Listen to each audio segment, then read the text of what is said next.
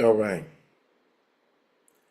We're just going to go ahead. I want to welcome everybody to Truth Colors for the very first time, where truth is not biased, it's absolute. The last time there was our power went out. That's what happened. They turned off the power. Like, woo. Right when we started to get everything good or starting to get things flowing first, the computer was trying to freeze, all that stuff. Then after we got out of that, the computer just froze. It stopped. So I'm gonna go ahead and hit the intro right now. I'm just doing the greetings right now. And yeah, I'm gonna see how I can make this short and sweet. Because after I do this, things are about to start happening even more rapidly and fast. People are not gonna understand how things are picking up so quickly. But people will see that the time is going. Like the Father told me, he said, whatever happens, happens. So by Trump getting to the office, the second time, instead of staying in the full term out the first time, whatever's going to happen is going to happen.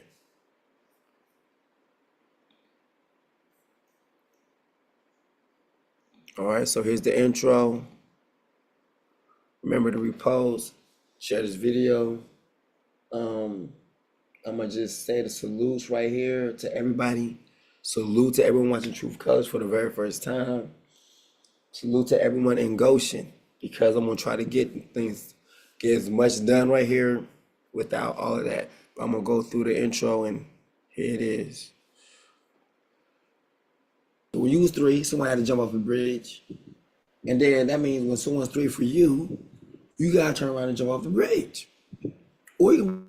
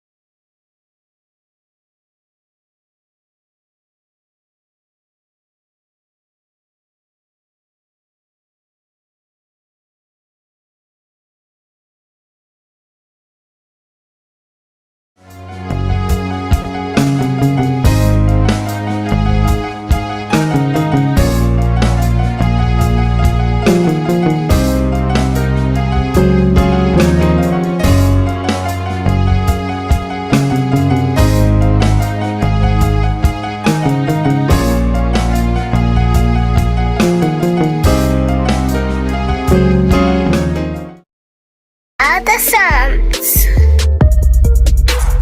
Revelations.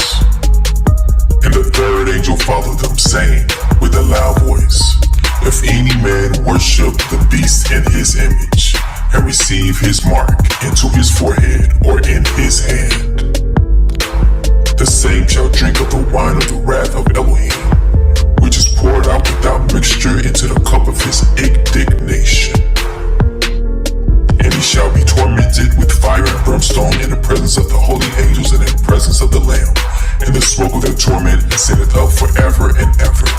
And they have no rest day nor night who worship the beast in his image, and whosoever receiveth the mark of his name. Satan cast into the lake of fire. And the devil that deceived them was cast into the lake of fire and brimstone, where the beast and the false prophet are, and they shall be tormented day and night forever and ever. The great white throne. And I saw a great white throne, and him that sat on it, from whose face the earth and the heaven fled away, and there was found no place for them. And I saw the dead, small and great, stand before Elohim, and the books were open, and another book was open, which was in the book of life. And the dead were judged out of those things which were written in the books, according to their works. And the sea gave up the dead which were in it, and death and hell delivered up the dead which were in them, and they were judged, every man according to their works, and death and hell were cast into the lake of fire.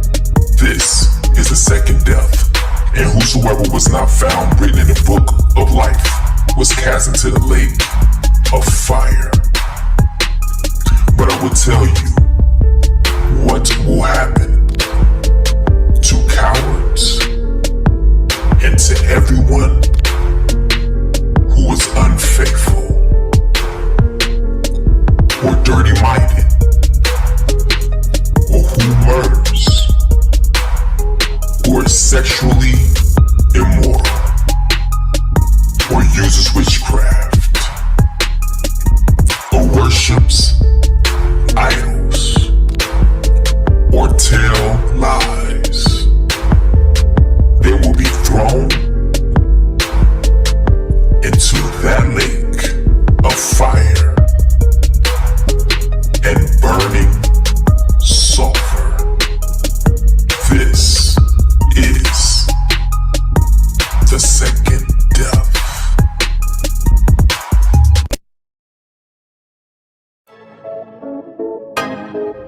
Your haters, not your haters, they're your fruit testers. Your haters, not your haters, they're your fruit testers.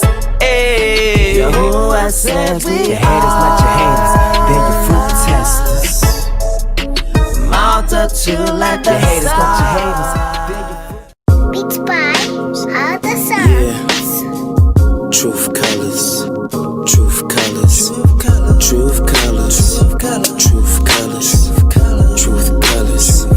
truth colors. Ayy, when you learn the truth, it will set you free. Many are held captive, stolen identity. But let me just shoot the breeze, release you from second squeeze. He's all like enemies, no matter the color you see. That truth frame, truth colors, truth colors, truth colors, truth colors, truth colors, yeah, truth colors.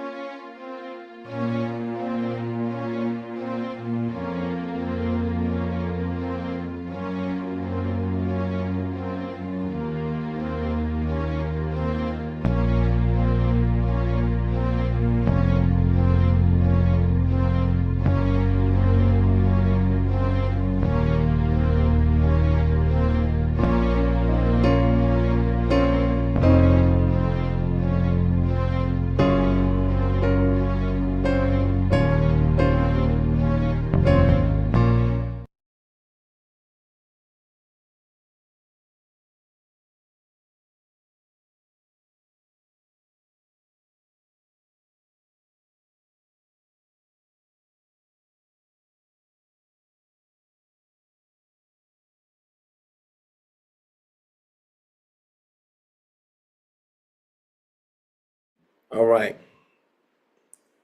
Greetings in my name. My name is King Heart of Psalms, or K-Hop. And I'm just sitting up here thinking about some things.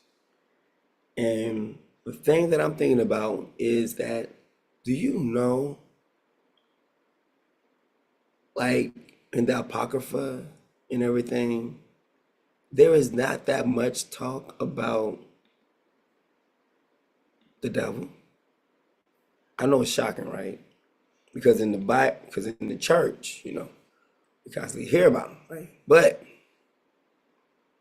popular to believe, or actually going against popular belief, there is not that much talk in the Bible about the devil. Yes, it says don't be ignorant of his devices. But there is not that much praise being given unto Satan, not even when it comes to Abraham. Abram, in one of the apocryphas, which just pretty much means a forbidden book. And watch who forbid it. It was the church, right? Like the people who said we couldn't read and write and all that stuff was the same one. You can't read this book. Doesn't mean it was bad. It just meant that we couldn't read it. Why? Because it had some things in there. And they didn't want us to see it. Why? Because it's the truth, right? So the Bible comes with the Apocrypha, right? Now there's other kind of words that people try to add to it and say, this is a part of the Apocrypha too. No, that stuff don't fit in. Because then it starts to bring contradictions to the Bible and everything. Now the Apocrypha does not bring contradictions to the Holy Bible. But there's other works out there that begins to contradict. So how can the two walk together unless they be agreed? How can it be a part of the same book? People need to look at that, right? All right, so now the main thing we've been battling is not so much more as the devil. Notice when it gets to Adam and Eve, you know what the devil's part is? Persuasion. He literally persuaded Adam and Eve to eat from what was forbidden. He himself did not show up with a gun. Like, you know what? I'm going to tell you right now. If y'all don't start to eating this fruit right here, there is going to be a bloodbath up in this garden. Right? So therefore, his influence is based off of how much power he has to make you do something. He could not make them do it. That's what I'm trying to tell you. It's like, and you will eat of this forbidden fruit that King Heart of Psalm says, do not touch nor eat of it. Notice it didn't say anything about look. He didn't say you cannot look at the fruit, the forbidden fruit. He just said you can't touch it and don't eat it. Why? Because if you touching it, that means you're trying to eat it. But you can look at it all day long because you might go in passing of it, this tree. You might see the fruit there, but you are not to eat of it. You are not to touch it.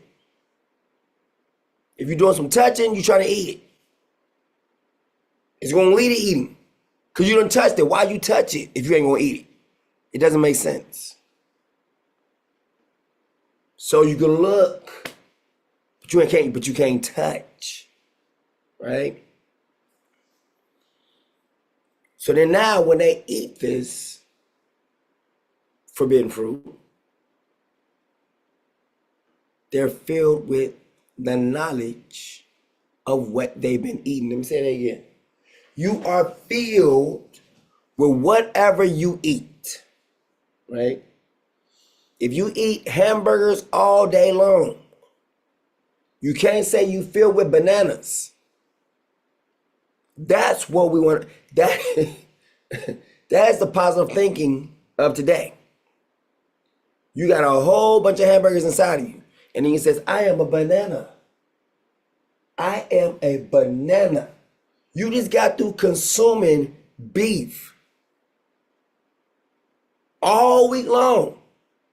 But in your mind, because it's in your mind, you feel like it, I'm a banana, you're going to call yourself a banana. That is what positive thinking is today. That's what it's become.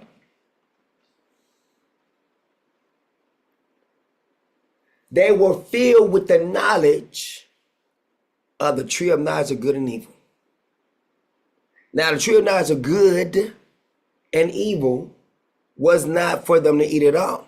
So whatever knowledge of good that the knowledge of that the tree of knowledge of good and evil had, that knowledge of being good was forbidden.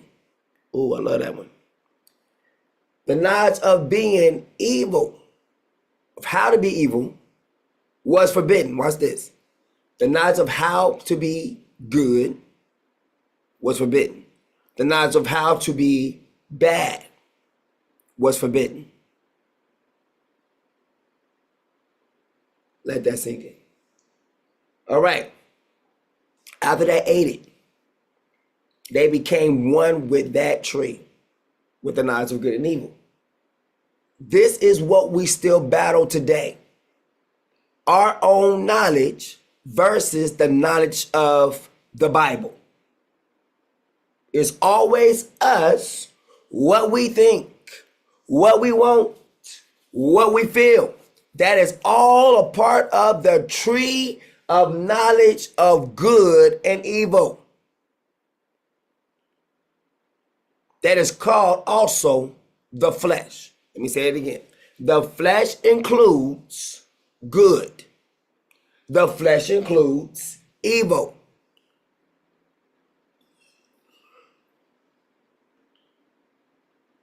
But it says, walk by the Spirit, you will not fulfill the lust, watch this, of the flesh. What's the lust of the flesh? The tree of knowledge of good and evil. The knowledge that's within you. The knowledge and the power that comes from within. That's the same thing as being uncircumcised. It is. Because if mankind comes after Adam and Eve, who ate from the tree of knowledge of good and evil, that means the tree of knowledge of good and evil is flowing in them.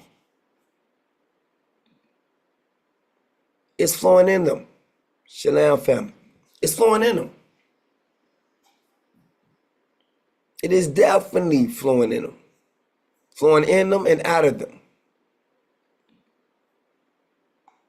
So the tree of knowledge of good and evil is what we battle every day. Notice Satan has no part in that. The only part he has in it, is the gift of persuasion. He persuaded them. He led them down that path. He guided them there. Look, they was already there. Hey, don't it look good? He just put a persuasion. He lived out there 45, 60, sold. That's all he did. We give too much credit to him. Too much. That's what I'm saying. The Bible don't give that much credit to him. Abraham, the ancestors, did not give that much credit to Satan. They looked at him almost like a nosy neighbor. That's how Satan was. Get out of here, Satan. And they kept moving. He was like a dog to them. You don't ever see like, oh my goodness. Woo! He's out there. I need an AK-47. What's that? Bring it. What? He out there. Who? Satan. But the church, that's what I'm trying to tell you. The church made you think like that. Oh, you better get out of here. We got power. And guess where it came from? It came from a lot of white people. I'm just going to be real. You didn't see a lot of black people doing that at first. They learned that behavior. And the reason why the white people act that way is because they don't know him like that. They operate fully from the tree of knowledge of good and evil. That's what's going on now right now. The internet, every single thing we got right now, AI, all that came from the tree of knowledge of good and evil. Period.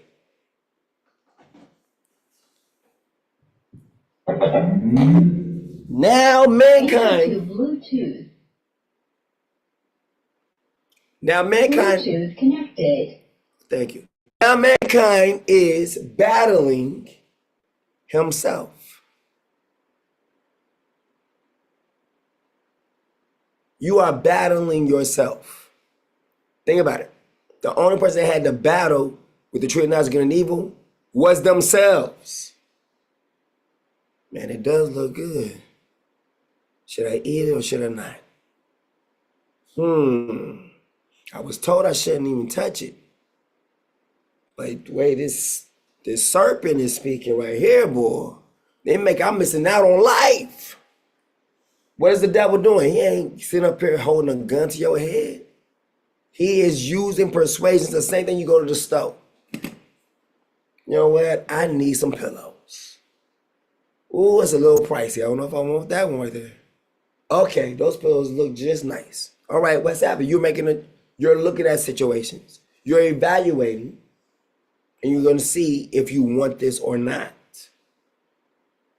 That was it. He provided another option. Watch this. There was no options at first. It was told, do not eat. That's not an option. That option has been closed. That door's been closed, but Satan came through like, hey, I'm the repairman. I know this door was broke, but I'm going to come here and help you reopen it, okay? It's never been opened before, but I'm going to help you open it, okay? And I'm going to help you with persuasion. Don't it look good? See, look, reason why he don't want you to eat that, because he want to have all the fun and want to leave you out there, you know what I'm saying, just only listening to him, you know, like who he think he is, right? Like he the creator or something, right? But don't you look like him, right? Don't you look like the creator? I mean, look at him, right? He comes out in the cool of the day. Look at him. You and Adam. Y'all both look like your creator, right? So the very same thing that he has, you can have it. And watch this. Once you get it, you don't need him no more. You can be your own God, right? Ain't nobody got to say and tell you what to do. So what? He created you. You have your own mind. And you can think for yourself. You don't need, look at him. He comes out in the cool of the day. Well, he does look like us. Well, yeah, I mean, but if you eat from this tree right here, that he himself is probably eating from, that's why he got the knowledge of good and evil inside of him, and telling you not to do this. See how the lies come in? Persuasion. You eat like, you will be like this. You will be just like him. Now look how it makes sense. He compared them because the Messiah is coming down. The creator is coming down like his image. What he created. He's not coming down super tall, super big. No, he's coming down like them. Hey, how you doing? Yeah. So they can see him face to face, like level faced. So it's very easy to say, look, he's just like you. He is looking just like you, right? So what does he have that you can't have, right? Telling you what to do. You can't do this. You've been sitting up here for 600 years, not, eating this fruit right here, but you keep seeing it. What does this fruit do? Why did he keep keeping it from you? Why don't you go up there and take a look? Why don't you take a look, closer look? Why don't you touch it? Do what he told you not to do and find out why he don't want you to eat it. Simple. They fell for it.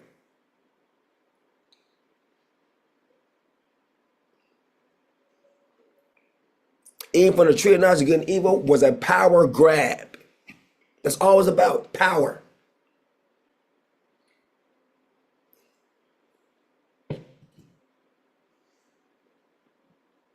He knew he could have access to the souls of the people if he can get them to disobey their creator's word, which now creates a hack in the system.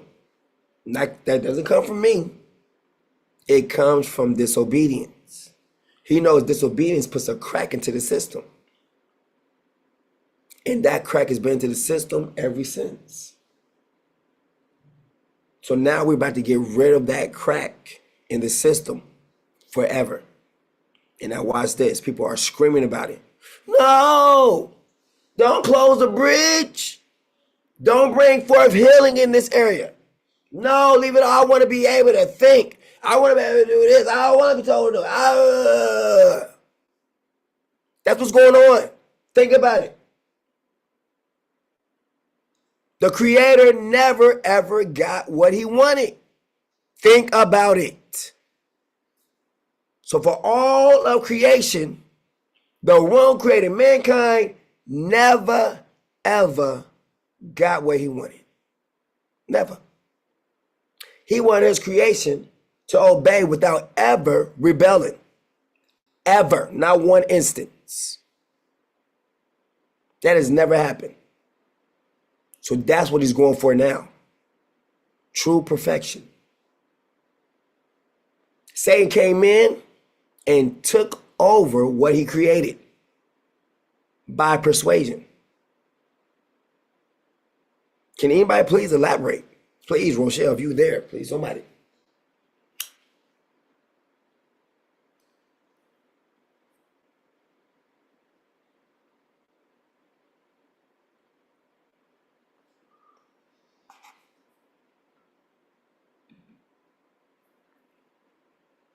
Okay, thank you, people in my hair. All right, I see people see I'm on. If people are asleep or whatever, I get it. Just don't come, because if you come on here, I'm gonna ask questions. That's just what I do. Read your name. Okay. Did you hear the question? Was the question, had he not intercepted Adam and Eve, the first parents, how the world would be? Right, like pretty much like the Messiah or the Creator never got what he truly wanted. He wanted creation that would never ever turn against him. That never happened because they turned over in the 600 year. It was only around for 600 years before they failed. Look, so now the mark of the beast is coming with 6. It's the mark of man. The end of man is 600 years. So the mark of the beast coming in at 666. That's like 600 years, 6 times. 3 times.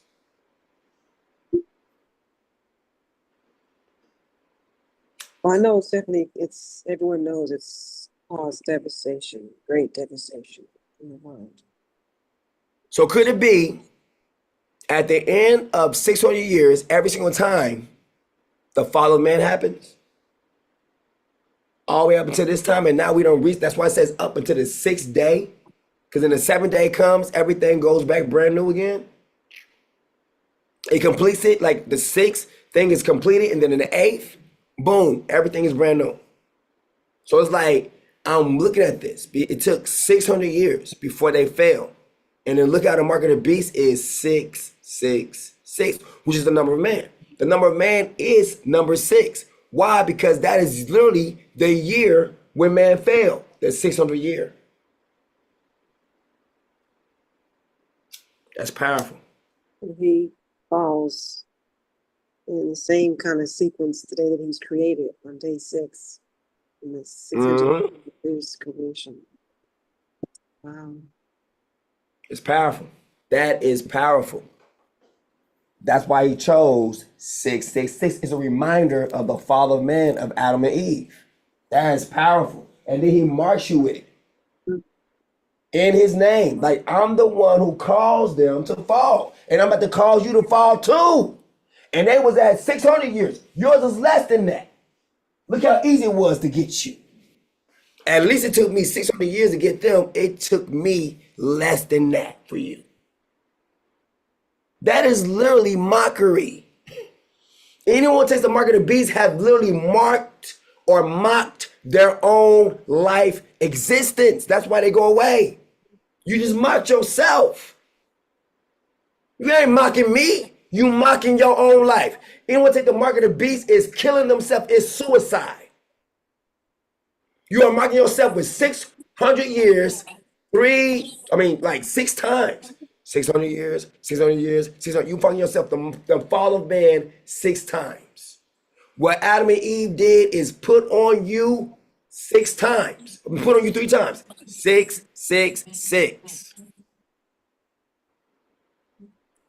Goodness. That is powerful. Why wasn't it the 700 year? Nope. It was the 600 year. In 600 years, after the 600, why in the 600 years, that's when they fell. It is like, it said Adam and Eve, 600 years. Boom. That's when they fell. In the 600th year. Seems like the 600 to 6 is like a very vulnerable position for man. Yep. And it's the number of man. Why? It's the number of his fall.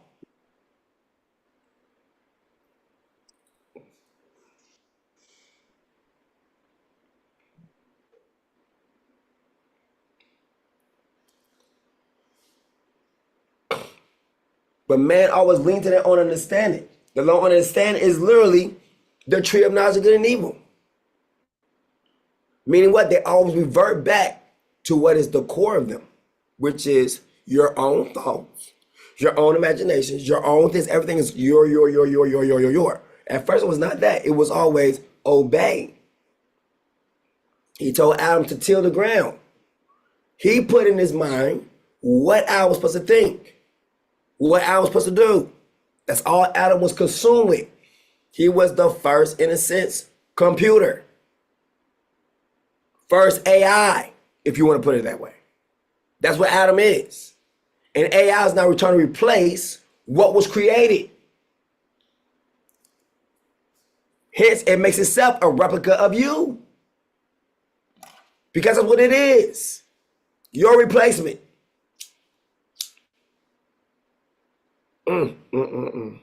The tree of knowledge of good and evil replaces the person.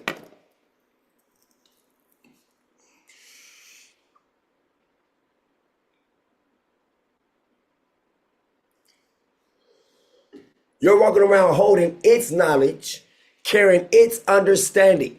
Does that make sense? Oh, it doesn't.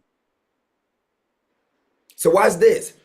Why is it no think about it? You're walking around carrying the tree of knowledge, good and evil, inside of you. Still to this day. That's the knowledge that keeps you separated. Yourself. That's why everyone has to drink or gets a chance to eat or drink from the tree of life in the river of life. Why? To flush out the tree of knowledge of good and evil.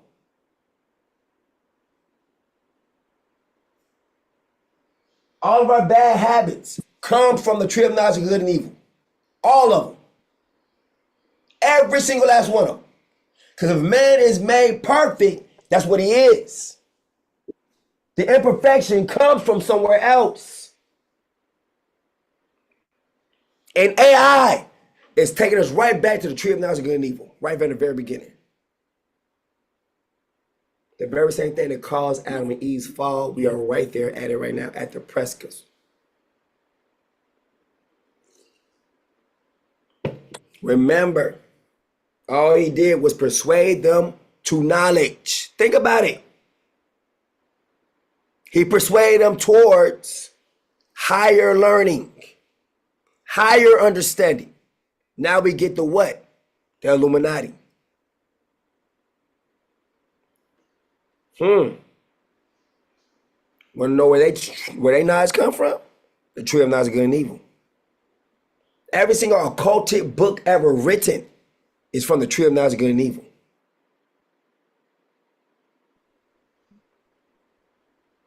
Every evil practice that the fallen angels taught came from the tree of knowledge of good and evil. They didn't have that within themselves. They got that from that tree.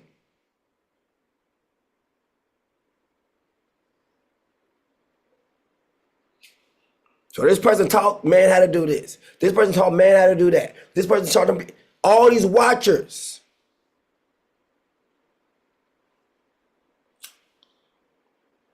Why you think the enemy will lead them to the tree of knowledge of good and evil? Because that's where they got their knowledge from. When they went against the Father.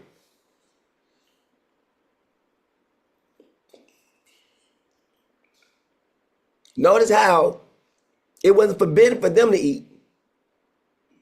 Only mankind. Think about this.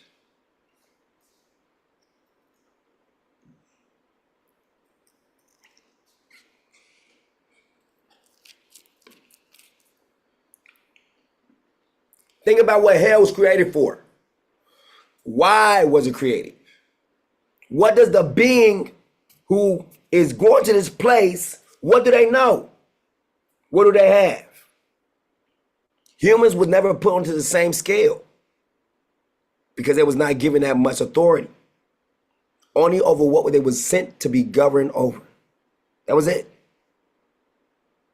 There was not plus that actually had the extra stress or worry about other things that did not concern them.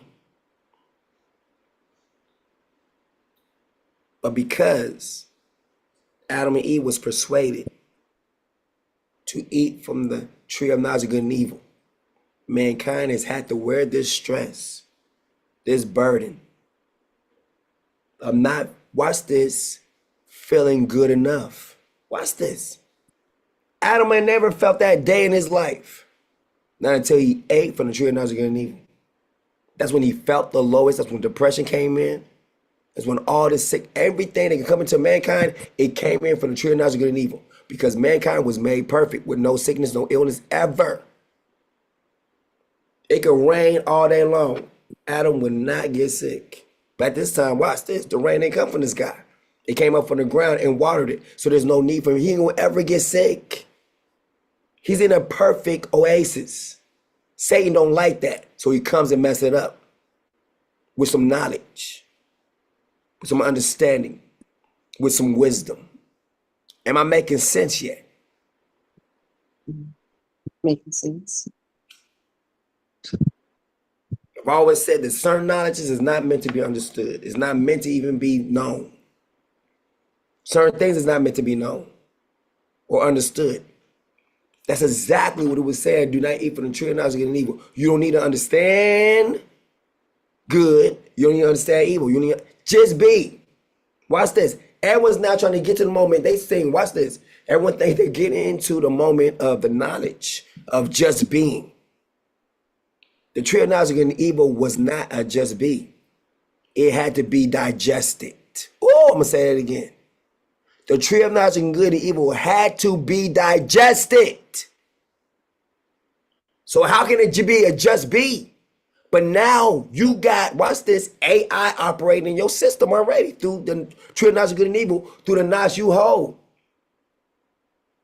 That's why it says those who are given over to it, they're going to be given over what? To this, not the realms book of life, but the opposite book of life. The opposite book was the book of death. That's what this whole battle's been about. And I said this before years ago. I said, y'all want to know who the real culprit is in all this? It was like, what? I said, people think it's the devil. It was like, yeah. I was like, no, it's not. They said, what? I said, it's the tree of knowledge of good and evil. They said, what? I said, think about it. What power does the devil have? But that everyone is affected by the tree of knowledge of good and evil. Remove that, you remove him and his authority. And people go back to being perfect beings, which is about to happen. Do you not see it?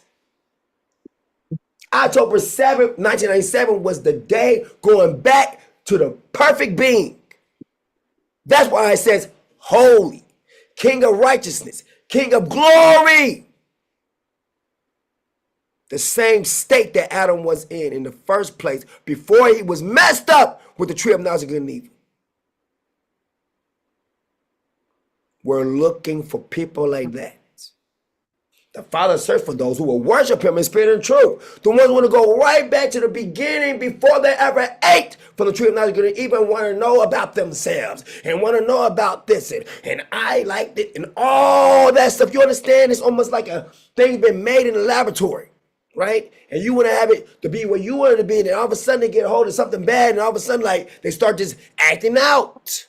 That's exactly what Adam and Eve began to start doing. Now put yourself in the same category. Ha! Play with it. Man was never taught to worry. You learned that from the tree of knowledge of good and evil. Oh, I love it. I love it.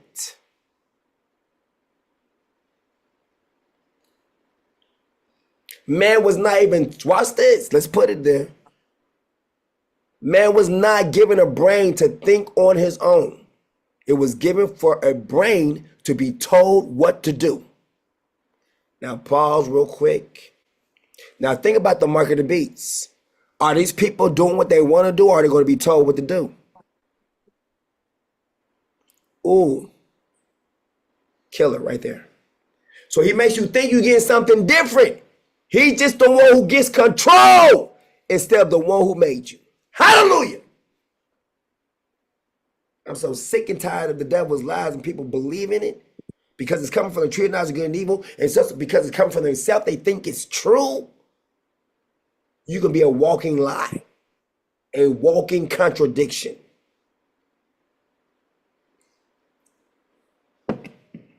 Can we elaborate, Rachel?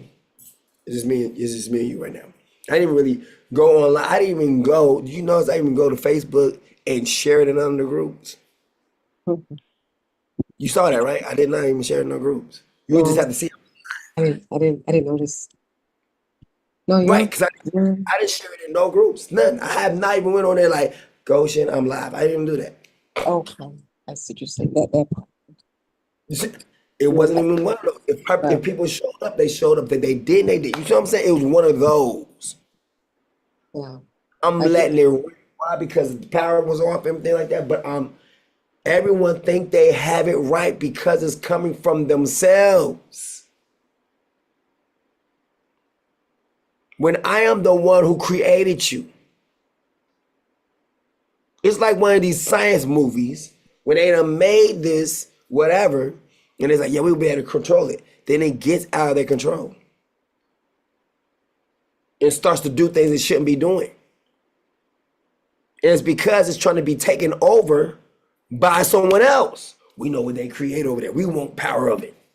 So we're going to trick them and make them think that it's better off for them, you know what I'm saying, doing this by themselves when actually they're coming up under us and we're going to be able to control them through their emotions and everything else just through this tree. Why? Because this is our tree. We're allowed to eat from this tree and be okay. They can't. Because they was told by their master not to eat from this.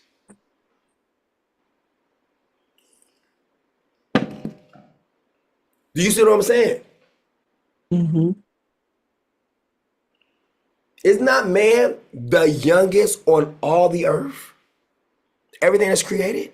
Even the animals? Think about it. And we hunt animals down. Look, come here. I'm gonna take people talking about their ancestors. You're up there hunting your ancestors down. I want some goat tonight. Woo! That is your ancestor. Your ancestor is feeding you constantly. Fruits and vegetables are older than you.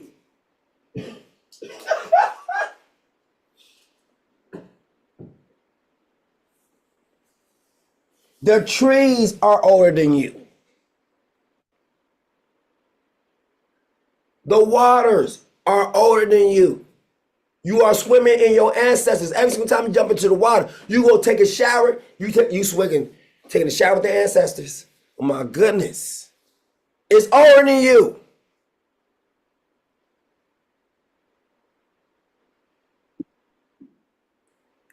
It's something to think about.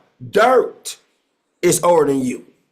Did you have a problem throwing your ancestors at somebody else? Here, I'm gonna just hit you in the head with.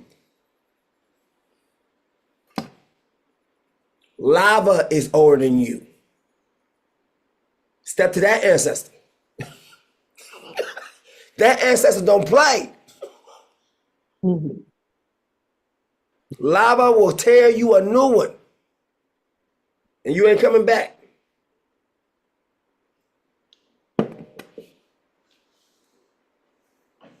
Ain't that crazy though? Watch this. The roach is older than you. That's an ancestor you don't want in your house because they're always trying to eat up everything. They can never let you have nothing good. That ancestor want everything you got. You want a bowl of pops? I want some too. I decided to jump inside and just start to swim in it. That is nasty. Them ancestors need to go. What I'm trying to prove here is mankind is the youngest of all creation. But act like, man, just whoa. There's no boundaries. You know where that came from? The tree of knowledge of good and evil. Because mankind first had boundaries before it ate from that tree.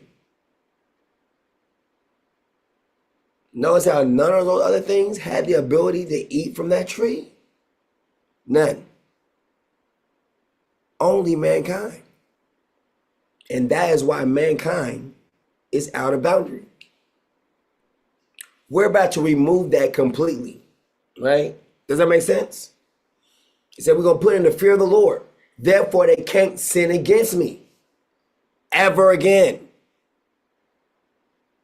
Meaning we're putting man back the way man was supposed to be. People are like, yeah, I'm trying to get back to the... Nope.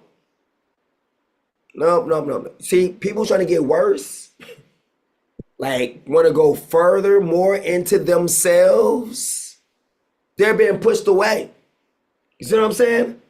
Because the push further in yourself is pushing further into Satan, right?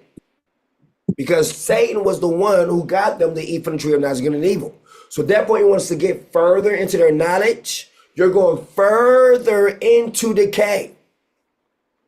What looks like prosperity is you just prospering way further into death. That's all it is. I'm being clear that whether you believe this or not, whether you want to take this with a grain of salt, that's okay. But you will not be able to say, no one ever told me the purpose of what's going on. Right now, this is what's happening. We are separating those who will be like Adam before the fall. Period. The ones who are trying to stay and progress further into the tree of knowledge of good and evil, which is literally about you. Everything is all about you. About what you want, what you feel, what you think you need, what you deserve, all that stuff. All that stuff came in with the tree of knowledge of good and evil. That never was there with Adam or Eve before they fell to the serpent's persuasion. I don't care how you take it. If you feel someone's taking your identity, guess what? It said your identity is found in your Creator. So if you want to stay a misfit, stay as a defect, because there's a defect. You was not created that way. And we have every right to say we don't want you to stay that way. Okay? Look how real I'm coming at you. And I'm saying it to you as bold as I can say it. Whether you like it, love it, or not. This goes for everybody. You don't have a right to do what you want to do. You don't have that right. There was laws that was put inside of you to govern you. Number one, you could not turn against your Creator. It was supposed to be there, but it's going to be put there now. Yeah. We just trusted that, you know what, you would never turn your back on us. But you did.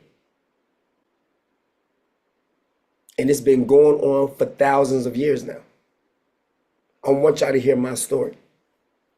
You have been in rebellion from the moment of 600 years. Think about it now. So mankind has been rogue since its existence from 600 years. I only got 600 years of perfection. Ooh, I love that one. Now look at the scales of what I created and supposed to receive and what we have received. Does that look like justice to you? Does that look like fairness?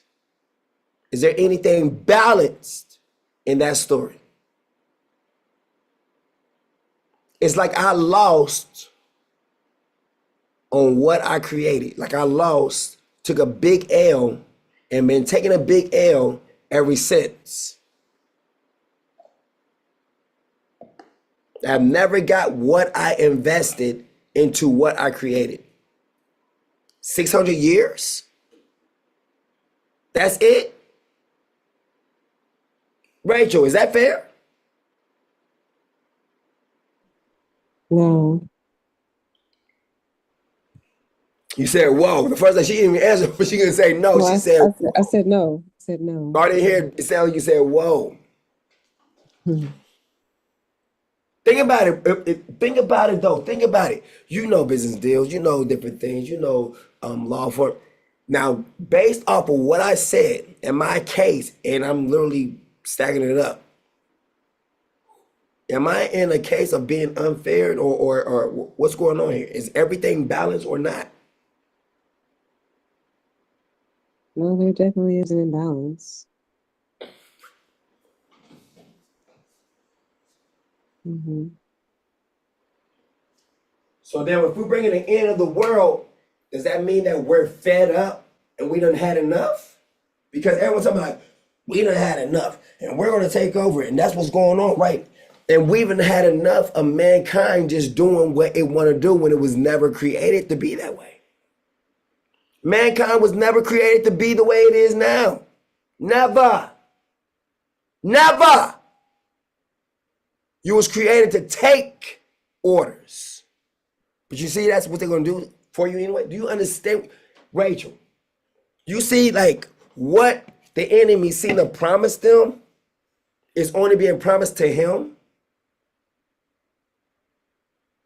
Hmm. Think about it. He pretty much said, the day you will be like God, right? You'll be just like him. No one has really let go of that now. Isn't that where we're coming to? Where everyone's going to be their own God? Yet at the same time of when they fail, they're about to eat the fruit from the forbidden. At the same time, when they say you will be just like him, would mean what? You will be like God. You will be like the creator. You are your own creator. That's exactly what the Satan was saying. You are your own creator. You don't need him. If you eat this, you will not him. It'll be like you created yourself. If we get into that mode of what we're saying, we're our own creator, we are God's, I am, and all that stuff, we're right there getting ready to eat from the tree of knowledge and evil that calls for the people to be dispelled from the garden. You about to be dispelled from life. Talk to me, Rachel. Please talk to me. Help it make sense. Talk to me. Right now, I'm the one who's going through that, but no one sees that. No one. Everyone only sees what they want.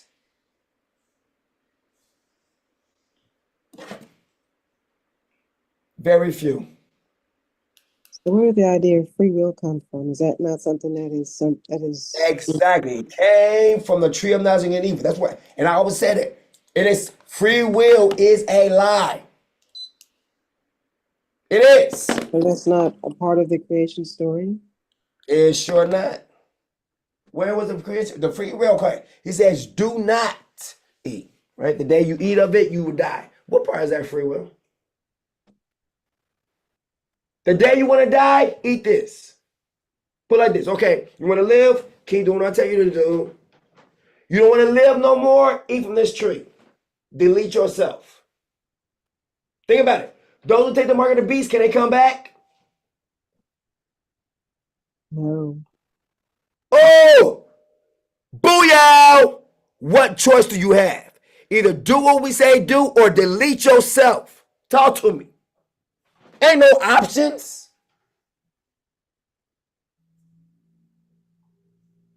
That is a lie. And I keep saying it. And people got a problem with me when I say that. But tell me what I said. It says do or die. It's the same thing with a factory. Hold on. It's no difference than a factory. When they make a toy, it's either good or it's in defect. Which one is it?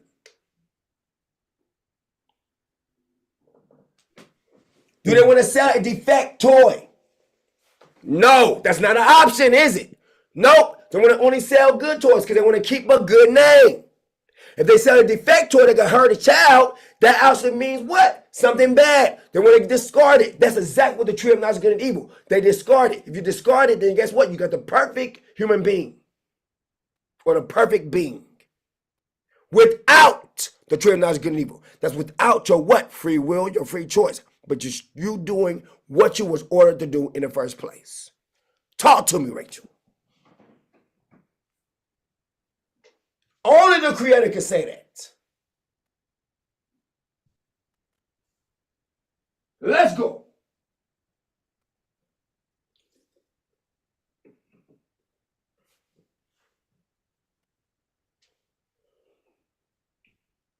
Now that what I've said there, what is your response, Rachel?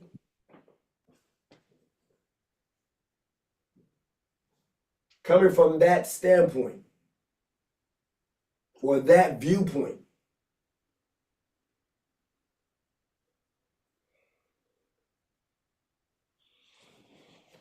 Why is there only a remnant?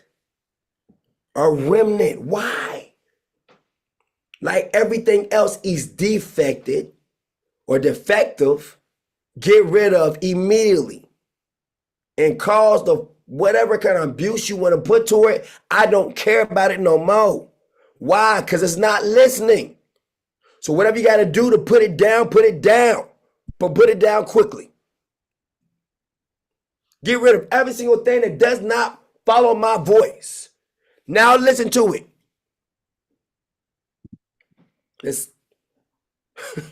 Think about it.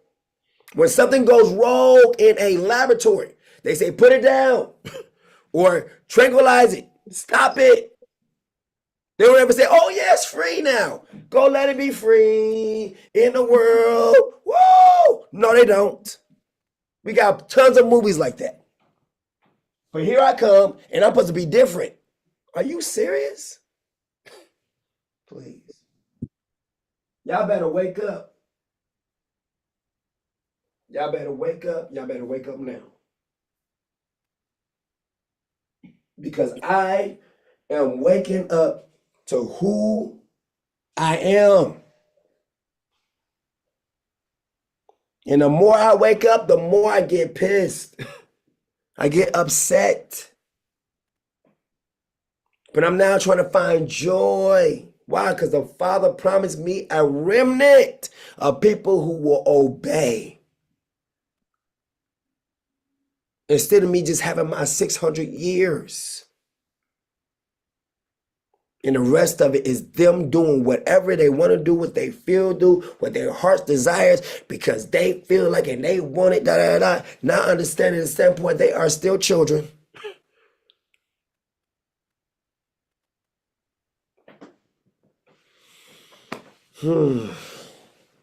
Please say something. If anything I said doesn't make sense, please say it don't make sense.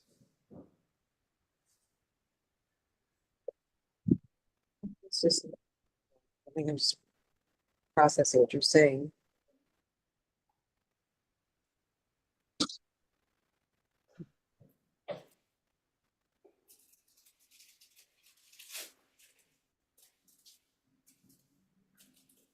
Processing from the standpoint of father or son and daughter.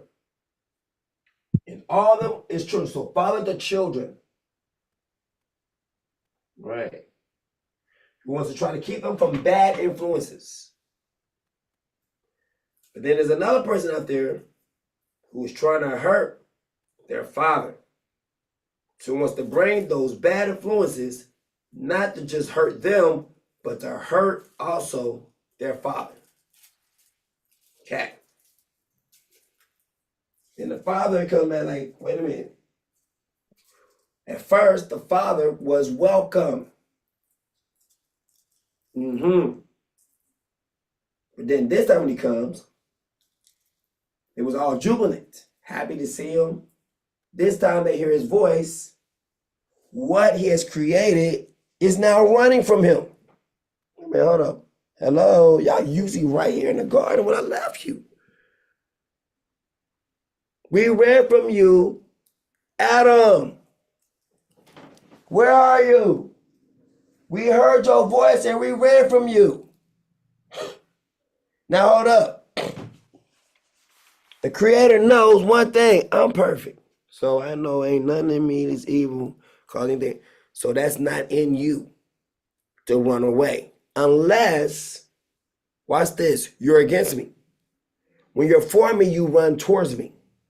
When you're against me, you run from me. Do you understand that?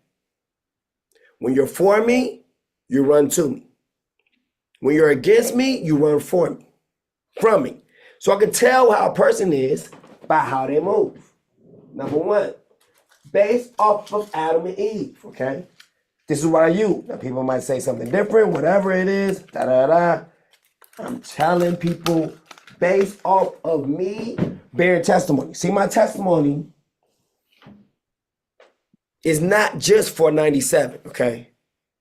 The testimony of October 7th, 1997 takes you back to the garden. Hello? Everything must be established by what? Everything must be established by what? 2 or 3 witnesses. So October 7th will be one instance.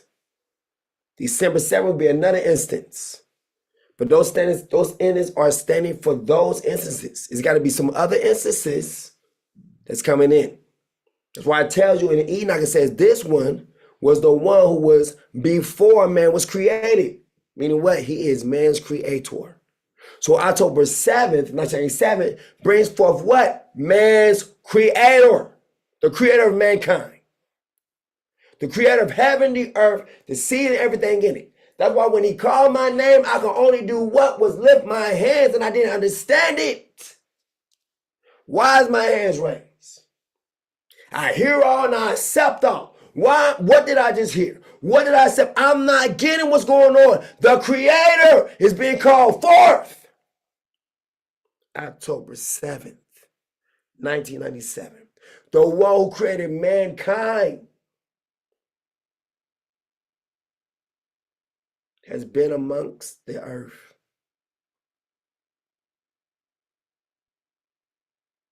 All this time. And then the Father reveals him on that day. I won't understand what that day is.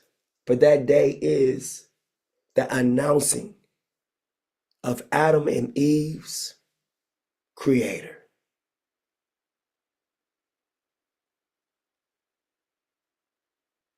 That's why I was sealed and shown in white glory. Because that was the same glory that Adam and Eve had upon them before they sinned. Now, neither one of you can see the glory on you. You can't see it. But one day, you will be sealed. And that seal is the same seal that Adam and Eve had on them before they decided to fall. They decided to suicide themselves. Apart from me, you can do nothing but die. Because I'm everlasting life. Those who listen to me have life. Those who don't, you don't have life.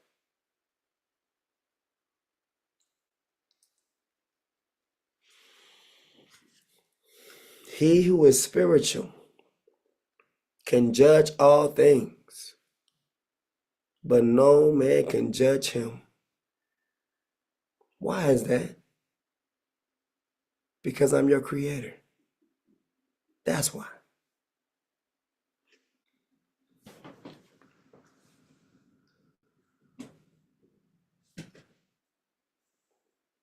And when people try to put the shoe on the other foot, It's the same thing like Adam and Eve trying to come at me. Like, well, how does that match? It don't fit. I created you. You didn't create me.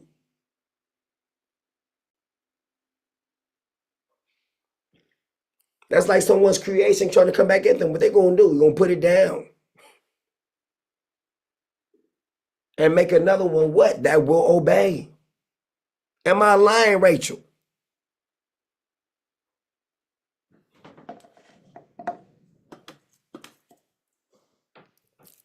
Hello? Are you still processing what I'm saying?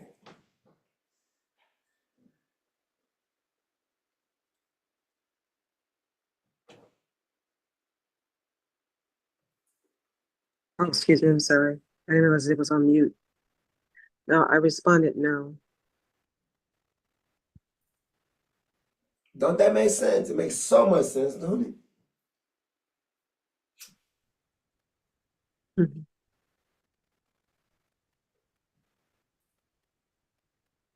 Yeah. Now think about the messenger that is sent. Does it talk about anything like, well, you know what I'm saying? Well, this, or is it talking about, you know what I'm saying, that this is going to be the end? Does it talk about, hey, it's wonderful. We're going to keep doing this right. You know what I'm saying? You get to go back home and everything like that. Or does it sound like it says, blessed are the ones who are being salvaged? And they're being rewarded with their meal. Why? The same meal. Do you understand? The feast days is what we gave to Adam and Eve. Why? It's for what eternals keep. Okay. Eternals keep the feast days. Notice how when you're in Christianity, you keep holidays. When you're in holidays, you can't be eternal. Whoa! I love that. Only eternals keep the feast. Everybody else keep holidays. Only eternals listen to the King of Kings and Lord of Lords. Temporaries listen to themselves and other sources. Your source is limited. My source is eternal. Let's go. They only speak for just a little while. I get to speak forever.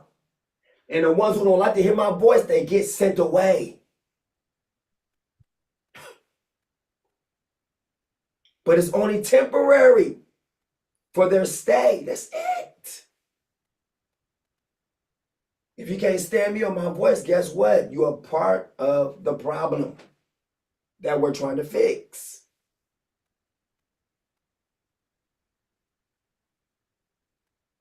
You think white people gonna want black people over them? No. Guess what? That's a problem we gotta fix.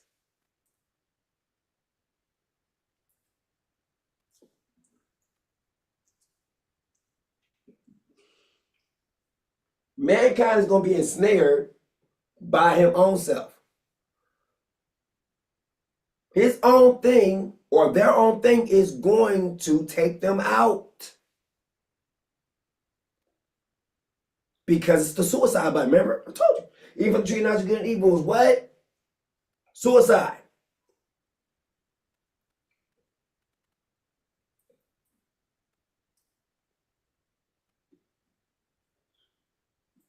Notice how when they came back to the garden, when they ushered out the garden after that, Rachel,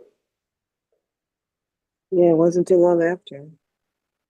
that same day, the same hour, as soon as they did it, they came back, they had something that was garden. They was ushered out. Once they came in and I made judgment, right? When it came back, I made judgment on both. But I started first with the influencer, which was what? The serpent. Do you know that same judgment I made on him then carries on into the afterlife? Oh, wow. He said the serpent still will eat dust. He don't get his legs back. Even though the animal's able to talk and all that stuff, the serpent is still punished.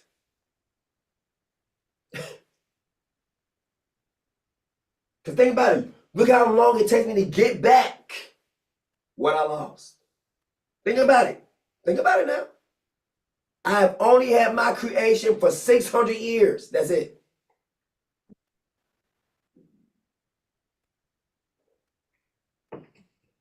Look how my name is coming up at the 666. Woo! Let's play with that one.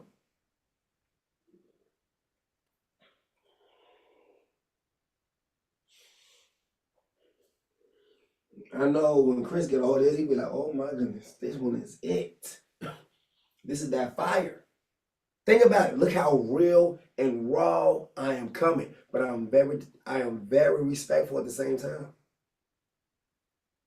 Like loving, understanding, like a father would be. At the same time, stern about what I'm saying.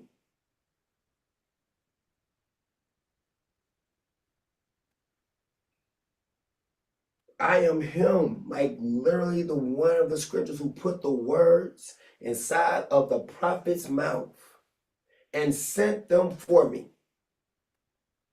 And just like I said, I will be coming in the flesh. Here I am. He is the visible of the invisible. I am the clone of my real self.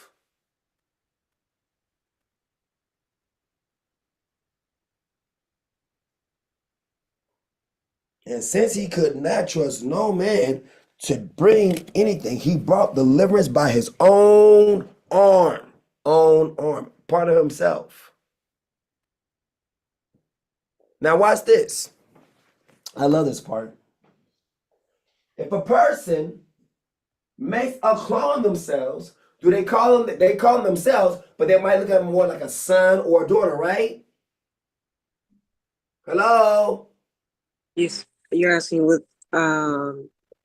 the clone be a son or a daughter to look Daughter, like? right? When a person make a clone of themselves, like now, if it make like to them, like okay, yes, a clone of me, but it's still at the same time, you still gotta teach that clone of you what to do, what not to do, right? You gotta still teach them, right? Yeah.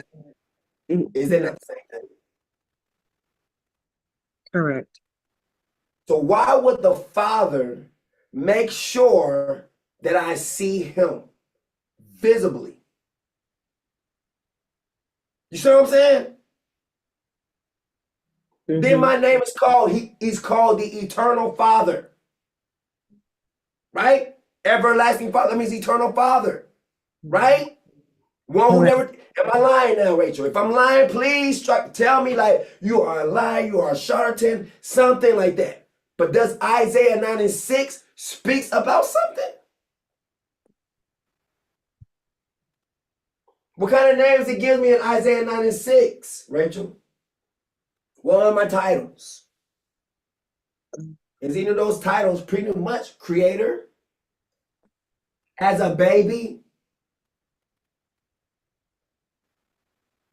You said, That's what Eternal Father means, right? I'm reading the actual scripture itself. I was reading it kind of quietly on my end.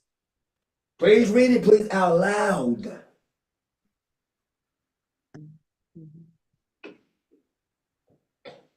It says here, Isaiah 90. Sorry? Use that law, firm voice. It says here, Isaiah 9:6. For to us a child is born, to us a son is given, and the government will be on his shoulders. And he will be called Wonderful Counselor, Mighty Yah, Everlasting Father, Prince of Peace.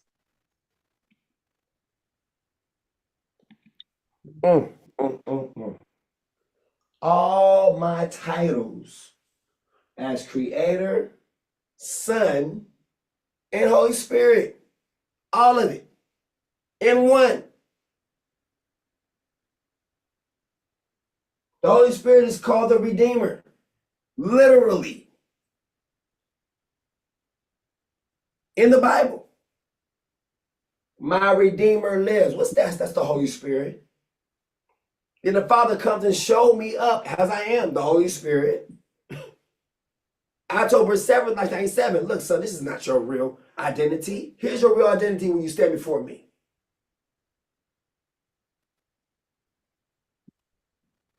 Then the seven voices of thunder speaks to me. Come on now. If I'm the most wickedest person on the earth, why are they talking to me? According to everybody's words, I should be in hell right now, frying. So if I'm that wicked and so horrible as I'm being painted, why does the seven voices of thunders speak to me? Rachel, please talk to me.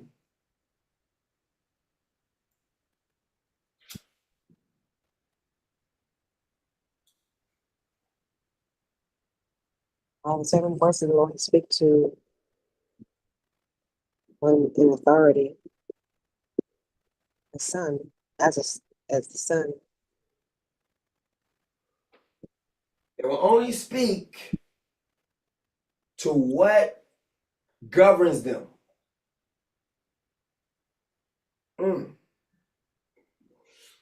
one who has authority to speak some things into the earth. Like the same authority that Adam was given from the beginning, right? Mm-hmm. That's what people miss. Adam had that same authority from the beginning, but he gave it up with the tree of knowledge of good and evil by eating it. And the serpent knew it. The serpent knew that he had no authority over Adam nor Eve, but only to bring them under subjection by having them do what? Go against the one who is over them, over him, which is what? Their king, their creator, their master, I'm their still here. Messiah. I need to. I'm here. If I need to use the lady's room. Go ahead.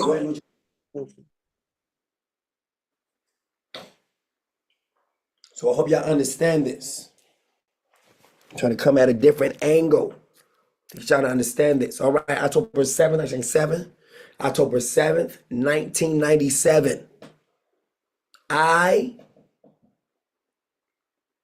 who is called the Prince or the branch, before I was even born to the earth, my name has always been Heart of Psalms. That's H-E-A-R. No matter HEARTOFPSALMS.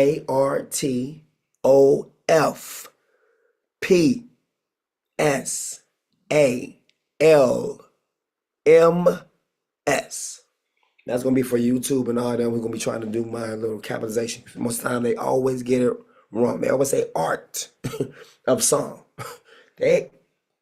Unless I literally over pronunciate my words, I even fool AI all the time. And I'll just be speaking regular. I don't be doing nothing on purpose. It's just like the word says. My voice in itself sometimes can act in a scrambler mode. It can scramble even the electrician. So it don't matter if they try to make everything so high tech, whatever, they try to catch every single syllable, whatnot. My mouth inside of itself, because I am creator, and AI and all that stuff will come from my knowledge, my understanding, right? Because I made the tree of knowledge of good and evil. Come on now. Let's put that out there. All right. So that means all that stuff will come from me. I create good. I create evil. That's what the word says. All right. So therefore, AI is still up under me. My words be going sometimes. You don't even catch. I be watching. I be like, you did not get that one right there, boy. It be missing a whole bunch of things. Some of my songs be messed up. And I know sometimes people might even think, I'm going to be doing a joke. Guess what? You still showing forth the words of scramble. So keep doing that, clown. You keep making my word true. With stammering lips, I will speak to this person, speak to these people. Now, that's even also to the Gentiles. Because the words y'all be writing my words up there, it be stammering. So if you know how to type, 50 words per minute or whatever, you messing up. Your closed captions are closed.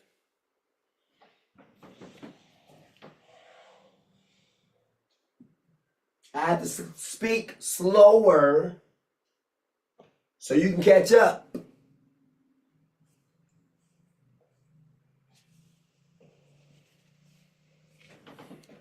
But I have my own Enoch, the same Enoch who wrote his own book, whom many people are fascinated with, even in the government. There's even things called like Project Enoch. And then this when they try to say, oh, this book, here in the book, it was just a project. They try to throw people off so they ain't got to read it. Enoch is a real book. They say, whoa, there's different kind of versions of it out there. Why they try to keep you from reading the book of Enoch? Because the book of Enoch is literally made for the end of the world. The very same book that's made for the end of the world, they're trying to keep people from reading it. Because book of Enoch is going to tell you what they're going to be doing right now and what's coming right now. And what took place October 7th, 1997. In his book, he says this one, he was before. In fact, let's go there now. So you can see what our own Chris, it said that, and Enoch was not, for a king heart of Psalms took him. You know why? He pleased me. That means I gave him the ability to go back invisible. He came into the kingdom. The kingdom is one of invisible. The invisible creator. The invisible father. He is the image of the invisible. Doesn't mean he's not there. It just means you can't see him. So then he puts me out here so you can see him. Invisible form. He made sure that I saw him. So I could see like, oh. I was almost shocked. I was like, so I can imagine how a clone will look to the one they've been cloned from. You be looking like, think you got your own thing, and then you look at him like, what? We got the same face. Everything is the same. I thought I was looking into a mirror.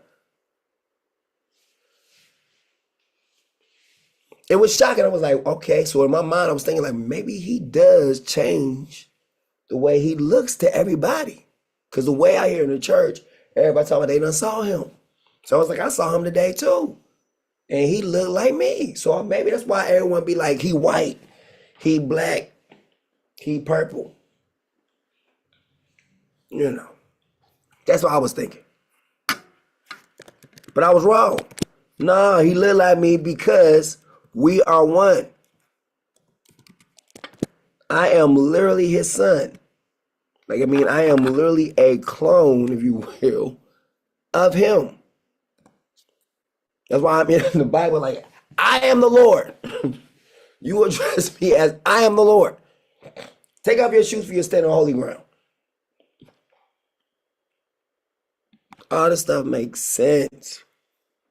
All right, here it is. It's Enoch, and we are dealing with October 7th. Chapter 46. There beheld the Ancient of Days, whose head was like white wool, and with him another, whose countenance resembled that of man. His countenance was full of grace like that of one of the holy angels. See? It's showing for what? That I'm sealed. The seal of God is real. Now watch this. If we go into the scriptures, the seal goes with the hand and the forehead. All right. So October 7th, 1997, the seal in the head and the forehead is done. Therefore, it brings forth the seal. The seal of the hand and the forehead. That's why the mark of the beast, because that means you are done. All right. Finish. Bible verse. It's a biblical thing. It's a covenant, right? See, look. The concept of a seal, mark, or sign on the hand and forehead appears, see, in several key passages in the Bible. It contrasts the protective, it contrasts the protective seal of God on believers with the mark of the beast, an end time prophecy, and echo symbolic language from the Old Testament law. So now watch this. No one will believe probably in this seal if I never came forth with it in my testimony. So my testimony is to show you that this seal is real. Because I'm saying it like, oh my goodness, I heard about this for so long, like, right? That you're supposed to be sealed. So when the end comes. And I'm seeing that I'm sealed. Like, man, the seal of God is real. Oh my goodness, I made it. That's what I knew I made. I knew I made it in a number. Like, oh my goodness, all the time I've been singing this song, I want to be in that number. I made it in a number. But I'm thinking at this time that other people have made it in a number too. Real talk. So I was thinking like, okay, so what happens now? At this moment, with me being sealed, the seal of God is real, the next part I'm thinking about is the rapture. Real talk. Let's be real. I was thinking about the rapture. You know what? I'm about to be caught up. Something about to happen magically. That's what I'm thinking. But instead, I heard, close your eyes. Close my eyes. Well, here it is. Now watch, this is the same thing like the metaverse, right? Metaverse, they're gonna have you put on these little goggles, right? These glasses, right? Notice that all this stuff is coming. Why you have to have on these eye goggles? Think about it. It's the same thing as closing your eyes, right? This is all coming into my testimony.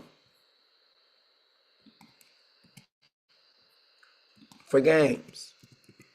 Because that's the only way you can get to the game. You have to go into the virtual reality, right?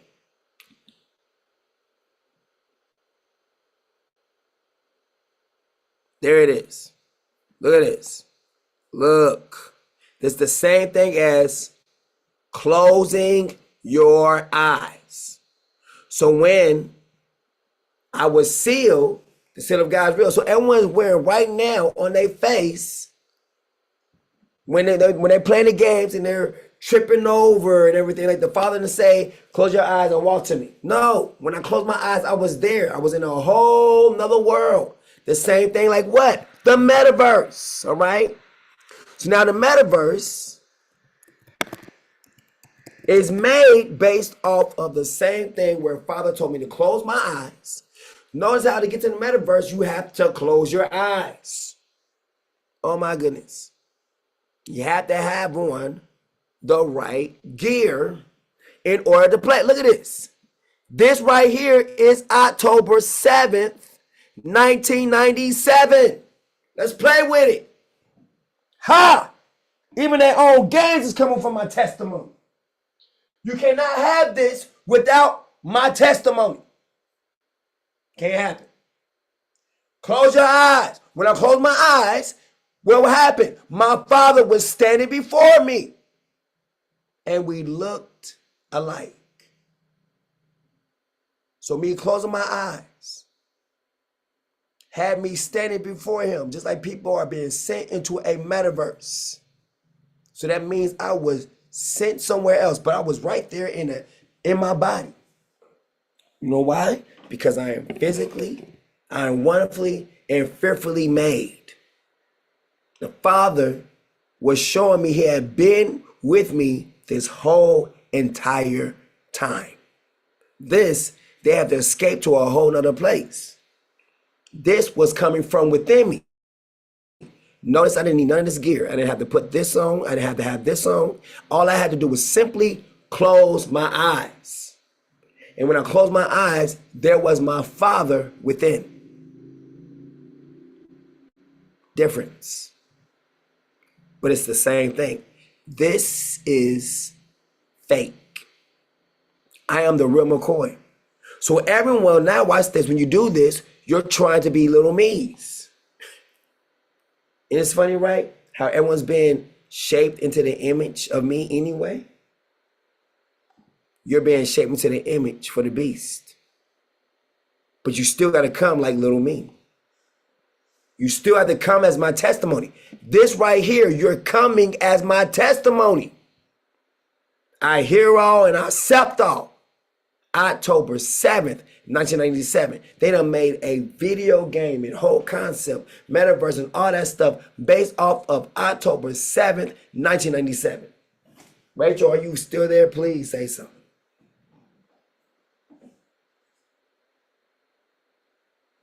Yeah, I'm listening in. I don't have much to say. I'm just listening to what you're saying. Just think about it though. But how does it make sense? Does it make sense? Yeah, I do see the parallel, of your testimony, and it's interesting, but basically in our human version, how it's being played out on the world scene. And it says what? The spirit is buried in the flesh. And look how Look how now the actors, actresses, performers is getting their secrets based off of my testimony. What did Prince say? He said, it's okay to play on the computer, but do not put the computer on you. This is the computer on you. And it's based off of my testimony.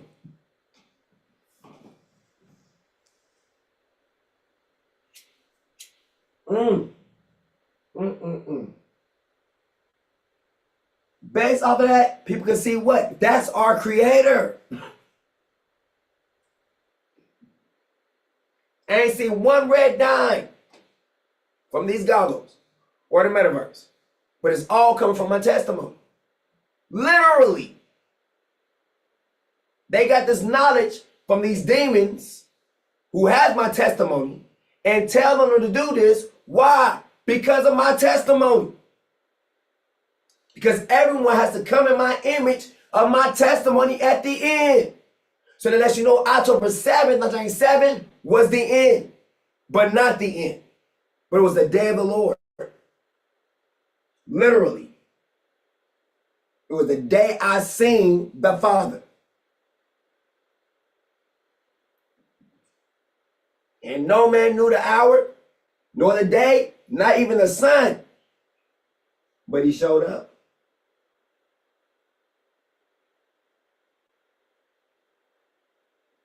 Bringing forth everything into an alignment. Now, everyone who follows that alignment will be spared. Those who don't will not. Simple.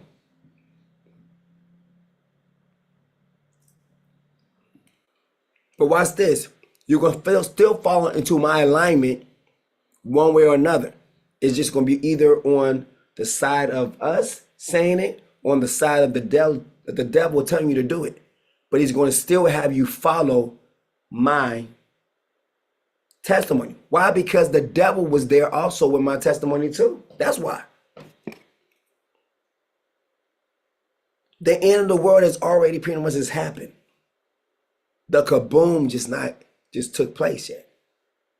That is the last thing the devil have to do. So every single thing that the devil does is going to be based off of the last day, which is going to be October 7th, 1997. Every single play is going to do, it's going to be based off of October 7th, 1997. Look what you got with Israel going on.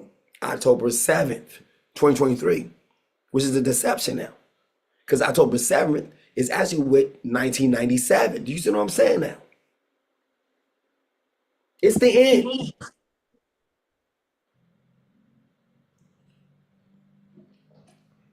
Everything is just playing out. And those same numbers will keep coming up.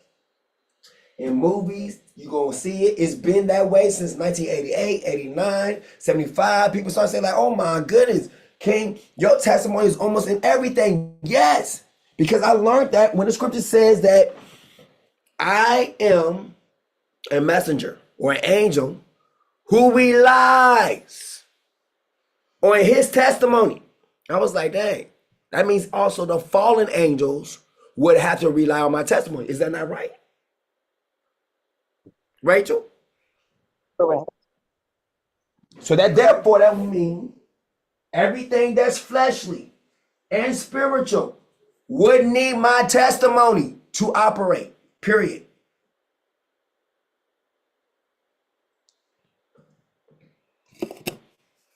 Bringing forth that nothing that was done, that can be done, was not done without him.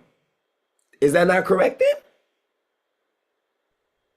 That's correct.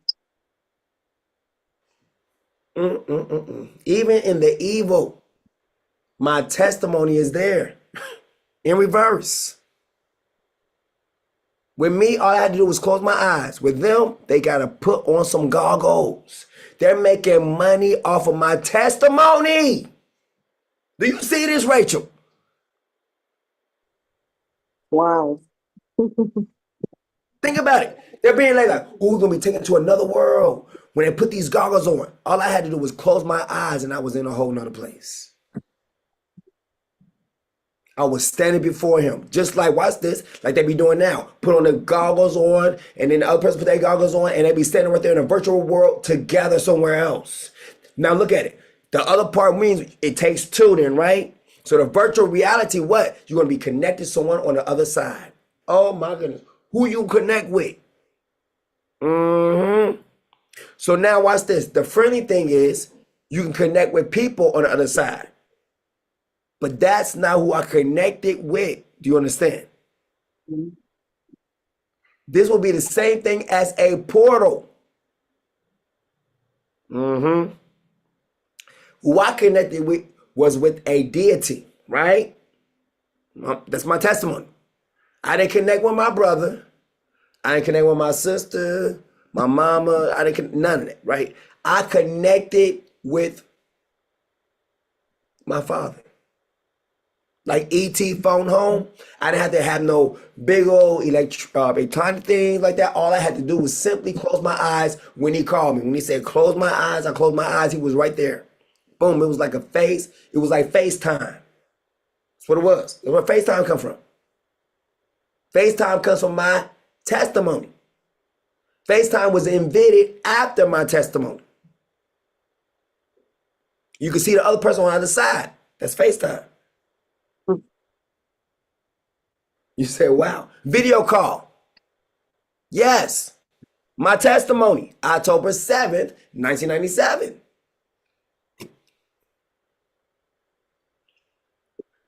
ET phone home.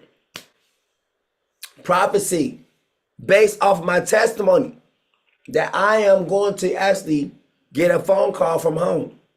The Father tells me to close my eyes. I don't close my eyes and he's there. He says, close your eyes. And when I close my eyes, he's there.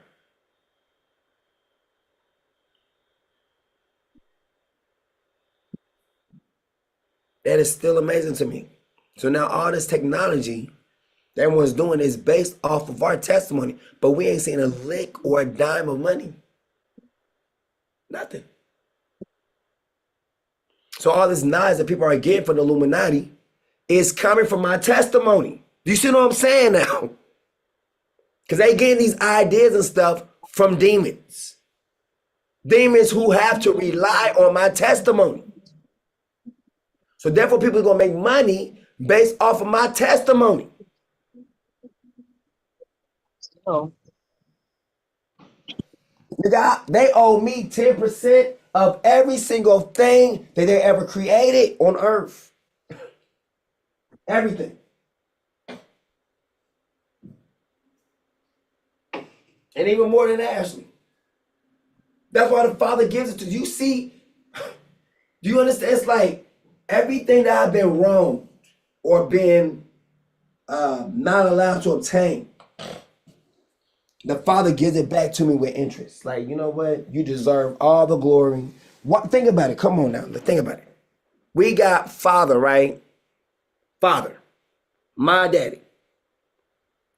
Father put me on the same category. He's like this. He's like, everyone should worship him, right? That's what he says. Am I lying? okay. That's what the Father tells everyone to worship his son. Why do you think he does that, Rachel?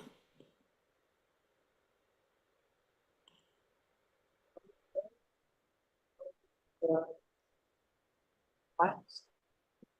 Huh?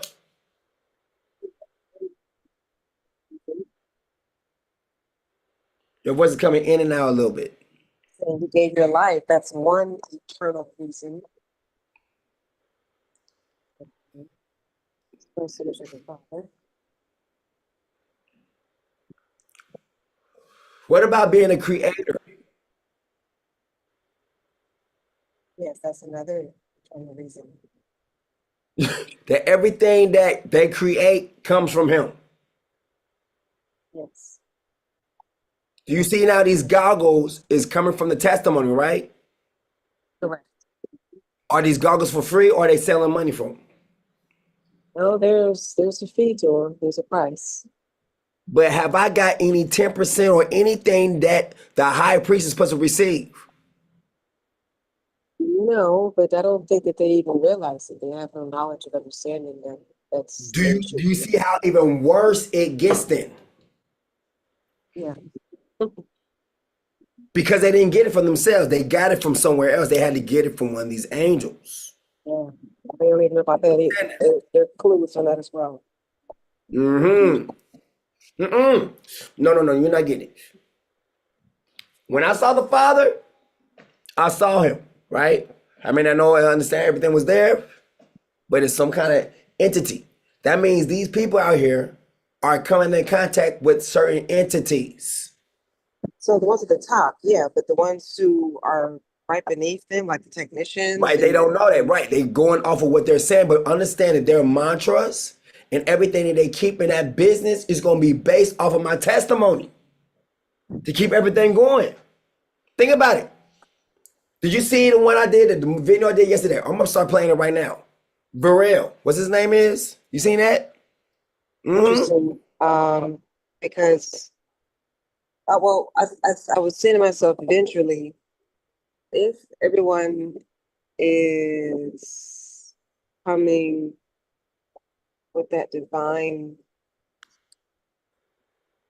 insight, then how come people are just so evil towards each other and unloving and uncaring? Where's the empathy?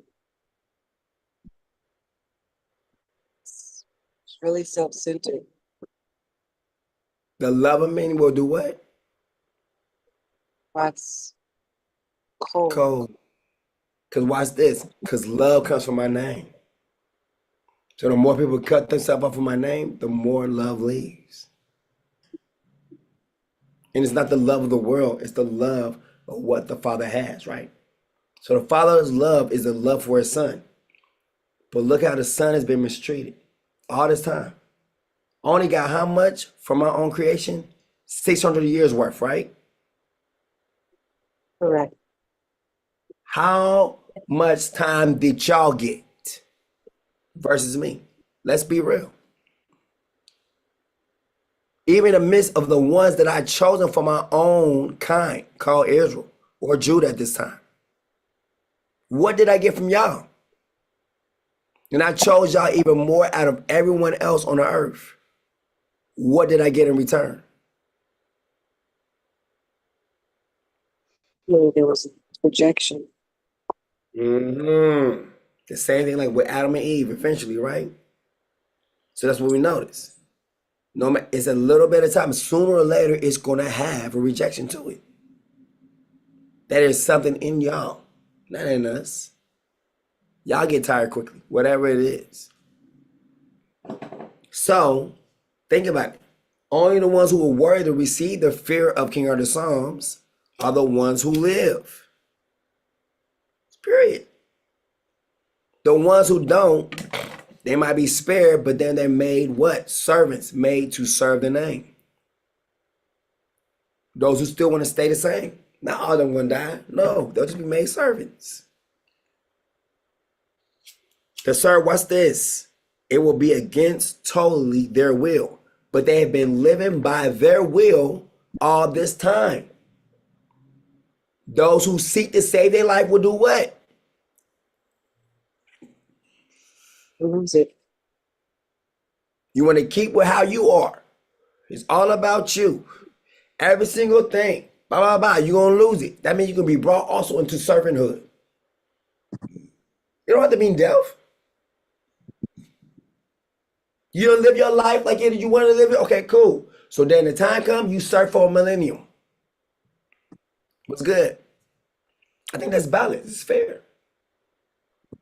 And the ones who actually giving up their life for the kingdom and doing what they're supposed to be doing, then they're the ones who get served.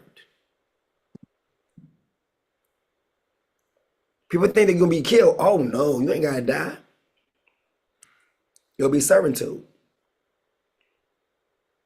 Hmm?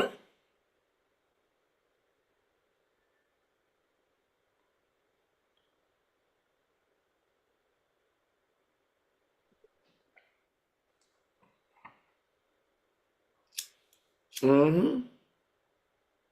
I'm gonna give a whole new perspective now.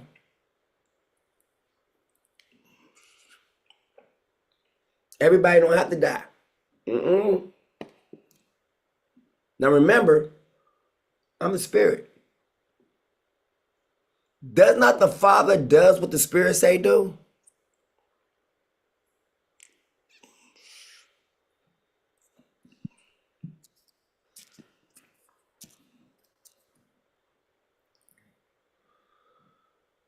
Think about it. Let me help you with a scripture real quick.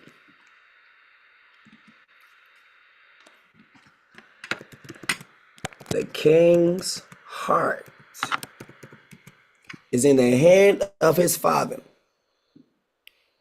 Proverbs 21. See what happens here. There it is. It says the king's heart. Can you see it on the screen right there, Rachel? Huh? I can see it. All right. So what does it say in verse 1?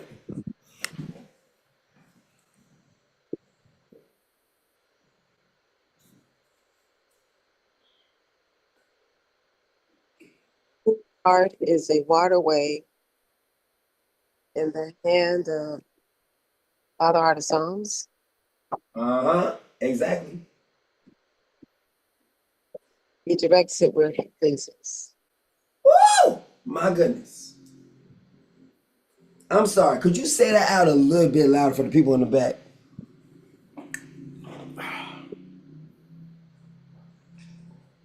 The king's heart is a waterway in the hand of Father Heart of Psalms.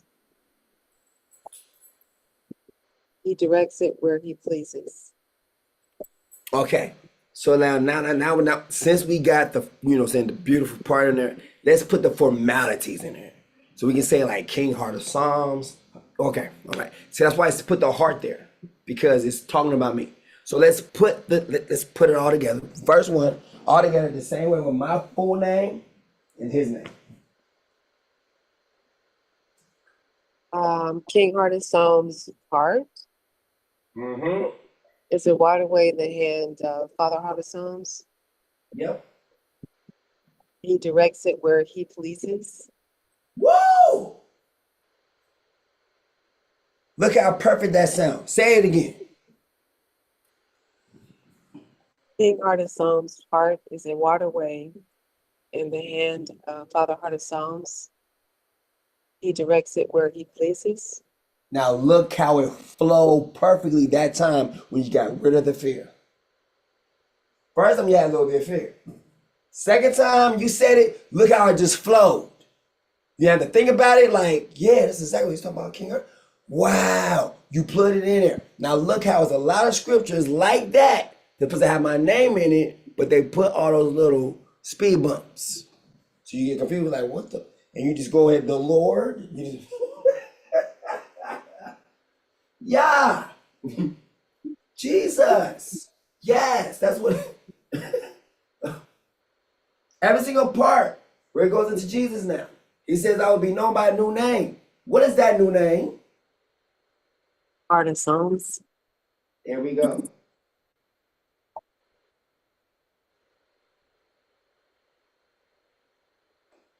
So when we see the name Jesus, because put in the heart of Psalms, everything is going. Now, do you see how everything is being put right? Huh? Yes. Back to the beginning. Because it says, I will write upon him my Father's name, right? But we put God, or put it on my God's name. Then now watch this, we find out, watch this, then we find out like, in Christianity, like, which God, huh? The God of Molech? What? So then you didn't tell us nothing then, right? God tells us nothing. So now watch this. The devil said what? In that day you will be like God. He didn't tell you nothing. Oh, oh. So you watch this. So then when people usually sell out, we say all the stuff they got is really nothing, right? Adam and Eve sold out too. So Adam and Eve was the first one who made the first deal with the Illuminati. Let's play with that one. Oh, I love that one. I love that one. Let me get up close and say that one.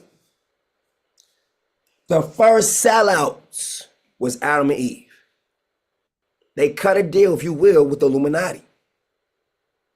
Think about it. So whenever you see someone sell out to the Illuminati, guess what they just did? The same deal with Adam and Eve. Hallelujah. What about that one, Rachel? Come on, talk to me.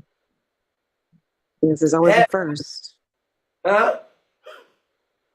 I guess it's always the first. Uh-huh. Think about it. What they get? The tree of knowledge of good and evil, right? Yeah. Is that not what you also receive in the Illuminati? Isn't that what they also praise in their teachings? How they say the devil set them free, what? To eat from the tree of knowledge of good and evil? Isn't that what the basis of the Illuminati is all about? Is about people who choose to eat from the tree of knowledge of good and evil constantly against what they know what the Creator told them to do? So it's a whole sort of subjection or objection against the one who created heaven and earth, the sea, and everything in it. And then October 7th, 1987, goes all the way back to the beginning before Adam and Eve was created in it. Oh, my milk and magnesium. Play with me. I am ready this morning. Let's go.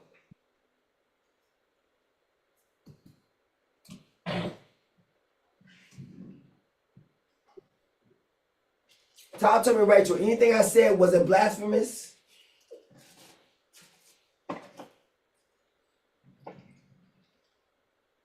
No, it's just, I guess it's, just a different way of looking at it. So it's a lot of mislearned process information. So not much speech, but just a lot of thinking. Okay, I love that one. So watch this one. So then we're going to have Enoch to help, finish this up because, what I'm saying, he was already speaking. All right. So his countenance was full of grace like that of one of the holy angels. Ooh. Okay. All right. So then that's the opposite of a fallen angel then, right? Huh? You say, okay, I love it. Okay.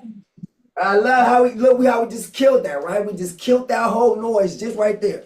So I shined like one of the holy angels. I shined like Michael the archangel. Let's put it like that. Gabriel. Let's put it. Raphael. Right? I shined like one of the holy angels. Signifying me what? I am the angel of the Lord. That's what I shine like. It said what? Like one of the holy angels. Now wait a minute. Hold on. I love the basis of thank you, Enoch. I love you, Chris. Oh my goodness. He just helped my case. Oh my goodness. Man, I love you. All right, we about to go there. Let's do it. We about to go all out. Number one, it compared me to what, Rachel? A person or a holy angel? A person. Both, right? It says she did both. It was actually a trick question. It says he did both. It says it resembled that of a man. See? Man. And then also a holy angel. Yes.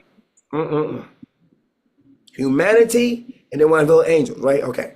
So then the holy angel, all right, so like I said, out of all the angels, so we're gonna go into Peter then. Not Paul Peter, but Paul. the supremacy of the Son, right? Okay. So now, right now, people are seeing the supremacy of the Son. This is exactly what Enoch is writing about. I am spelling this wrong name so wrong. That's when you start getting into the word Superman. Get it? Superman is literally the combines of I saw him as man, but then I saw him what? His supremacy. The holy angel. Superman. Get it? Mm-hmm. So according, based off of the scriptures, Superman, he's supposed to be clothed in white.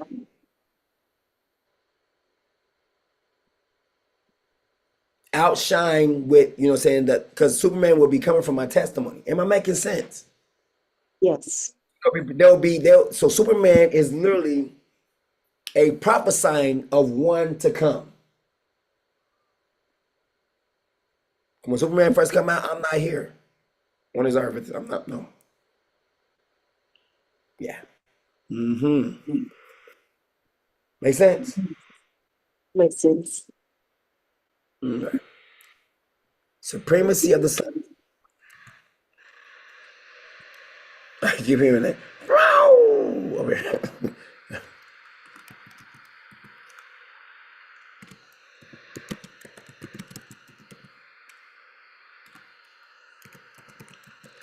And it says that because Enoch is denoting something, right? He's bringing something out that Colossians is going to be talking about. Like, look, y'all need to get something clear, okay? Understand that? That this here is different than all the other angels, right? And then we came to we got to actually both in both ways, Hebrews and Colossians, right? So the supremacy of the Son is what Enoch is talking about. His countenance was full of grace, like that of what? He's a part of the holy angels, right? That's what he's telling you. Like one. Like they say what? Birds of a feather do what? Flock together. So he's one of the holy angels. So now the Father is bringing more clarity of October 7th, 1997. He said, who was I talking to? Because what now we're getting into the scriptures of when a dude has a woe. He says, what is his name? And what's the name of his son? We're getting into all that. All now we are literally going through the Bible, boy. Just by the meeting of the Father and the Son, we are literally unlocked. It's like it's I can't explain it. Because literally you're dealing now with the angel of the Lord who has his name a secret. And the Father's name who is secret at the same time. You are literally bringing in the words of Agar from Proverbs 30:4. Am I making sense, Rachel? If I am, say like, blasphemy. I curse you, something. Because my mind is just going and I see it. To be a silent witness for the most part. Look, he said, I have not learned wisdom. Because it says the beginning of wisdom is what? The fear of the Lord. But if you don't know his name, how can you fear him? So your wisdom is not wisdom from above, but it's wisdom that's earthly, which is demonic. All right. Have not learned wisdom, and I have no knowledge of the Holy One. So October 7th, 1997 brings this words of Agar into focus. Because number one, no one knows about this day or event. Because no one has wisdom nor knowledge. Because you have no knowledge of my real name. Watch this. Who has ascended to heaven and come down? Who has gathered the wind in his hands? Who has bound up the waters in his cloak? Who has established all the ends of the earth? Look at this. What is his name? And what is the name of his son?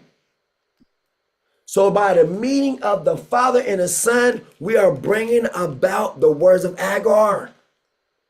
Then it says, the last part, it says, surely you know, with an exclamation point, which is a joke. The next part, every word of King Arthur's Psalms is flawless. He is a shield of those who take refuge in him. What is he talking about? My testimony. Because what is this talking about? My testimony. October 7th, 1997, the Father shows up. Remember previously I called him Jesus. Meaning I don't know his name. Meaning I don't know my identity. My identity is hidden. But then it says in this identity that is hidden, he goes and says, this is the same one who came from heaven. Then watch this, December 7th, what's going to happen?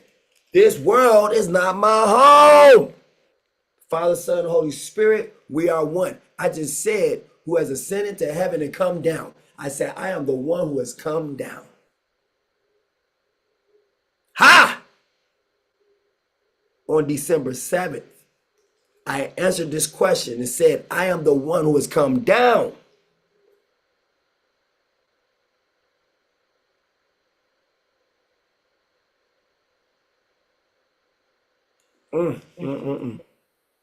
Who has ascended to heaven and come down. I said on December 7th, I am the one who has come down. And look what John says. No one has ascended to heaven except the one who descended from heaven. Who is that? The Son of Man. So December 7th, 1997, I say I am the Son of Man. Which is what? Spirit. The Holy Spirit. The Son of Man. Woo! These scriptures right here, can't nobody play with me on. But the righteousness is by faith, says, do not say in your heart who will ascend into heaven, that is to bring Christ down, or who will ascend into the abyss, that is to bring Christ up from the dead. But what does it say? The word is near you. It is in your mouth and in your heart. That is the word of faith that we proclaim. He said we are proclaiming the name of Heart of Psalms. Just by this right here. Romans 10, 6 and 8 say we are proclaiming the one who has risen. What's his name? Heart of Psalms. Because he's talking about the one who went up, the one who came down. Stop talking about that. Proclaim what? Proclaim his name. Proclaim. He said the word is near you. It's even in your mouth. Mean what? Give a praise. Give a shout to his name. You notice how we get all caught up in the church? Resurrection Day. Nigga, what's his name? What's his new name? That's what you are to proclaim on Resurrection Day. The name. Look, is it not in heaven that you should need to ask who will ascend into heaven? Look, I told you, why? Because he's on the earth. People looking up to that, he was like, he ain't, no, he on the earth. He on the earth. And we are going now into Deuteronomy. It is not in heaven that you should need to ask who will ascend into heaven to get it for us and proclaim it, that we may obey it, meaning what? A name. And it's not beyond the sea that you should need to ask who will cross the sea to get it for us and proclaim it. Look, proclaiming what? A name, that we may obey it. But the word is very near you. It is in your mouth and in your heart so that you may obey it. What is the name? Heart of Psalms. Let's play with it. Rachel, anything? Anything? Nothing? Right.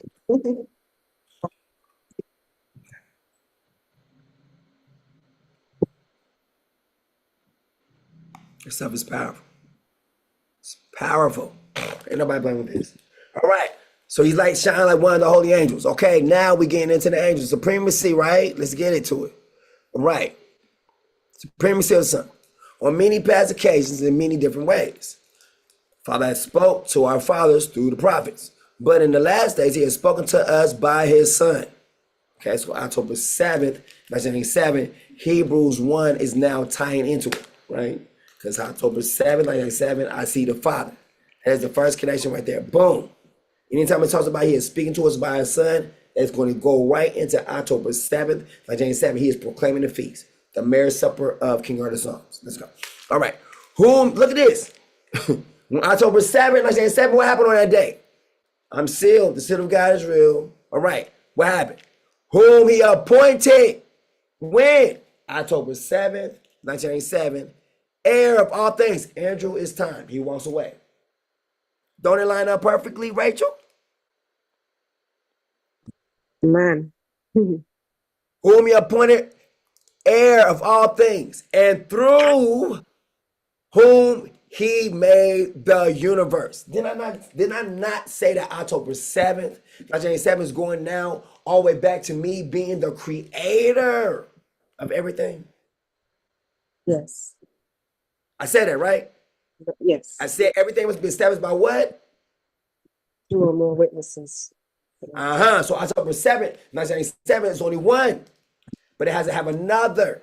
So it goes from there all the way to the beginning, before the beginning. You understand now? Did I lie? No. Makes sense. Look at this. 3.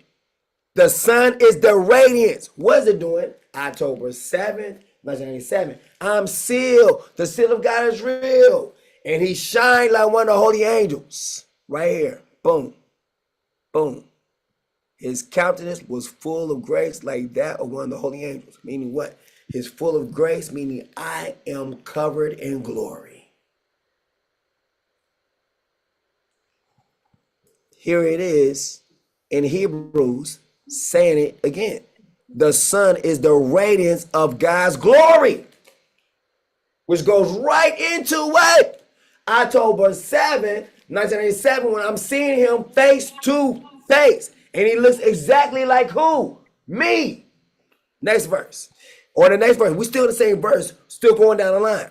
And the exact representation of his nature, meaning what? I look exactly like him. He said if he look exactly like him, that means he exactly act like him. You understand that? Are you getting this? Yes. And then to tie it on in with a witness to that representation of his nature. Boom. Proverbs. King Heart of Psalms is a waterway. King Heart of Psalms' heart is a waterway in the hand of Father Heart of Psalms. He directs it where he pleases. Go right back to it, Hebrews. And the exact representation of his nature.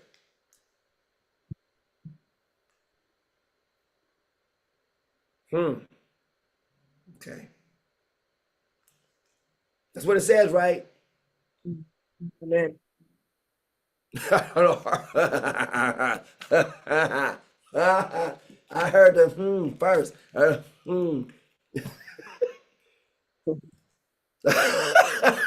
It was a before it was a okay.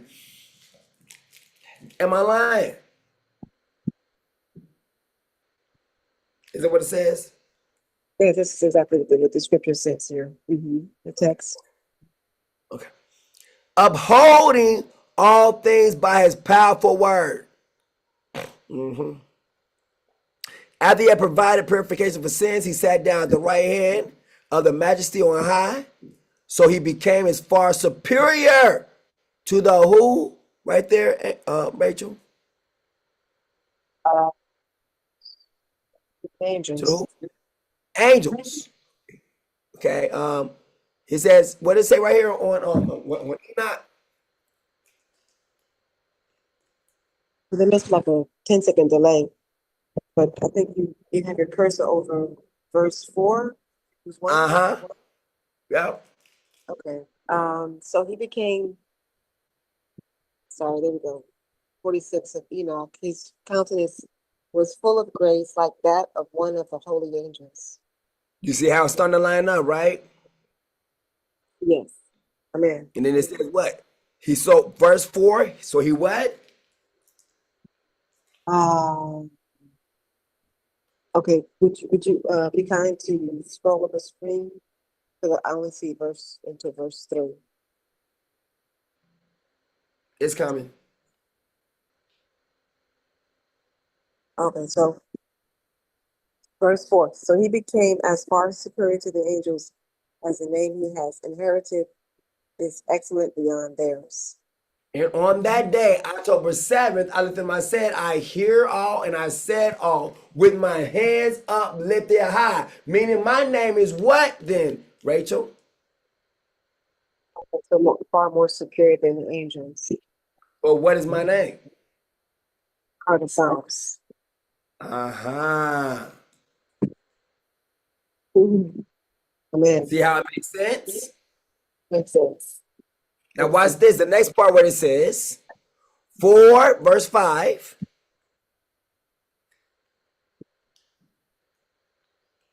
Or to which of the angels did Father Heart of Psalms ever say, you are my son, today I become your father? Here we go. Watch this.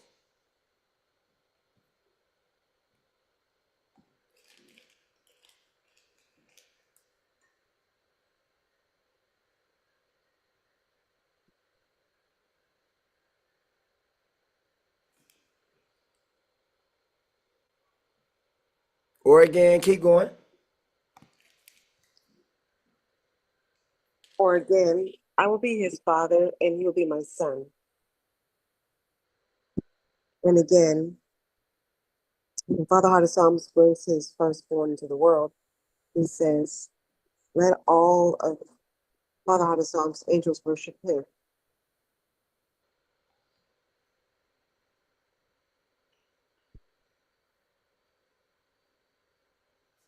Keep going. Now about the angels, he says, he makes his angels winds, his servants flames of fire. But about the Son, he says, your throne, O Yah, endures forever and ever, and justice is the scepter of your kingdom. You have loved righteousness and hated wickedness. Therefore, Yah, your Elohim, has anointed you. Father Heart of Psalms. Okay, therefore, Father Heart of Psalms, your father has anointed you above your companions with the oil of joy. Now you see how people got to show up at the feast. And look how on October 7th, 1997, the oil of joy is poured out upon me, okay? Which calls into a seal. The seal of the Lord is real. So now watch this. The ones who come in with joy get sealed. The ones who ain't got the seal, or the ones who ain't got the joy, they don't get sealed. Think about it. The one comes in complaining, griping, they don't get sealed. The one comes in with joy, woo! That is the, watch this, you are the lamp. They said the eyes is the lamp of the body, right? So you are the lamp, right?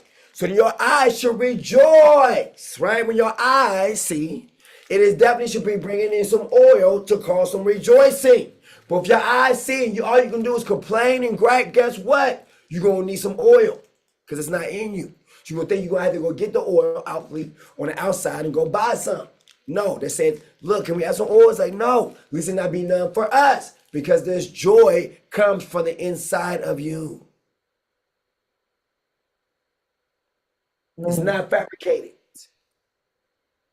If you're not happy about what you see, it's because you have no joy. Your eyes, when they see something, it wants to complain. You want to be the one of the ones thrust out the kingdom. The 5 foolish virgins versus the 5 wise ones. 5 wise ones, the eyes see. Let's go look at it. The eye is what? The lamp of the body. So how do you get this lamp full of joy or get it full of oil? Joy. The eyes is the lamp. See?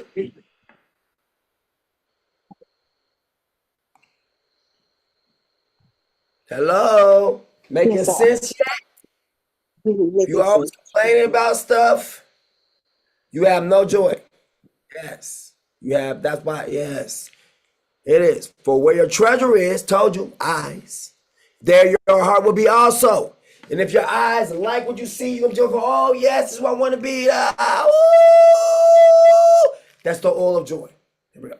The eye is the lamp of the body. If your eyes are good, your whole body will be full of light. Bam! Done.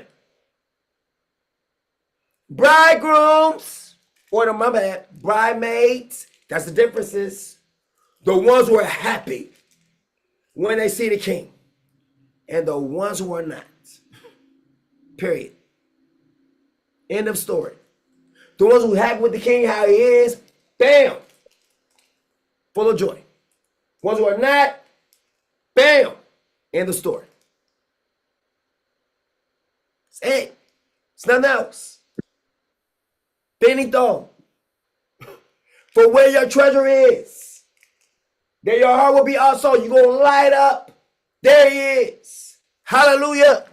I heard him since October 7, 1987. He's finally getting what he's supposed to be getting. Hallelujah. I am happy. And we get into the kingdom. Hallelujah. Our families get to come here and live up under his kingdom. Hallelujah. Everlasting life. I believe he died 3 times and came back 4. So I ain't gonna die no more. I believe the Father put all of my sickness upon him. Because he can't die. But I can have everlasting life if I trust in his testimony.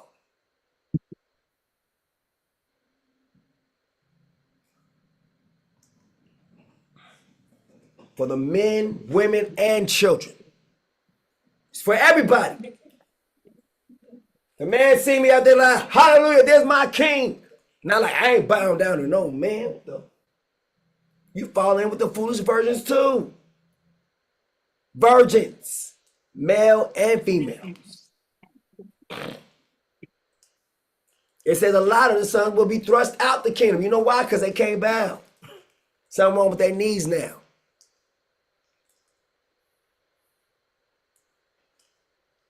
Mm-hmm.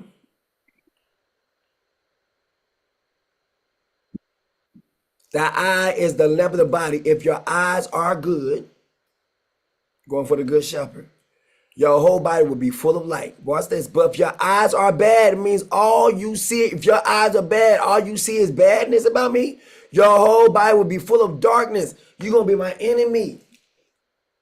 Always trying to come against me. Watch this. If then the light within you is darkness, how great is that darkness? You're going to always have a word bad against me. Always. Always, always, always, always. Watch this. Your eyes the lamp of your body. So how you get some oil into your body? Let me ask you a question, Rachel. So it says the eye is the lamp of the body, right? Yes. So that's the opening to the body, right? Correct. So then how do you get oil into this body? Mm.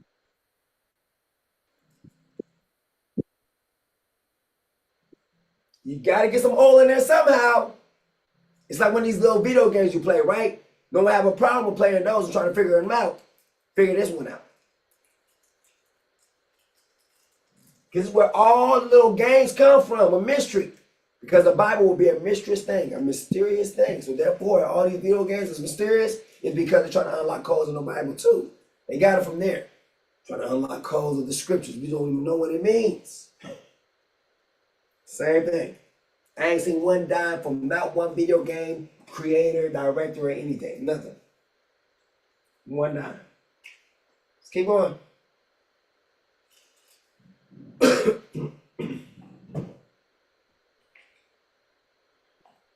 Only come from the word of your word. Nope, can't be that. Nope. So your eyes see the word all the time? I mean, it can see the word in the sense if you understand it that manner. But, no, I'm just saying, okay, all right. So like, all right, think about something you want to do. Okay? Think about it. Okay, so where have you envisioned your life to be by now? What did you envision for it?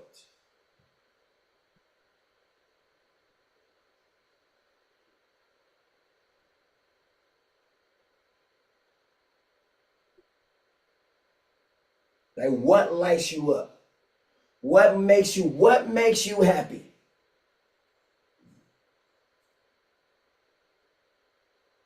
It's gotta be when you see it.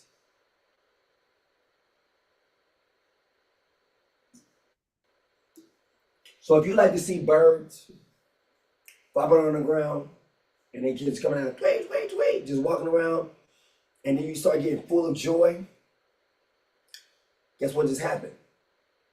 Oil just came in. Oil is gonna be based off of what you see. When you see it, it fills you up with happiness, joy.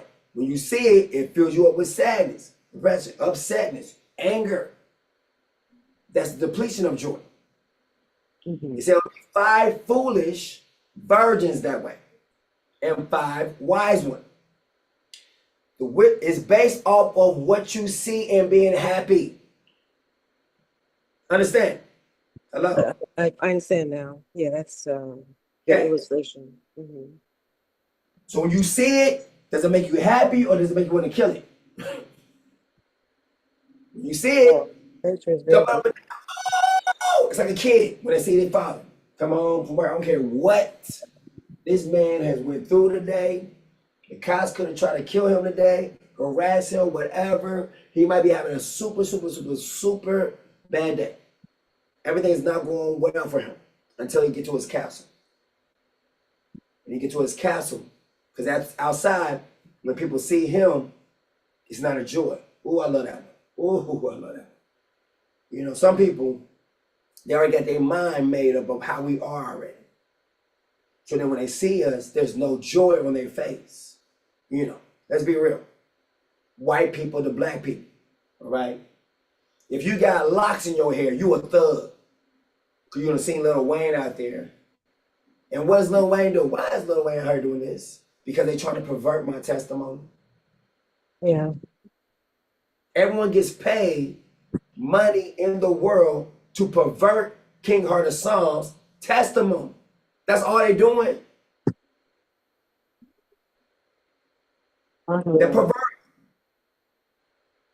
So you think you actually, I'm gonna give you all this money. Do you not understand all that stuff come from at the end when the king gets the world? He gets all that too.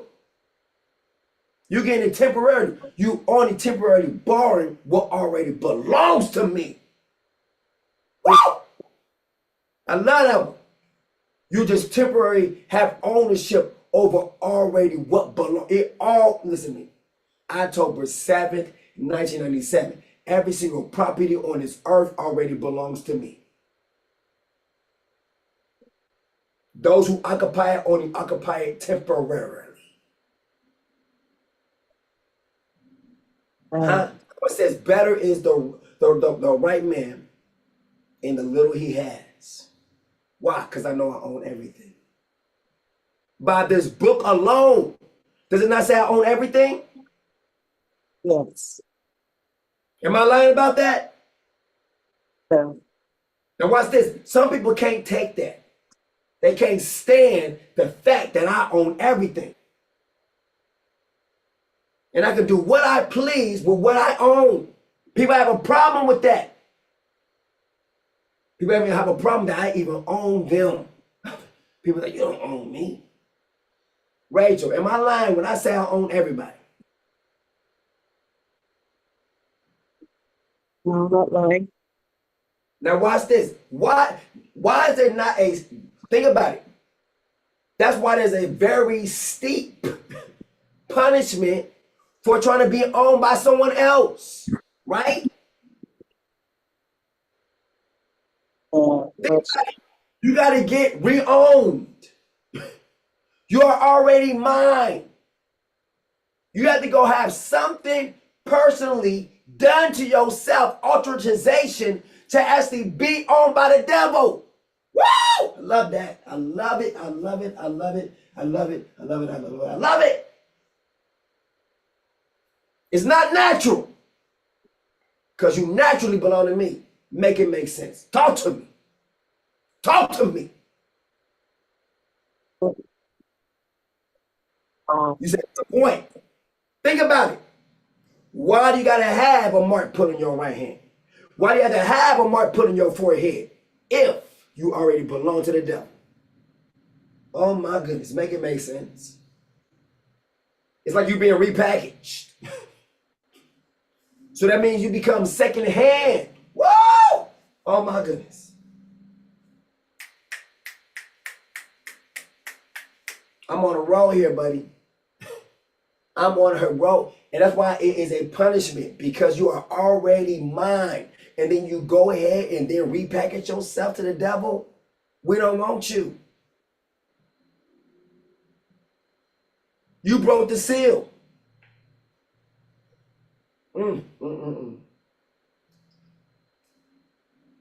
Let's go. So then, watch this. Your eye is the lamp of your body. Nope. Father said, let her read it. Let's go. Luke 11, 34 and 36. Go ahead and read that, Rachel. Father said, have you read it. Read it out loud and strong. I think you need to hear your own voice. Say it. Let's go. If I need to make it bigger on the screen, let me know. But you need to hear this. This is your therapy. You need to hear yourself say it.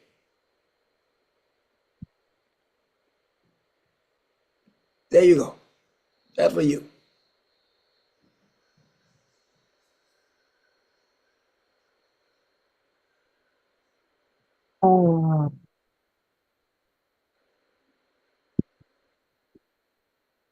Your eye is the lamp of your body. When your eyes are good, your whole body also is full of light. But when they're bad, your body is full of darkness. Be careful then that the light within you is not darkness. So if your whole body is full of light, you feel part of it, in darkness, you will be radiant as a lamp was shining on you.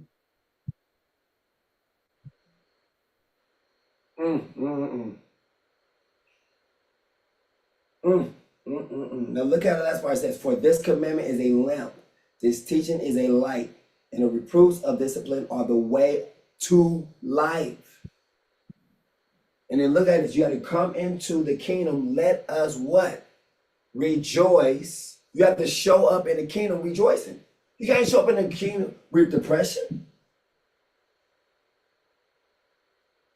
It says, let us rejoice in the kingdom, right? Let us lift up our hands.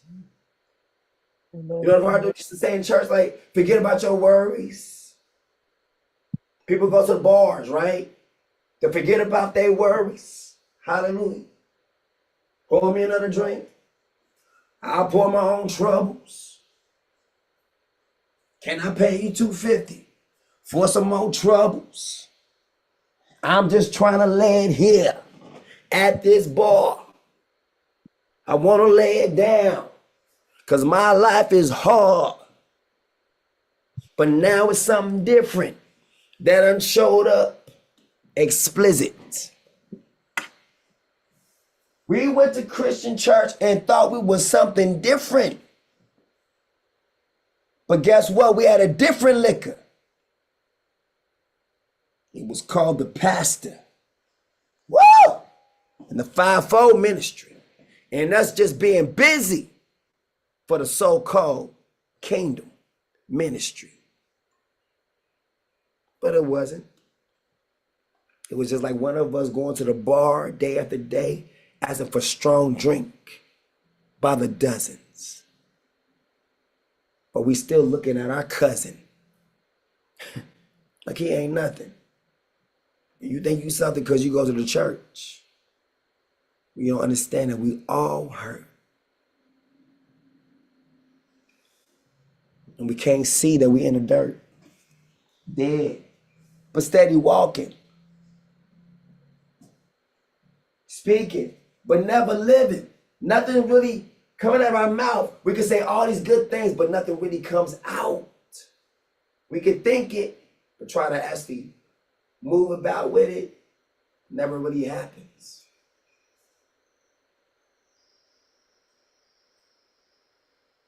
Tragedy happens. People still try to keep the faith of what the church taught them, but they keep on relapsing. They thought they were saved just because they went up on the water when they was 8.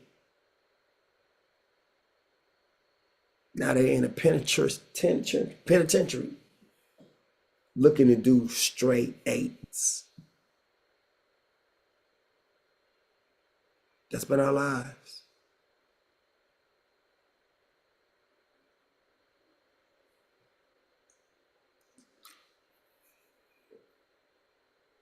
We've been fed nothing but lies.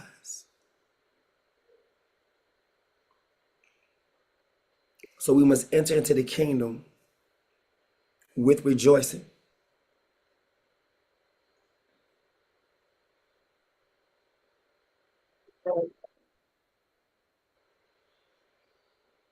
So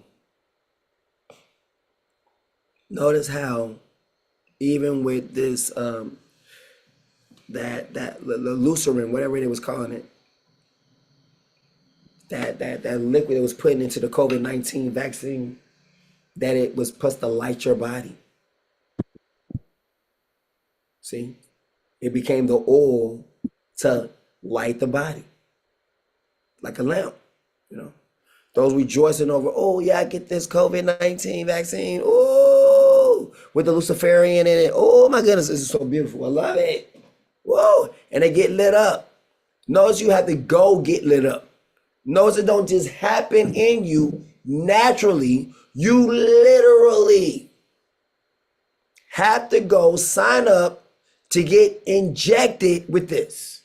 Am I making sense? None of it is natural. It don't naturally happen. This is something that naturally happened. That's why he said, but if your eyes are bad, your whole body will be full of darkness. You're going to go get shots. You know what? To live, I'm going to need some COVID vaccines. I'm going to need to get my boosters. I'm going to need my flu shot. I'm going to need all this. Notice everything is coming with shots. Shots fired. So if then the light within you is darkness, how great is that darkness? So that Luciferian stuff they put inside, it says, how great was it? That was literally like dark matter being put into your system. You might as well have injected, you might as well have called the devil 911. Look, I'm calling you right now to come inside of me just personally. Because that's exactly what you're doing. Anything that you're doing on that part, you're calling for the devil, venom, to come inside you personally. Because notice our stuff is naturally. Notice I had to put on the goggles. Here, son, put these goggles on. That way you'll be able to see me. And I was giving goggles. Have you ever heard of my testimony of October 7th, 97? And the Lord, and this being, he gave me goggles. I didn't understand it, but he said, put them on. That way you'll be able to see me better.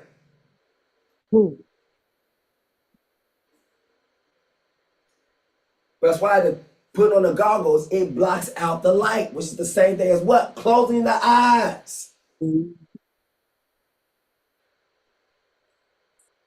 Wow. Even the ones you got to actually go ahead and put your phone inside of it, right? And then still close yourself inside of it. It's still the same thing. You're in an enclosed space talking to whoever is inside that space with you. So now we got yoga operating on the same path. Close your eyes. Blank out your mind, which is the opposite of the Father being inside of mine. But you have to close your eyes. And you're not thinking about nothing. Clear all your thoughts, everything. At this time, the Father told me to close my eyes. He was there. So I'm supposed to clear him away?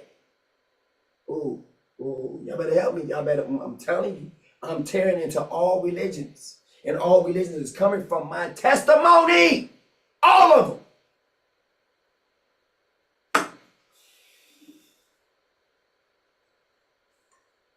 Can you see this, Rachel? Or am I just making this up? Am I reaching at this point? Yeah, I'm understanding what you're saying. Following.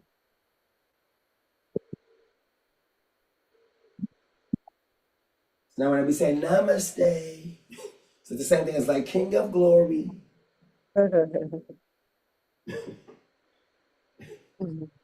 Shalom, shalom.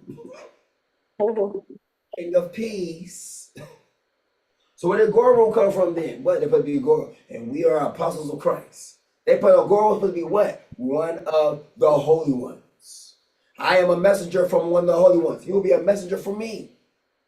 Every single Guru, every single person that say they're someone of someone. So these messengers, like, oh, we're messengers of Muhammad or messengers of Allah.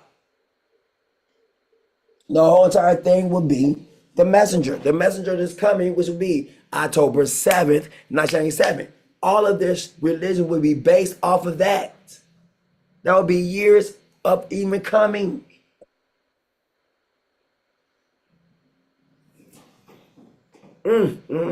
Let's go. So you need oil to light this lamp. And how is this lamp lit again, Rachel? The oil of joy. By saying who? Mhm.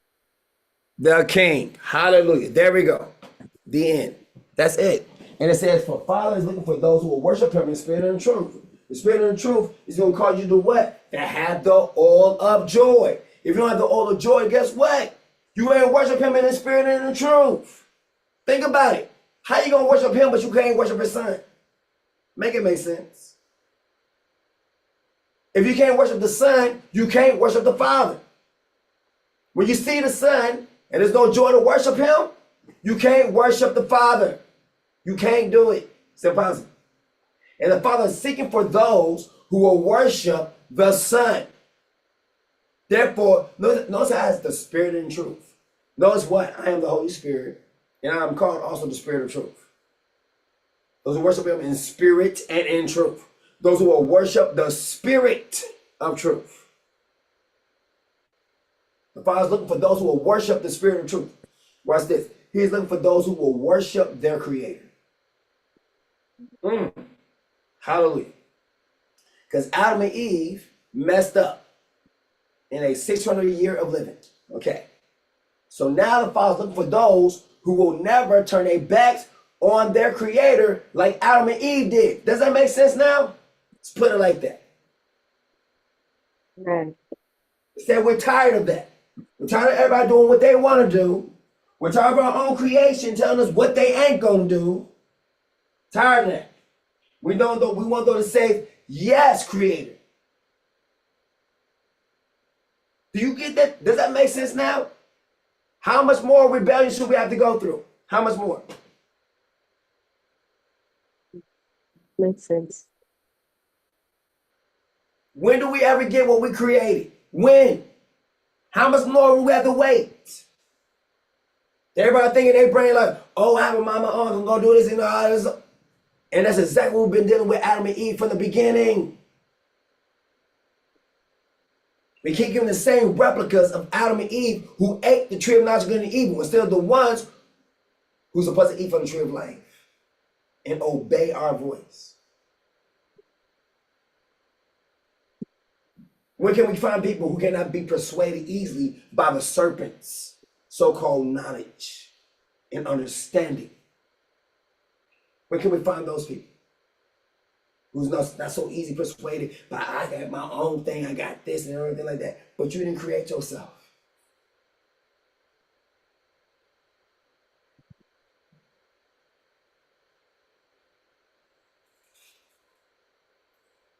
So it's like, how can I put it? Like Gizmo. Or what was it called again? Gizmo was from where? The Gremlins. The Gremlins, yes. Hallelujah. Remember, Gizmo was the cute and cuddly one. And then he said, if you do this, or have him eat it late at night, or get wet, then it's going to produce something bad out of him. It was replicas of Gizmo, but it came out more and they were evil. Every single movie is dealing with the good and evil. Because it's dealing all with the knowledge based off of the tree of knowledge, good and evil. Every single movie you ever seen that's good in it, whatever, is coming from the tree of knowledge, good and evil. Every single movie you ever seen is bad in the earth. It's coming from the tree of knowledge, good and evil. Make sense?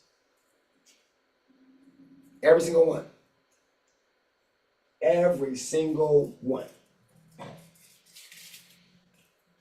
So then that love that comes from the love from the tree of knowledge of good and evil. As I said, the love I give is not the love that the world talks about. This love is different. That love I give.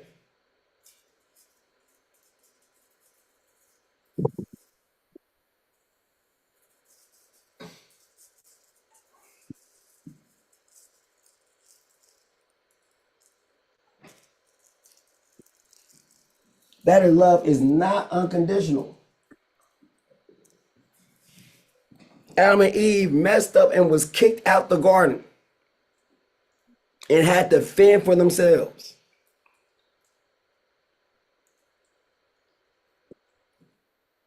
Do that to the devil. Be disloyal to the devil. See if he lets you live. See if he's forgiving. Let's see if he has that unconditional love that he wants everyone else to believe in. It will be him who be putting in people's mindset the unconditional love thing. You have never seen that in the Bible. Anytime the people ever messed up, it was messed up. Do you ever see that?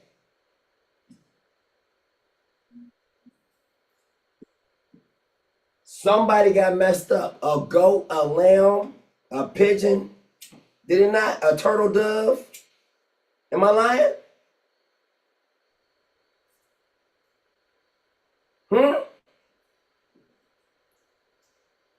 Rachel, you there? I'm here. I'm listening. Okay, so if they had to give a sacrifice, where's the unconditional part at? Right? Yeah, there was a requirement. It was always a requirement, right? So where's the unconditional love at? Please tell me.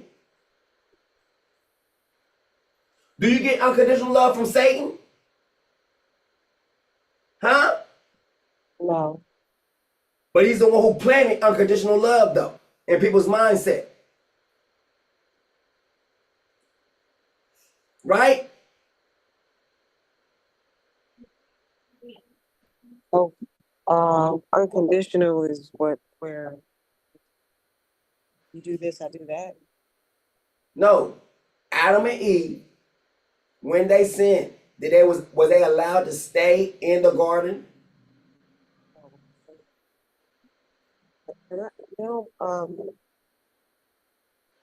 don't know if they had turned around and said we acknowledge our sin, would they have been permitted to stay? The story goes that they evaded the question. They continued down in their lives. What if the the way they was created, you have to know that you're doing wrong, okay? There's no way that you're gonna go in this blind like, oh, I didn't know. No, when you start to do wrong, you start to get sensors that begin to come out of you. Palms, different things start getting sweaty. Your heart start to beat a little fast, whatnot, because you know you shouldn't be doing it.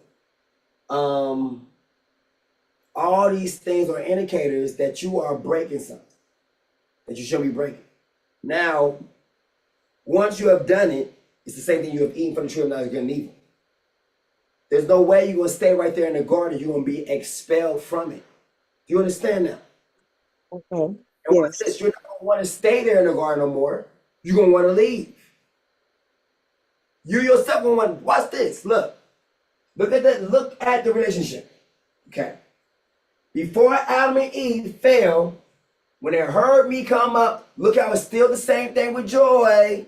Every single thing, the lamp and oil, they keep you in the garden. It's right there. It starts in the garden.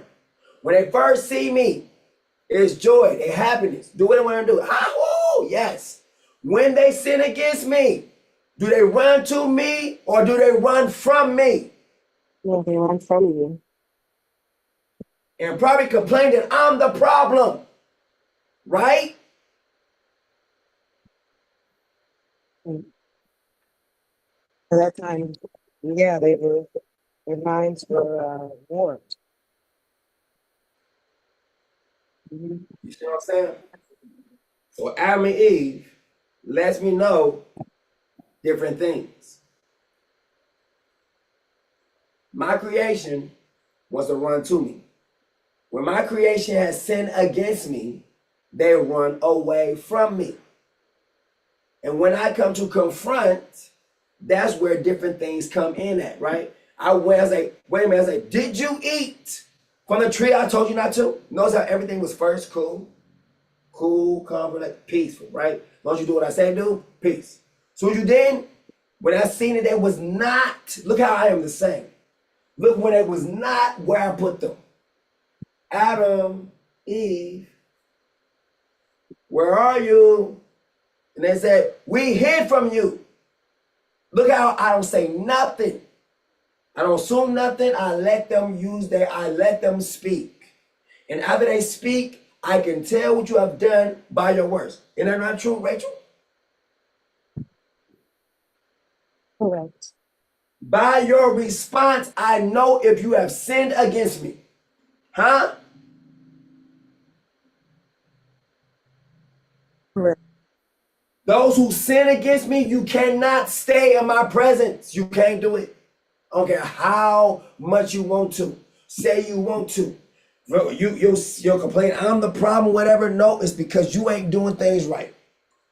If you was doing things right and you was completely innocent, you can stand before me no matter what it is. You can't put any kind of mindset, he doing this, so I did this. Nothing will be there. Nothing. Because you ain't saying nothing against me. If you cannot stand in my presence, it's because you have done something. You said something, did something, something was done. Those who cannot stay in my presence, as Adam and Eve, and I'm showing forth that I am your creator. And even as Adam and Eve ran from me, when they did what? Adam and Eve, did they run from me before they ate from the tree of knowledge of good and evil? Did they? Rachel? Not before, no. After they sinned against me, right? They Correct. could not stand in my presence. They had to go.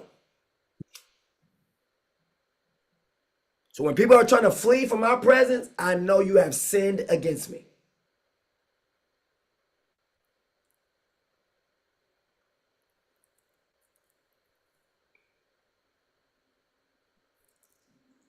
Hello? I'm sorry. Yes, that's correct. That's correct. I don't know that you're looking for a response. I'm sorry. Because if I'm supposed to be the everything in the last part, why are you trying to go? Why? What's in your mind? What's in your mentality? What was you thinking? His countenance was full of grace, like that one of the holy angels. So when Adam and Eve left my presence and they was running from me, notice how they was like, here I come, Papa, or here anything, none of that. No, it says, we fled when we heard your voice, right? When we heard you speak, we could not stand in your presence, right? Mm-hmm. Correct. The Bible in Malachi chapter 3 says, when he stands, who can speak, right? Who can be around him? Who can stay around him? Meaning what? Who is innocent to stay around him? If you're not innocent, you can't stay around me. I don't care how much you want to portray that you're innocent. If you have any kind of evil way in you, you can't stay around me. If there's anything inside of you sour, that is not right, you ain't gonna be able to stand me. Not for that long anyway. You can put on a show, but you really can't stand me after a while. That's because there's something evil in you.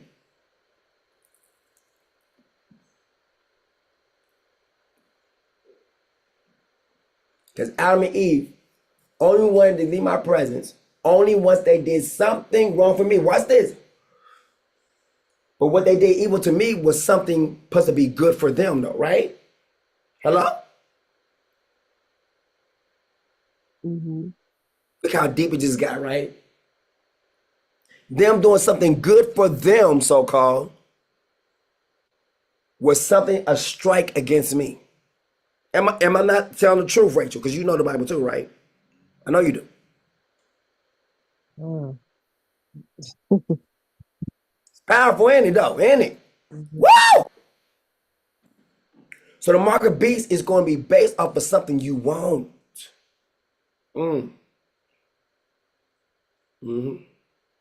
Something that seems going to help you, right? It's going. Mm-hmm. The mark of the beast is going to accompany you. They thought about me. They thought about how I felt about the situation. Think about it. I said, don't eat from the tree of knowledge of good and evil. Am I supposed to care about how you feel about that situation when I said that to you? I'm just asking questions now. Ask Creator.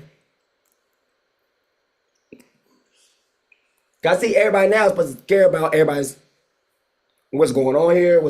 Like I'm supposed to be doing the same thing though. When none of this will be going on if everybody cared about what I said previously.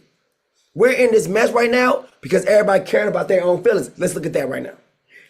Everyone, Adam and Eve, cared about their own feelings. They didn't care about that I said, do not eat. They didn't care about the control. Oh, I'm gonna say it. They didn't care about the narcissist who only wanted what he wanted. They have had it the way they have wanted. Empathy and all those other traits for over thousands of years. How have they managed? Versus the so-called narcissist who only wants to control and keeps what only he wants. I'm going to use that. I'm going to play my part as the bad person versus everyone else who wants to be all of the other good ones. And then I'm going to ask you, how did you do? Look at your grade point card. Everything has been placed in all other things. Everything. But it seems like everyone has to become a so-called narcissist to even rule the masses. Because Satan, he wants what he wants. Does that not make him a narcissist? Hold up. If you want what you want, don't that make you a narcissist too? I'm just asking questions. Did not Adam and Eve want what they want? So even from the tree of knowledge of good and evil makes you a narcissist. Watch this, a narcissist against the creator. Ooh, because I'm creator, so you can't call me a narcissist. I am creator.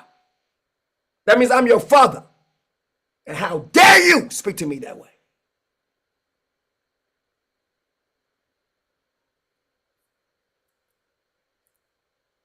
Rachel?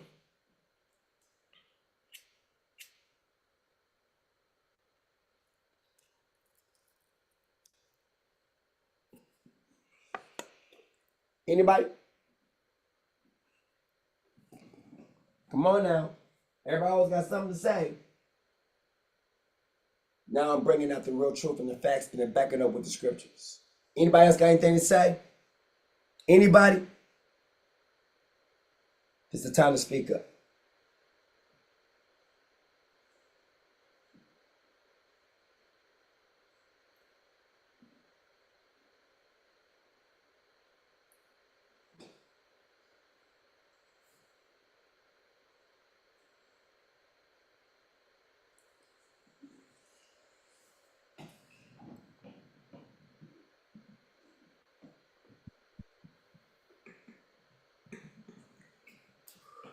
Okay, I asked this question. Did I say anything wrong, Rachel?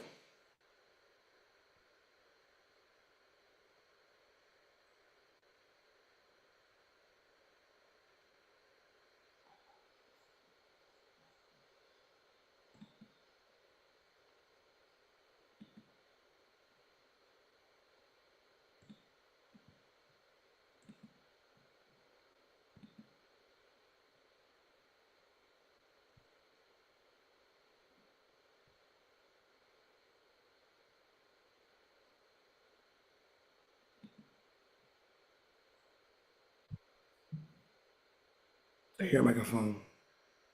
If you having audio in trouble,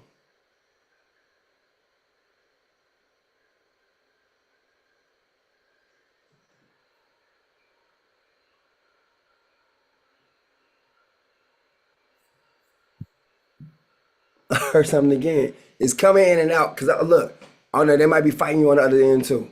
Cause I know earlier it's like someone's on there was trying to control my computer.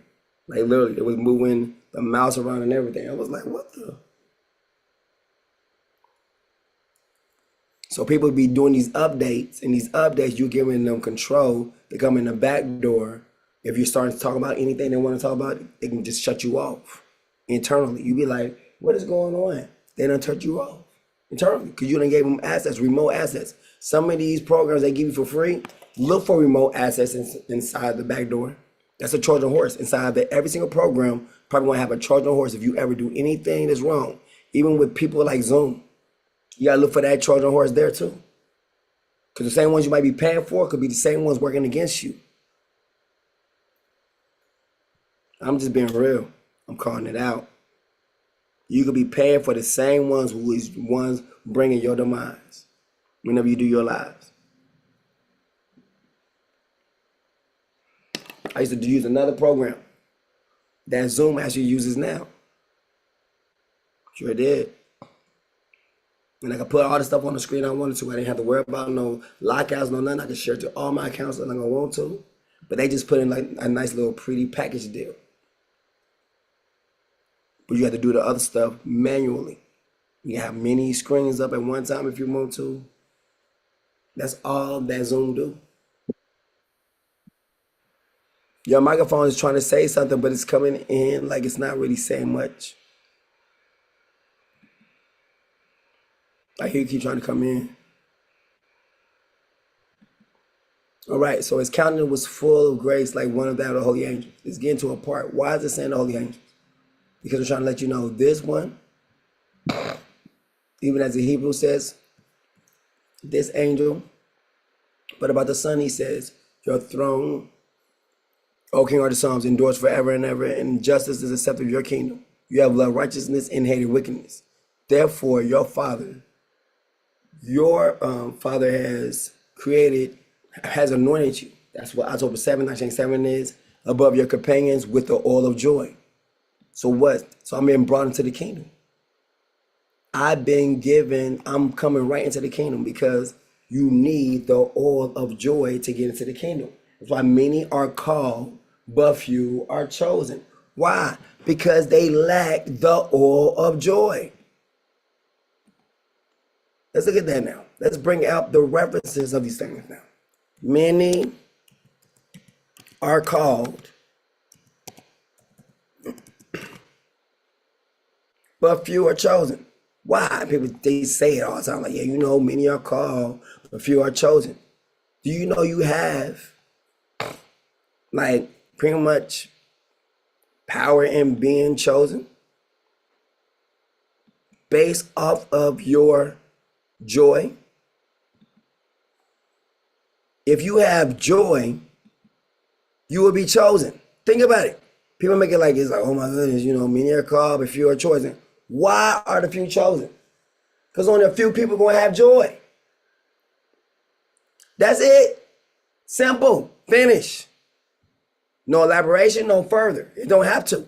If you don't have joy, you will not be chosen, period. You can be called, you know what? I heard about him. I don't know if I want to.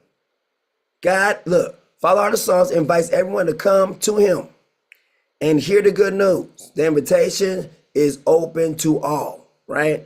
Now, The scripture says, blessed are all those who are what? Who are invited to the supper, marriage supper of King of the Psalms. Now that could be a lot of people, but a few people are chosen, even with the the brides. There's 5 that's foolish, 5 that's wise. The 5 that's wise gonna show up with joy. The 5 that is foolish gonna show up with complaints. Oh, there he is. Look at him. Them the ones who are foolish. That's what the Bible's saying. The one who are wise be like, there he is. That's the one who the Father made the king of the earth and everything is at his disposal. Guess what? They ain't gonna have a problem with it. The ones who have a problem with it, those become the foolish ones. It's the same thing, like I'm gonna pretend Elon Musk, like, every single thing you made up on the property up here belongs to me. No, I don't. He's being foolish. He don't get it. He don't understand it. So the Father's gonna make it plain to him. That's what Father's gonna make everything plain and simple to everybody. That's what he's doing. He's trying to do that right now. All right. So we still in the angel part. Hebrews. Your companions with the oil of joy. Then we got into the salvation. So on October 7, 1997, I've already entered into the kingdom. I'm already there.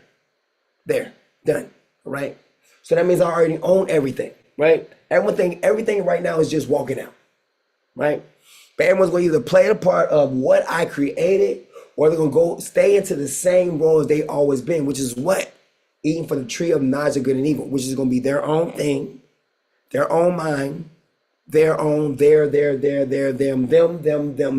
self. That's why perilous time is coming. And this perilous time is coming, it's dangerous times. The same times as Adam and Eve, the same time is coming, right? And we've been in that for a long time, right? People shall be lovers of themselves. There it is. Let's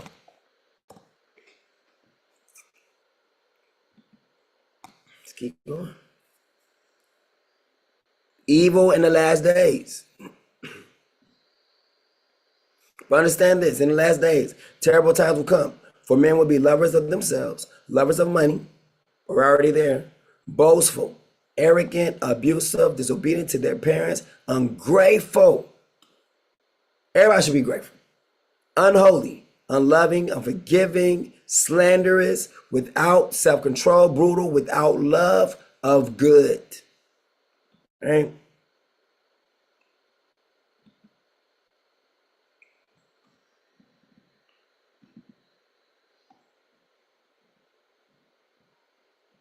Treacherous, reckless, conceited, lovers of pleasure rather than lovers of, let's say it, people say lovers of God. No, lovers of King Heart of Psalms. There it is. So it's depletion of joy, the oil of gladness, which will lead to what? Unhappiness.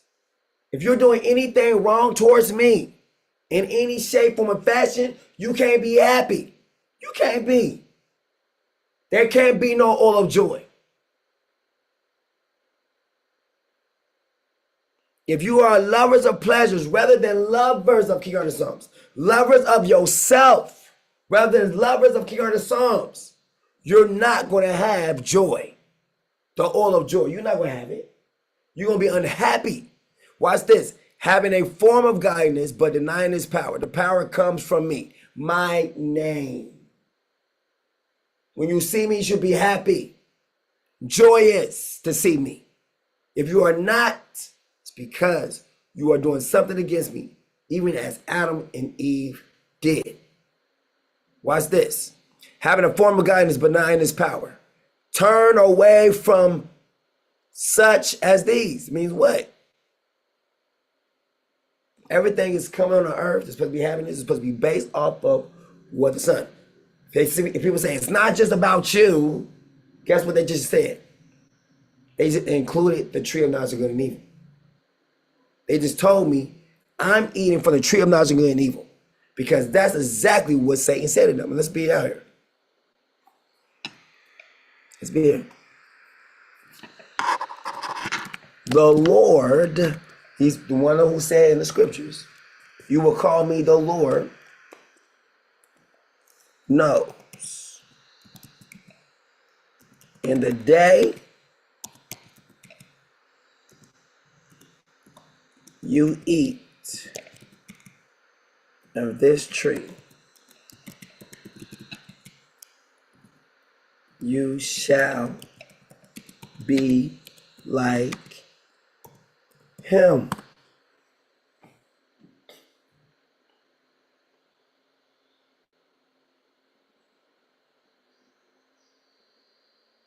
See? That's what it's all been about the whole entire time. So now I got my own creation trying to battle me, which is because of what they have eaten. It wasn't that way at first. Look, serpent's deception. Look what it says, deception. Deceives you, make you think you will be like me. People are always trying to look for equality like me. The serpent's deception. You will not surely die, the serpent told her. If you disobey him, you won't die. See what it is? That's what it's been. It's been that way ever since. That's why when he comes to the earth, the world will not receive him. Why? Because of the deception that they have bit into and been biting into every single time. So he'll come back and they're not going to receive him. What? Receive him as what? As their creator. He's going to be coming into his own system that's been corrupted. He made it, but now he got to come into his own corrupted system who don't know anything about him. They know everything else about everything else, but nothing about him. So they're not respectful. You will not surely die, the serpent told her. For King of the Psalms knows that in the day you eat of it, your eyes will be open. Mean what? You'll be set free. Woo! And you will be like, watch this, him. You will be like King of the Psalms, knowing good and evil. By this, he is calling me the angel of the Lord. For the angel of the Lord knows that in the day you eat of it, your eyes will be open and you will be like the angel of the Lord, knowing good and evil. That's why I said the supremacy of the Son. That's why Enoch says, and he shined like one of the holy angels. The devil is trying to call everybody like, look, he's just an angel. When he knows I'm creator.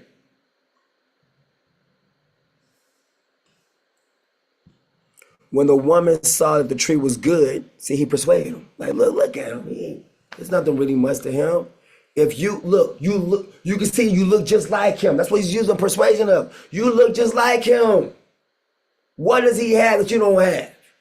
All he got from this tree right here. Look, when the woman saw the tree was good for food, and pleasing to the eyes, and that it was desirable for obtaining wisdom, she took the fruit and ate it. She also gave some to her husband who was with her, and he ate it. And it says what? And their eyes were open.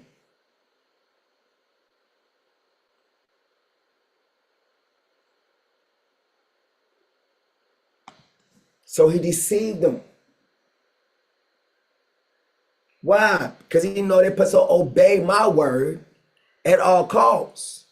But here he comes. Someone's always trying to come through to taint what belongs to me.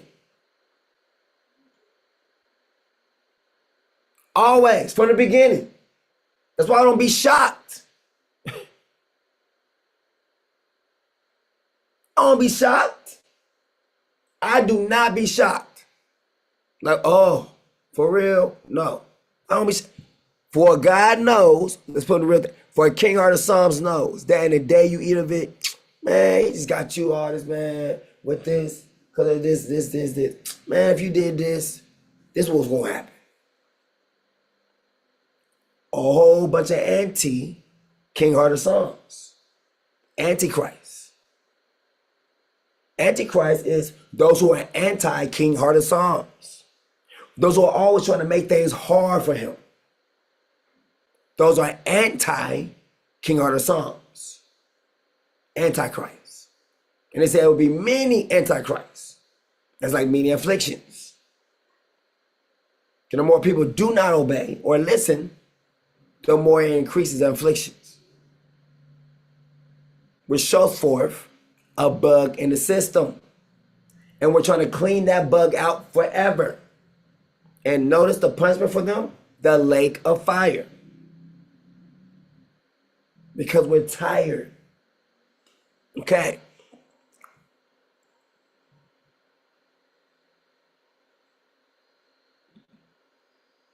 Right. His countenance was full of grace like that one of the holy angels. Supremacy of the Son. And then watch this. And in the beginning, O King of the Psalms, you laid the foundations of the earth, and the heavens are the work of your hands. So October 7th, 1997 is denoting the one who laid the foundations of the earth, and the heavens are the work of your hands. They will perish. See, the people come against you will perish, but you will remain. You'll be living.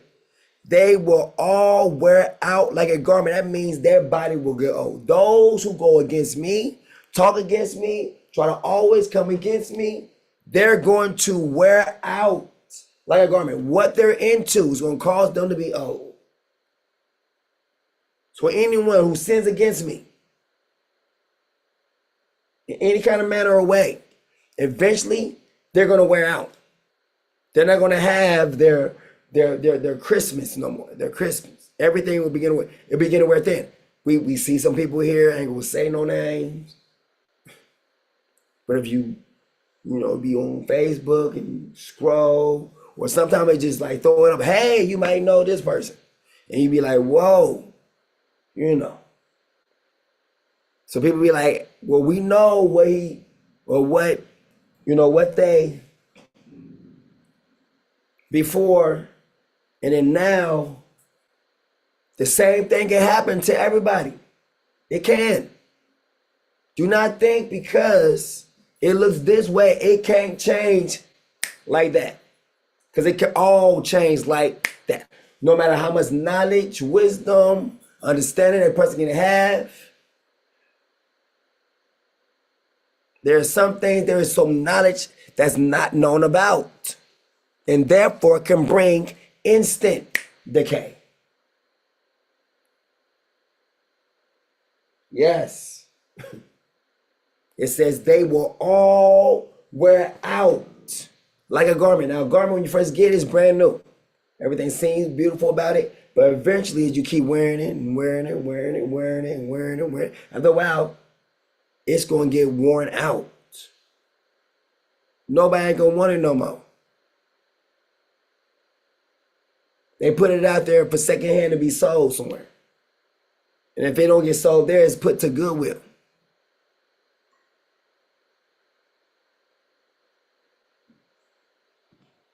They will all wear out like a garment. You will roll them up like a robe, like a garment. They will be changed. But you, look at this. You will roll them up like a robe, like a garment. Watch. The people, look, the foundations, they will be changed. But you remain the same, and your years will never end.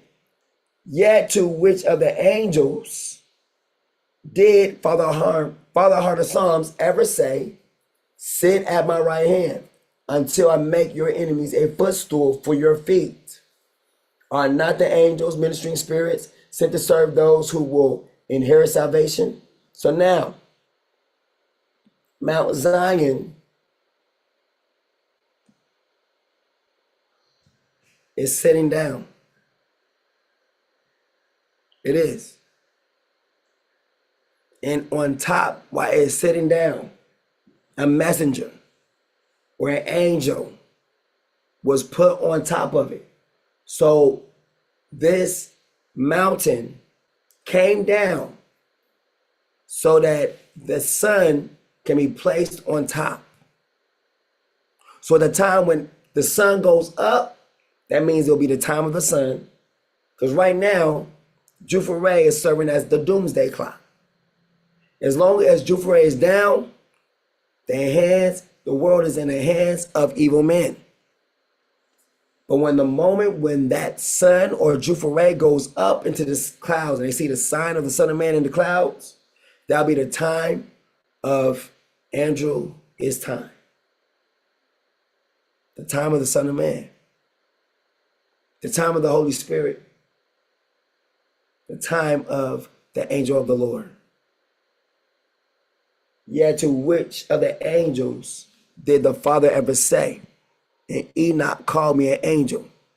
His countenance was full of grace, like that one of the holy angels. What angel is he talking about? The angel of the Lord. That's why it's going to all the angels. Here it is, the angel of the Lord.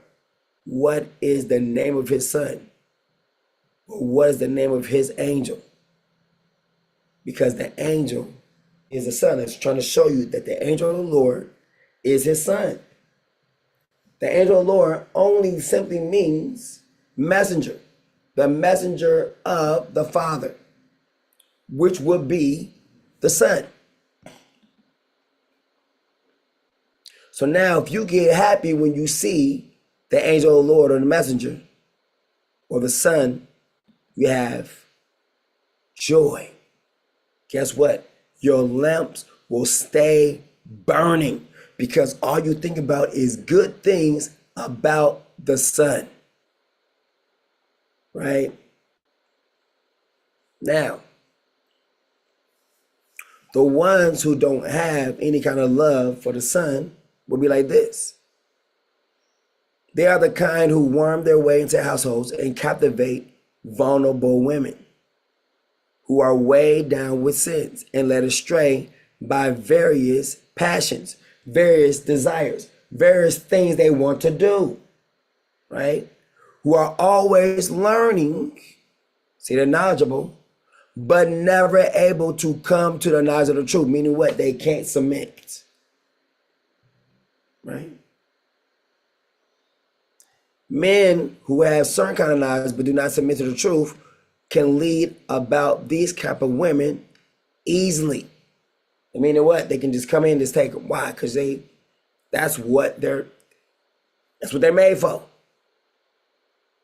To be led astray. Right? It seems good, but it's all to lead them astray. Look how it comes in, all right? I'm gonna put it in this instance.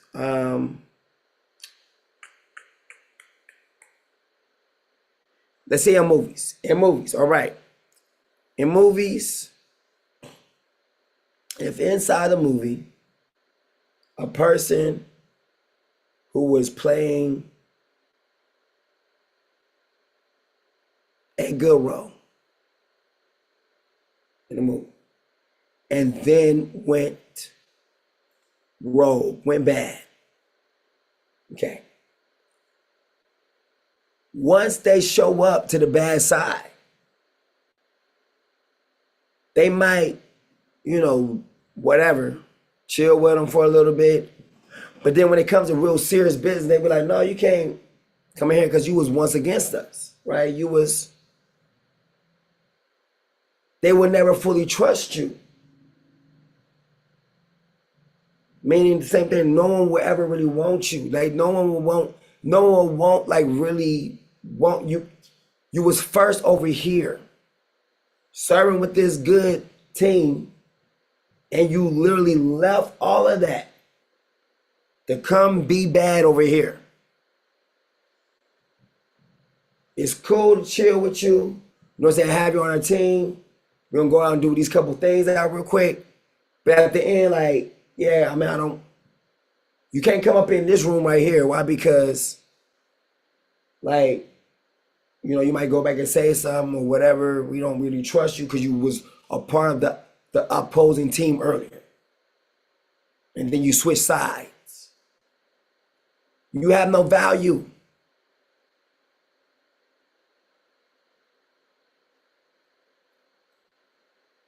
At the end of the day, there's no value.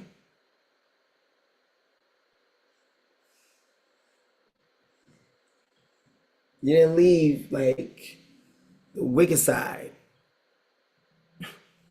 You left what was good. to go to something that's wicked. Right. You like people do that, like what's the name? Even in Get Smart. Get Smart, it was Dwayne. And Dwayne was playing both sides. He was sitting in there with everybody else, getting all the information and intel that they already gathered about his whereabouts, his doings, whatnot, but don't know he's really the mystery man. So he's seeing like he was one who was reading, was very attentive to Max's ports. You know, he said, "Does anyone listen to my reports? Do anyone read them? They're like big old books." Everybody was like, "No." He says, "I do." The one who was actually the one who was opposing him, opposing the whole organization, is reading the book. He's reading his reports, find out. So he knows what they're doing, so he knows how to move. So it turns out the same one who said he was reading the reports was actually a double agent. It was played by Rock, Dwayne Johnson. The one who seemed to be a good guy in the movie actually is a bad guy throughout the movie. They're staying a little couple of steps ahead. Why? Because they know the plan before it happens. That's people trying to play two roles right there, playing two sides. Right? That's a double agent. Eventually it gets caught. And that's what happened to Dwayne. And then when it got to part two where he was caught, he had no choice but to try to, hey, I'm gonna kill this person or whatever. And he ended up burning up in flames in the end because the car was set on fire with him in it. And then the road, watch this, it did not continue on. It went off of a cliff and it blew up.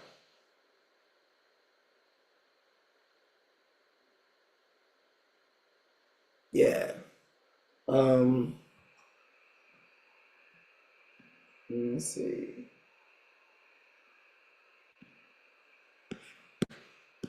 So getting back to getting back to Enoch. See, I then acquired of one of the angels. See, this person is an angel. On October 7, 1997, the Father shined me up as an angel, a holy angel. He has let me be seen as what?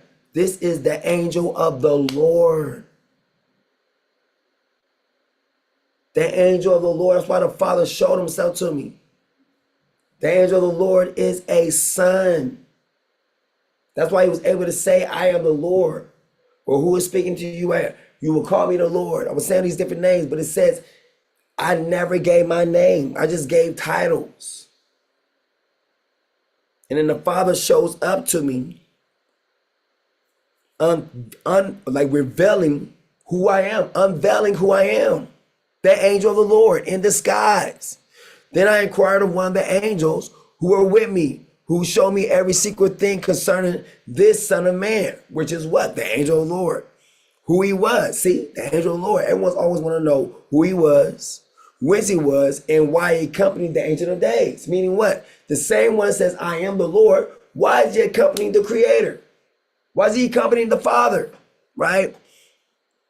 He answered and said to me, this is the Son of Man, the angel of the Lord, to whom righteousness belongs. Now watch this. He just told you what they call me. This is the Son of Man to whom righteousness belongs. Now Zadkiel,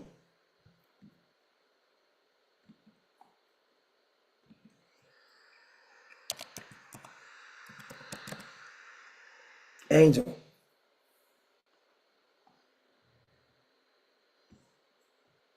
See? Nope, I did not do that. This is what I did. All right. The archangel, Zadkiel, whose name means the righteousness of Father Heart of Psalms. He said, this angel is the one to whom righteousness belongs. Right? Righteousness belongs to him. That's his thug thizzle. That's his thug thizzle right there.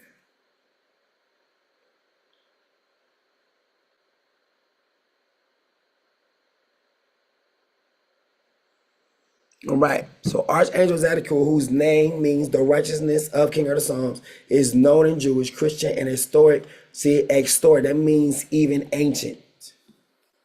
This is ancient traditions, right? Historic means ancient. Back in the day, like in the beginning. See, hidden wisdom. Esoteric. Esoteric. Esoteric is an adjective that describes things meant for or understood by only a small group of people. If you wasn't back there, you wouldn't understand that. With special knowledge, hidden wisdom, or specific interest. See? So it's like I am a living legend, literally. That is what Enoch is saying. Like, he is a living legend. He said, with him, the righteous belong. He answered me. The angel himself who was talking to him, I inquired of one of the angels. The angel said, this is a living legend. He answered and said to me, this is the son of man to whom righteousness belongs. This is to whom righteousness belongs. He said, this is Zadkiel.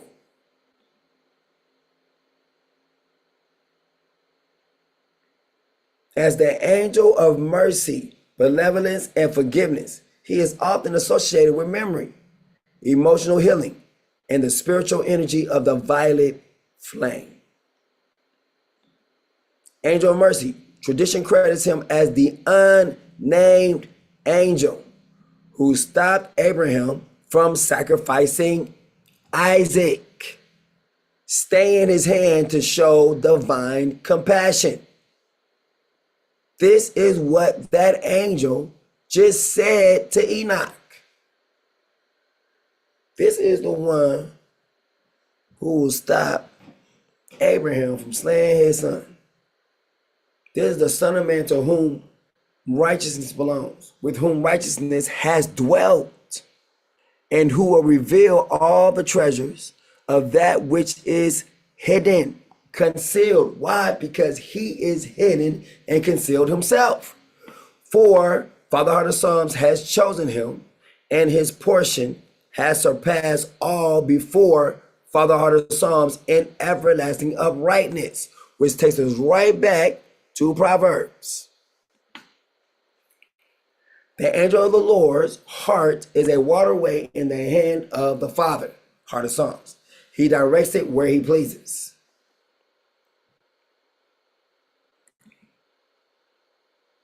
Now notice how everyone seems right in their own eyes. Talking about what? That is the tree of knowledge of good and evil. Everyone's going to think that they're right about what they're doing in their own eyes. Why? Because that is literally the tree of knowledge of good and evil. He told him, you will be like King Heart of Psalms, like the angel of the Lord, knowing good and evil. And he messed them up ever since.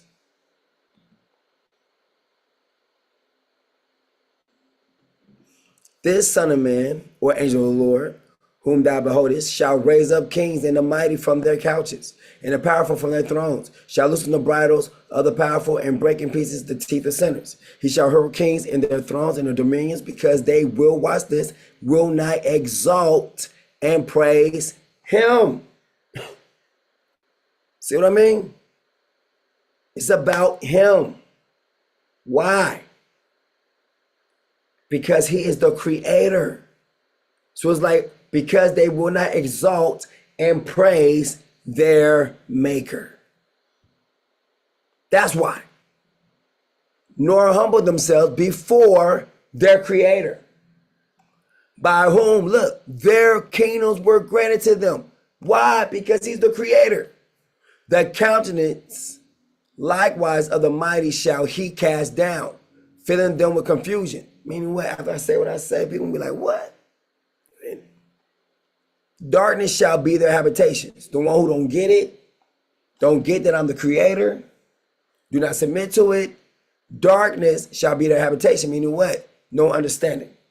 In the end, they will inherit darkness, which is death, and worms shall be their bed. Nor from that their bed shall they hope to be again. Mean what? Resurrected or live again. Why? Because you lived the way you wanted to live. You weren't listening. You trying to do everything you wanted to do when you wanted to do it. Do you understand? That's exactly every single person who's getting the mark of the beast. So you'll be able to, I'm telling you right now, those who get in the mark of the beast and will cater to the mark of the beast is people who are living and doing what they want to do. The Bible says if you seek to save your life, you will lose it. But those who give up their life will find it. So those who are seeking to save their life, we're just trying to I'm trying to keep what I have. I remember this. You're in the same thing like Lot's wife, who looks back and is stuck as a pillar of salt. That's what that is. Period.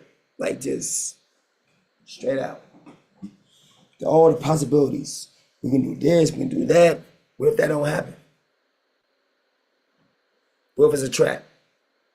You already made it here. Then to go back, literally it shows where your heart is. Where your treasure is, then your heart will be also. It's a trap. Especially with everything going on right now. For real? For real? Yes, it's a trap. Anybody, if I was to think about, you know what? I'm going to go back to America real quick because I miss Princess Kayla and Prince Micah. That would be a trap. And I would be stupid. I would be. I don't care how much money I was promised to make. It said you cannot love God and money at the same time. Make a choice.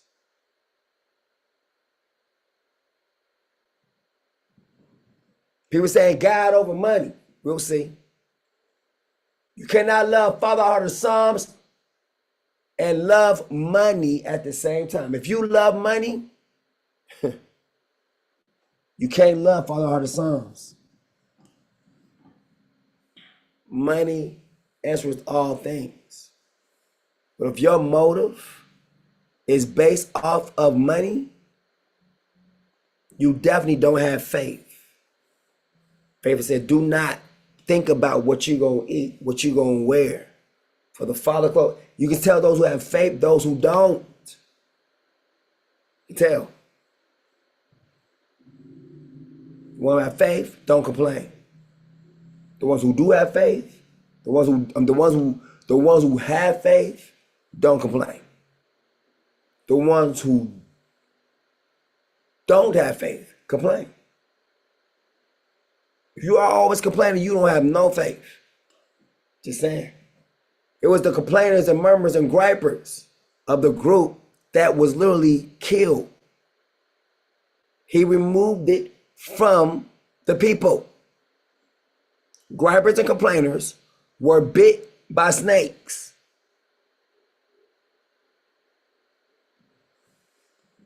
It was always them. The ones who was coming at Moses, they were the ones complaining, griping. Ever since day one, just griping and complaining about this, complaining about that, complaining about this. They were being killed. You know why? To have peace.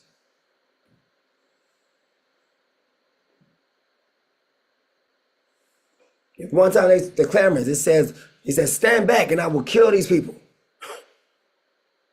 They're always complaining about something. No matter what I do, it's never good enough. Yes, it's exactly what the scripture was saying. So he removed them from the camps permanently. I guarantee you, if anyone goes back for the States just to make money at this time,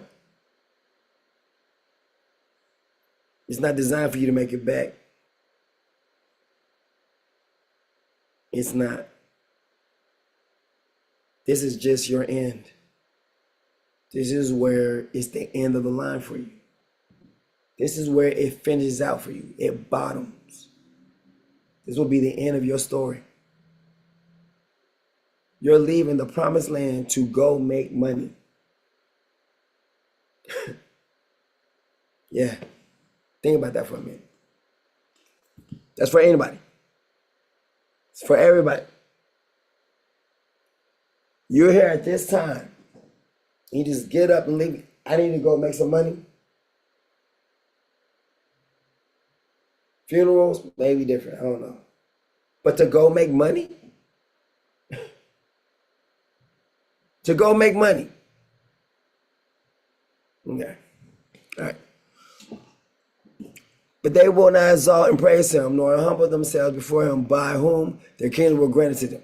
The countenance likewise of the mighty shall be cast down, filling them with confusion. Darkness shall be their habitation, and worms shall be their bed, nor from their bed shall they hope to be again raised, because they exalted not the name of what? King Heart of Psalms. Because they exalted not the name of the Lord of Spirits, which is what? Heart of Psalms.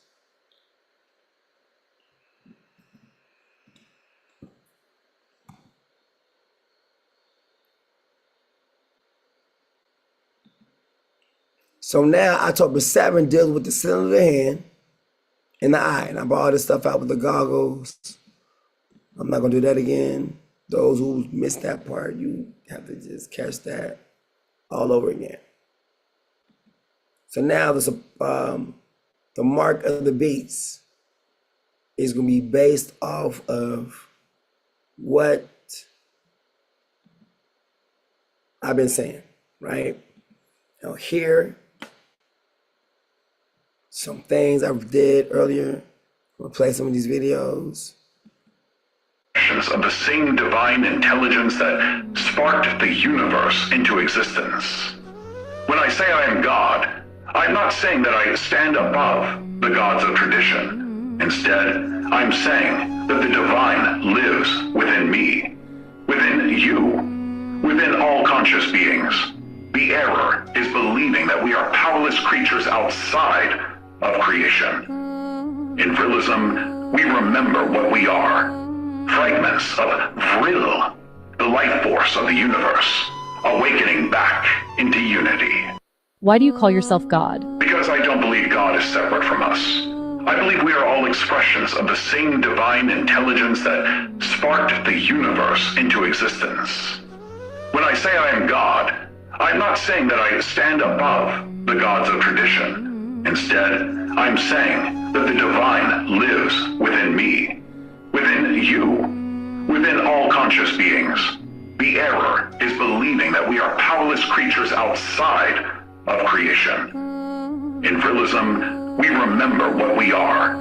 Fragments of Vril, the life force of the universe, awakening back into unity. Why do you call yourself God? Now watch what he just said to you. He just said the very same essence of what Genesis 3 is, which I just been talking about the whole entire time, that everything is going back to being obedient or disobedient. I don't care how much you want to run from me, like, no, it's not. Yes, it is. It's right there. He just said out of his mouth the very same things that was said unto Adam and Eve. The day that you eat of this, you will be like your creator, knowing good from evil. He just said it. What I'm saying is the same one who did this, that is, I'm not saying we're above him. I'm just saying we're a part of him. And that God lives in me. And what? This understanding came from what? Eating from the tree of knowledge of good and evil. So this whole thing of taking the mark of the beast is literally people doing what Adam and Eve did in the garden by going against me. It's them saying, you know what? Even after all these years, I stand with Adam and Eve and do the same thing, totally against our Creator. I join in that number. That's exactly what this is. That's exactly what it is. Do your own thing, self-love, all that stuff is literally coming from all this. It is. Every single thing he said out of his mouth sums it up. The great deception. You will not surely die. No. The serpent told her, for God knows that in the day, for King of the Psalms knows that in the day you eat of it, your eyes will be open. See, he said that. See, I'm not saying I'm above him. I'm just saying I'm like him. You know what I'm saying? I have everything. What he has, I can have too. And you will be like God, knowing good from evil. Look what he says now. Why do you call yourself God? God. Because I don't believe God is separate from us. What he says, because I don't believe God is separate from us. Let's go back to it. For God knows that in the day you eat of it, your eyes will be open. And you will be like God. Because I believe that God is not separate from us. Because I believe that he is giving himself away. Because I believe that God is not separate from us. And you will be like God, knowing good and evil. He said, why do you call yourself God? Because I don't believe God is separate from us. He gave himself away. It's the same thing in the Garden of Eden. And the same one who did it is right here in, watch this, virtual reality form.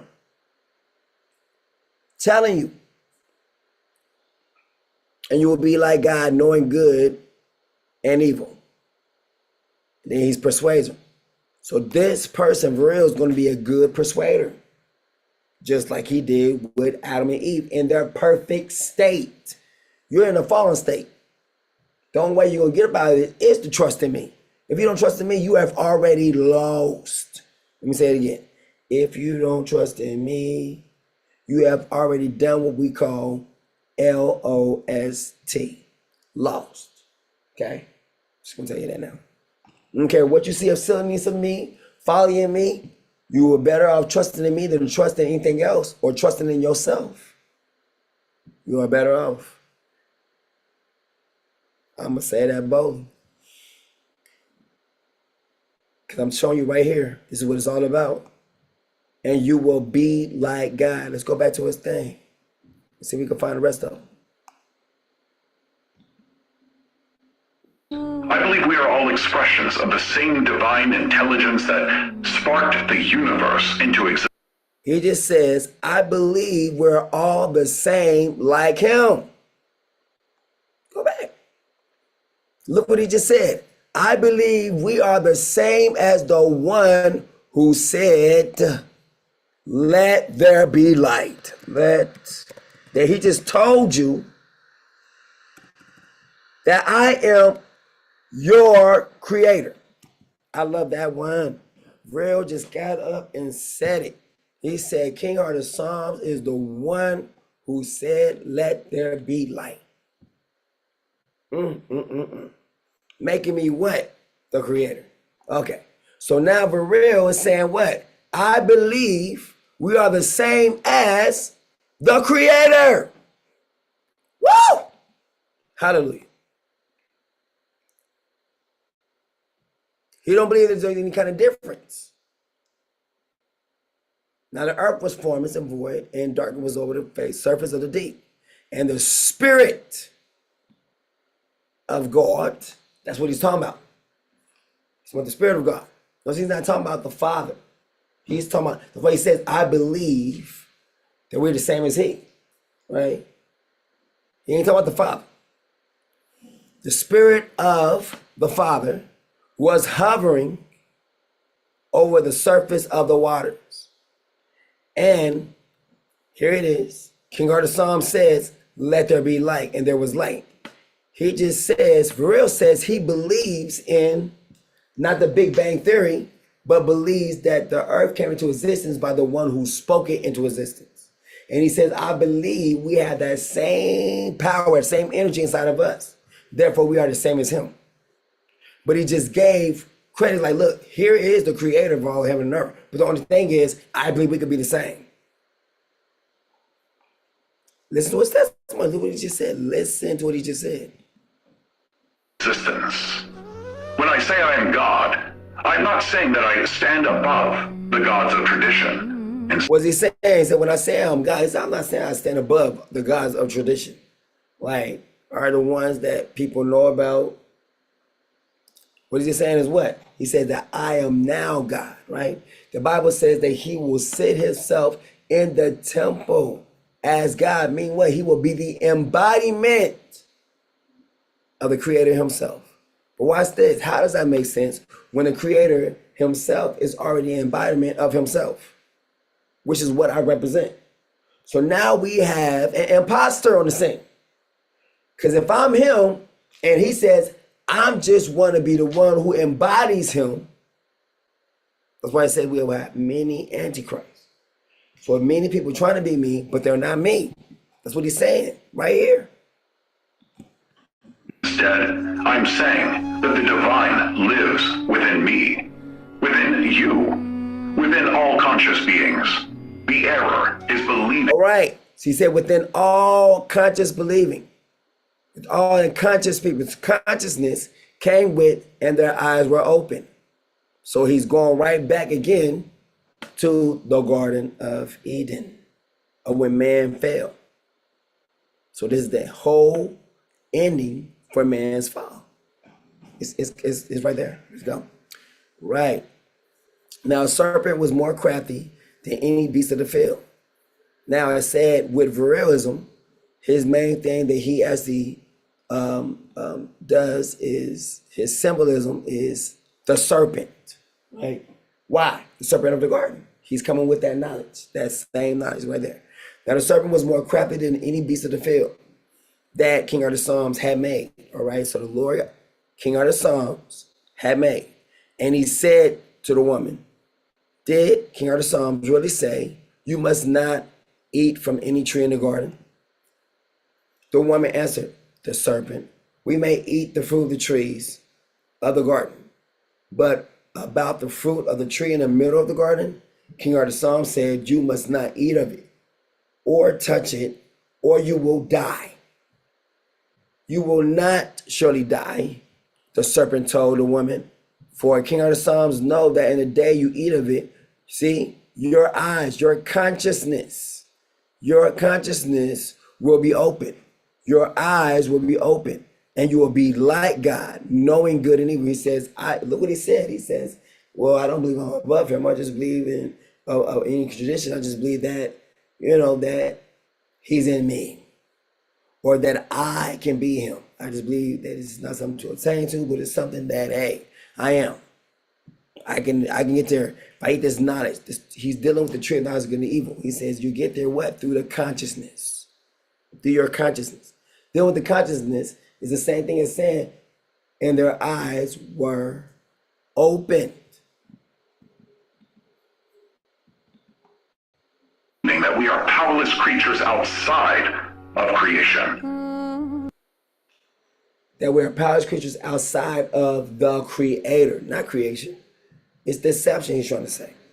He is not saying creation. He's saying, look at this, that we're powerless beings outside of creation. That's not what he's saying. Because creation was created by a creator. So therefore, he's not talking about creation. He said because they're a creation as well. Mankind's a creation as well. So therefore, he said that we are powerless creatures outside of the creator. Because he says, I believe we're just saying like them. So therefore, he's not saying what he's saying right now. He is saying something totally different, but he's masking it over with his words. He is saying, I believe we are the same as the creator. So guess what? When I come into the world, when I receive me, why? Because everyone will be on the same mindset of what? I believe I'm the same as the creator. I am God. I am this. I am that. They're going to be, that is the whole fruit of the tree of knowledge of good and evil. That's what it produces. That's what it's about. And that's exactly why Satan or the son of perdition is able to bring this forth. The son of perdition is going to be a representative of hell. Just like I'm a representative of heaven, what it's supposed to be like. He can be a representative of free will,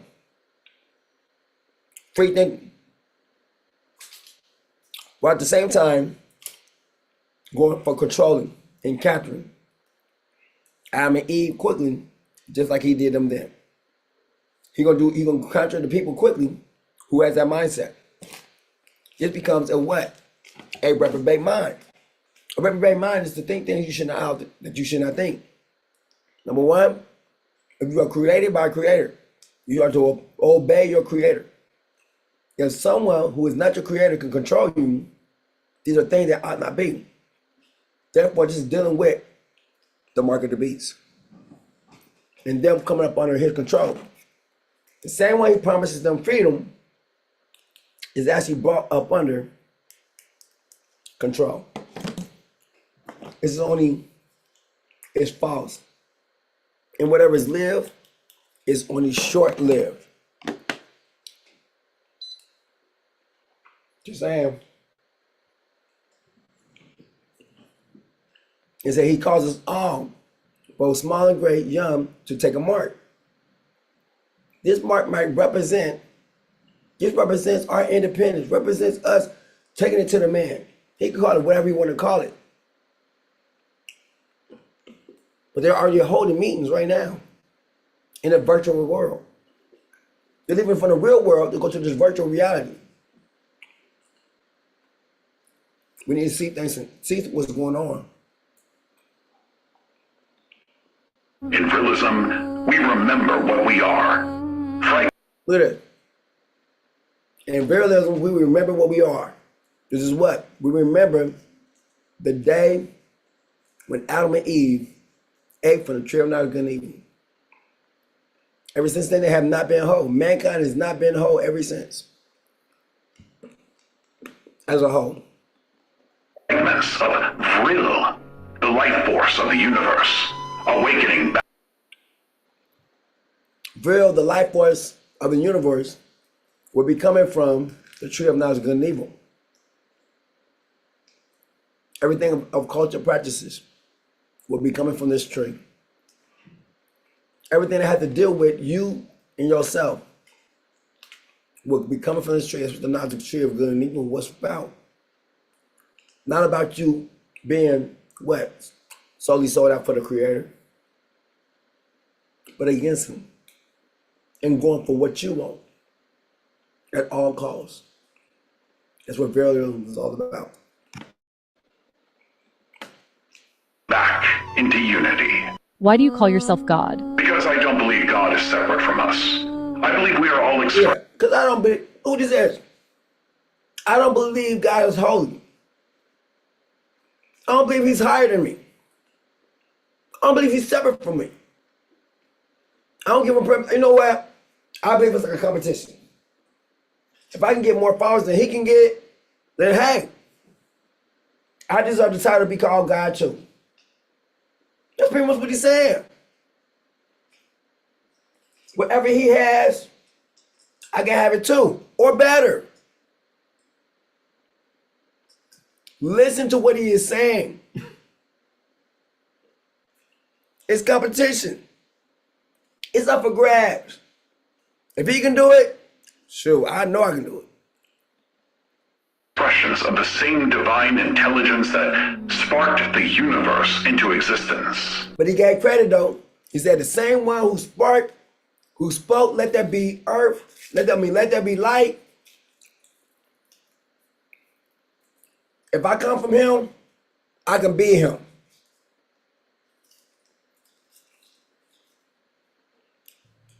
Watch this. Without him. I can be him, without me giving worship to him, without me honoring him.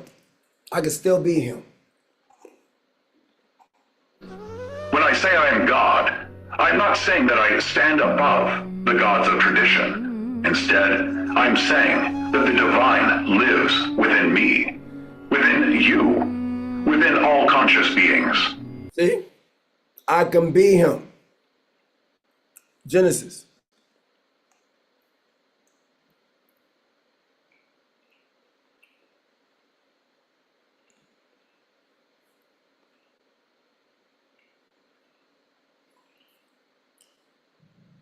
For the king-hearted Psalms know that in the day you eat of it, your eyes will be open and you will be like king-hearted Psalms, knowing good and evil.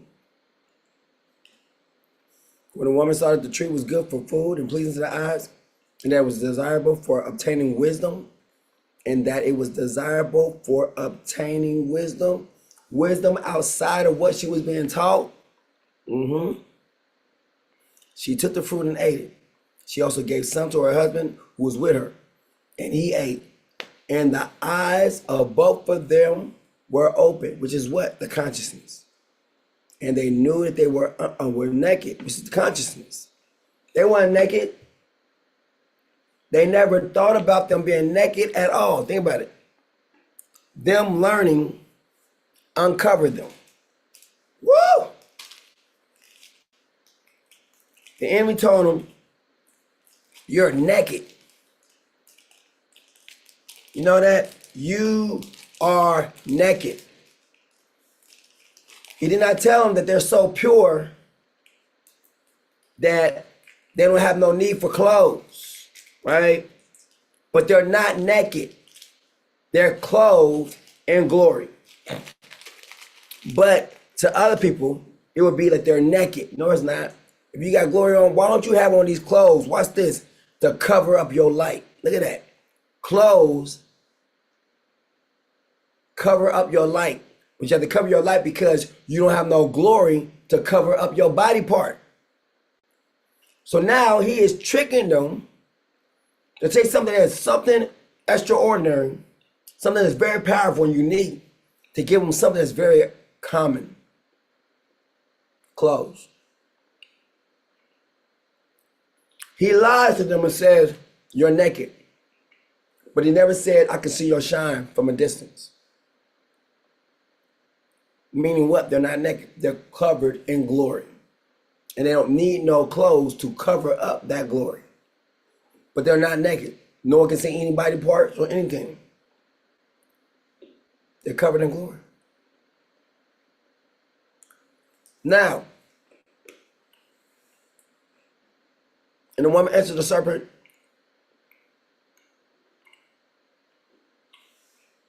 we may either choose the garment, but about the fruit of the tree in the middle of the garden, you know, some said you must not eat of it, touch it, or you will die. You will not surely die, the serpent told the woman. For King of the Psalms know that in the day you eat of it, your eye will be open, and you will be like King of the Psalms, knowing good and evil. When the woman saw that the tree was good for food and pleasing to the eyes, and it was desirable for obtaining wisdom, she took the fruit and ate it. She also gave some to her husband who was with her, and he ate it. And the eyes of them both were open, and they knew that they were naked, so that they were sewed so they sewed together fig leaves and made coverings for themselves. Certain kind of nice people come into, you can tell that what? They have done something they weren't supposed to do. Why are you doing this? Well, I learned this. Certain things ain't meant to be learned. But everybody want to know everything. I have no desire to know everything. Because some things ain't supposed to learn. Because some things what? Can take my peace away. You must learn things. This is taking their peace away. This serpent that came through and said they naked. He can't see nothing but glory, but told them they're naked. They believe him. And they sewed fig leaves and made coverings for themselves. Man, he put us on point, man. We up here walking around here naked and everything. Man, we got to cover ourselves up. That is the most dumbest thing ever. They're already covered. And they want to put on the covering. Woo!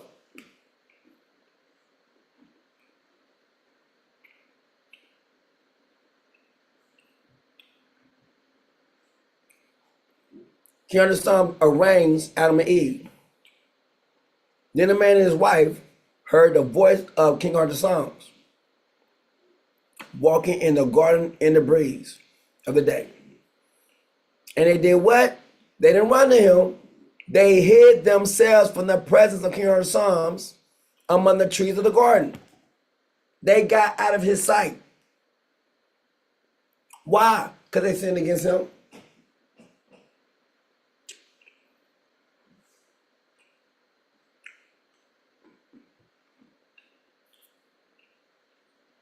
If you can't stay in my presence for long, it's because you have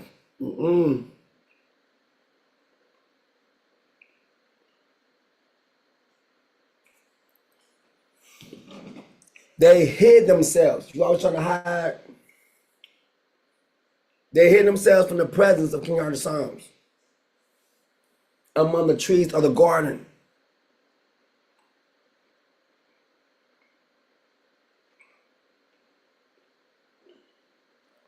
King Arthur Psalms called out to the man, "Where are you?" "I heard your voice in the garden," he replied. "And I was afraid because I was naked. So I hid myself." Listen to that part right there. "I heard your voice." Usually I would have joy. This time I heard your voice. He replied, "And I was afraid because I was naked." Naked means you sinned. Your words have given you away. You have sinned against me. That's why you can't stand around to be around me. Everything I do irritates. It's only those who sin against me. If you don't sin against me, you can stand to be in my presence all day long. Nothing gonna hurt you, nothing. You're gonna be innocent in everything. You're gonna be good. But if you are sinning against me in any kind of way, doing things you ought not to be doing, when it's time for you come around me, you're not gonna be able to be around me. You can't do it. It's impossible. They hid themselves from the presence of King Arthur Psalms among the trees of the garden. It can only last for so long. But King Arthur Psalms called out to the man. Look at this. He went searching for him. He called out to him. I love this part.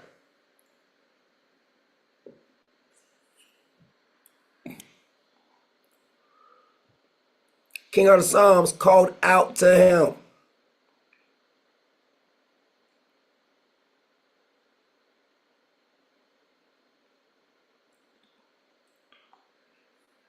Called out to the man, "Where are you?" "I heard your voice in the garden," is his reply. "And I was afraid because I was naked, so I hid myself." So now, think about it. Their words alone gave them a way to let me know that they sinned.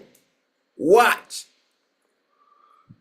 Who told you that you were naked? Oh, wait a minute, hold up. But I thought we were supposed to be getting all this knowledge. All these people show up with this knowledge to tell us some stuff, don't know that they're uncovering you. Hallelujah.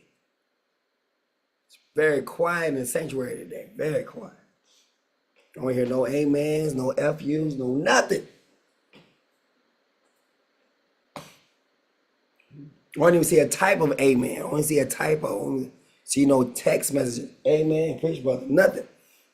In the church right now, we be shouting up. By this time, it'd be shout music. Get it on. Start playing. Doom, doom, doom, doom, doom. It's coming in. Because the pastor, the thing, he done did a strike in bowling by time. But here it is. I heard your voice. Your voice alerted me.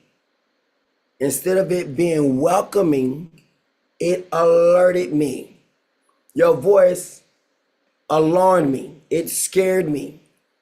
Instead of it being happiness and something inviting, it made me seem like investigative. "I heard your voice in the garden," he replied, "and I was afraid." Your voice was not comforting to me. It made me afraid. And all he said was, "Where are you?" So I hid myself. "Who told you that you were naked?" asked King Arthur Psalms. Look at the next part. "Have you eaten from the tree of which I commanded you not to eat?" There is no options of yes, you can do it.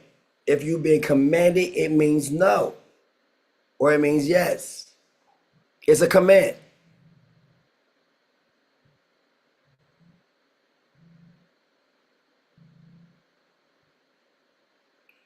Have you eaten from the tree which I commanded you? What choice is that?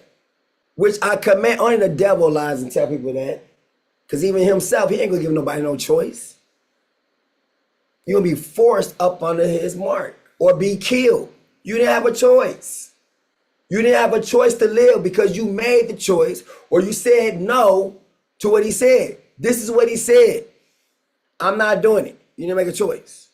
Automatically, when you say I'm not doing it, either you're gonna comply with it, that's it. Boom, done. Or on the other part, all right, since you're not doing that, then automatically this happens. But it says, have you eaten from the tree of which I commanded you not to eat? And the man answered, the woman whom you gave me, she gave me the fruit from the tree, and I ate it. Then King of the Psalm said to the woman, watch this, is a whole investigation. He going down the line. Okay, so she said her, I'm going on her. What is this you have done? Look, he's a little bit, look how he first came at me. Where are you? Have you eaten from the tree I told you not to eat? When he get to her, boom. What is this you have done? Next one. The serpent deceived me, she replied, and I ate. There is no need to even ask about the serpent. So King of the Psalm said to the serpent, because you have done this, cursed are you above all livestock. That's even in the end. And every beast of the field, on your belly you will go, and dust you will eat all the days of your life. And it's literally in the end. And I will put enmity between you and the woman, and between your seed and her seed. He will crush your head, and you will strike his heel.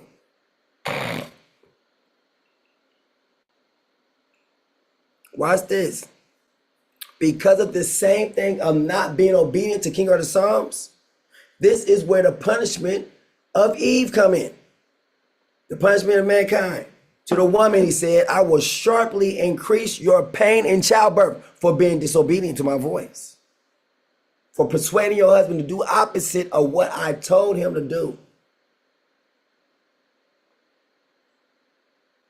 I love that. I want that to be heard. Because you thought he should do this other than what I told him to do. And you became a vehicle for him to disobey his creator. This is given unto you. I will sharply increase your pain in childbirth. In pain you will bring forth children. Watch this. Your desire will be for your husband, and he will rule over you. That means the man of your life, you will live to please. That is part of the blessing. Now the enemy, when he was actually giving you the tree of knowledge of good and evil, you was trying to actually depart from him. That's what the enemy wasn't telling you. He said she gave it to her husband. She was going to be the ruler over him. You don't need this. You can depart from this. So that's why in this thing, it reinforces what I created, which is what? For man to be over woman. Your desire will be for your husband, and he will rule over you. Why? Because Satan came in and was able to rule you quickly. So he needs to be the leader of you. He needs to be the head. Because, and Adam said, and to Adam he said, because you have listened, look, listen to the voice of your wife. I told you what I told you, but then you listened to her outside of what I said. So the woman's been used as a vehicle to go against what was said.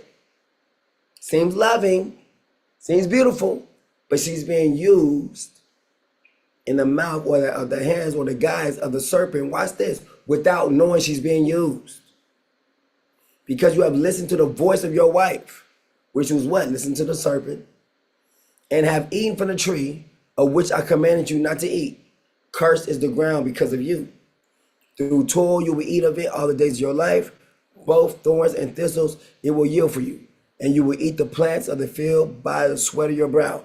You will eat your bread until you return to the ground, because out of it you were taken, for dust you are, and dust you shall return.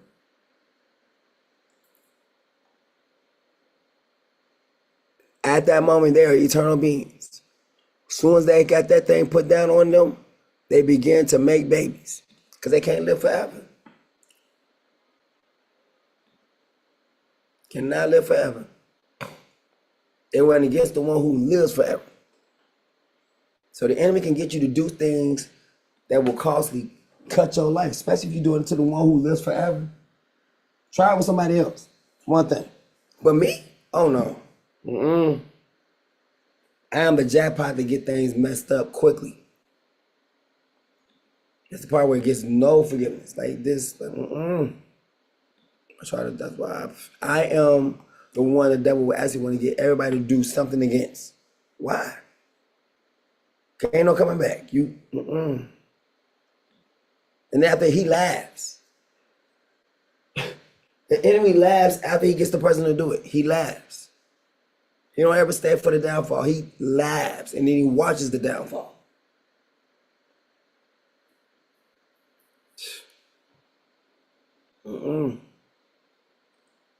Every person who's ever did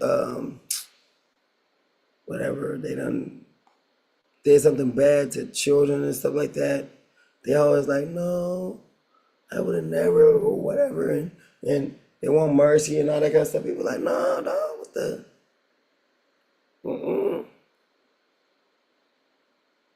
No. You was listening to this. Oh, no.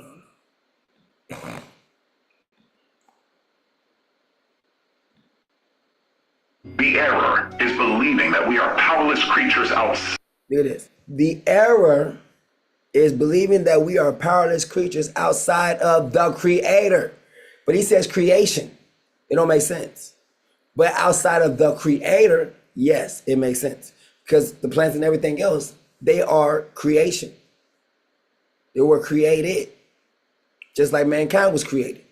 All right. So he's saying the error is mankind believing that he is less than the Creator. That's what he's trying to get to. Side of creation. In Vrilism, we remember what we are. Fragments of Vril, the life force of the universe, awakening back into unity. Why do you call yourself God? Because I don't See? believe God is separate from us. Because I don't believe that God is separate from us. That is the most boastful thing I've ever heard in my life. But that's what's going on right now. People don't believe that their God is separate from them. Like, I am God too. I am a goddess. Which now goes into October 7th, 1997. People are trying to come against that. Because on that day, I was made creator of everything. Heaven, earth, sea, and everything in it.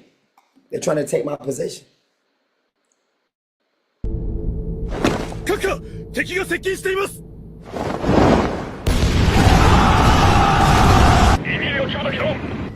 目標用意しとごちょく。兵士たちよ、敵を見よう。貴様の時は終わった。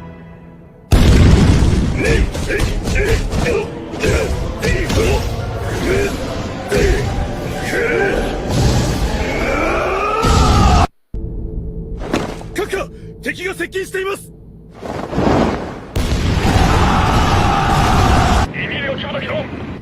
目標用意しとごちょく。兵士たちよ、敵を見よう。貴様の時は終わった。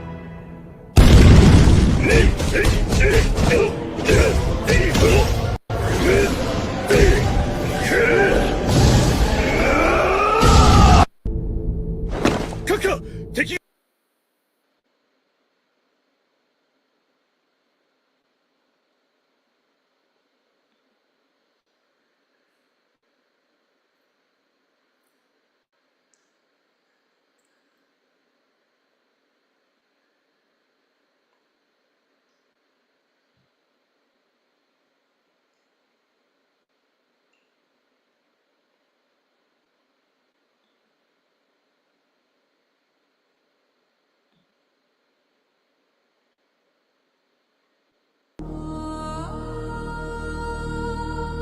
He's the Messiah. Something is happening. He turned the water red. He's the Messiah. No way.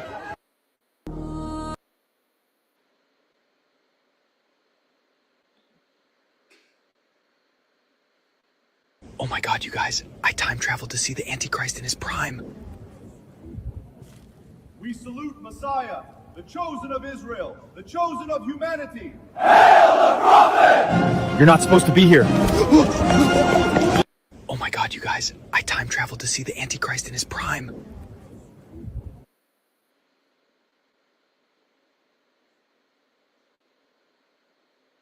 Your stuff is crazy. Sidna, that's him. That's him. Allahu Akbar.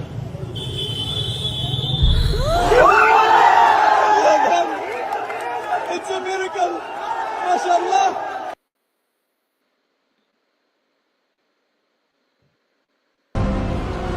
This place is heavily guarded.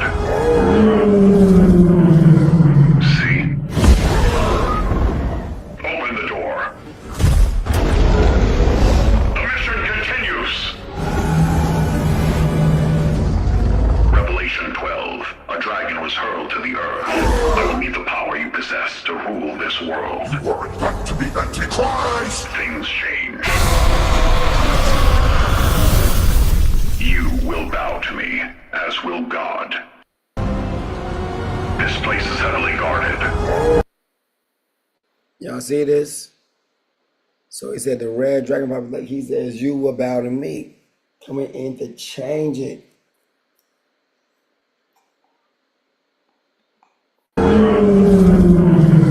See? Open the door. The mission continues. Revelation 12. Now look, he went to where? Antarctica, right? Told you. Antarctica is what? The lake of fire. It's hell. Let's go back. Let it play again from the beginning. It's going to say Antarctica. A dragon was hurled to the earth. I'll do this right here. The Antichrist goes to Antarctica. Why in the world would he want to go to the coldest place on the earth? Because that is the lake of fire. That is hell. Antarctica is hell on earth. Literally. Like I've been telling y'all, now you see it right here.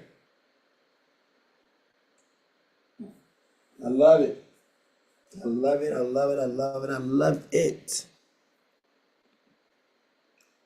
I will need the power you possess to rule this world. You weren't meant to be Antichrist! Things change.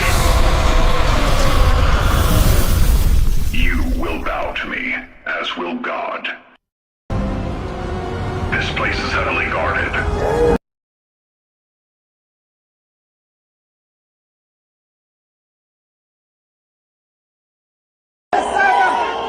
Oh my God, they love him. Please, Messiah, let me walk again.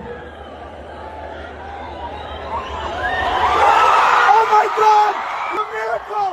Messiah, he can walk! Oh my God, they love him. Please, Messiah.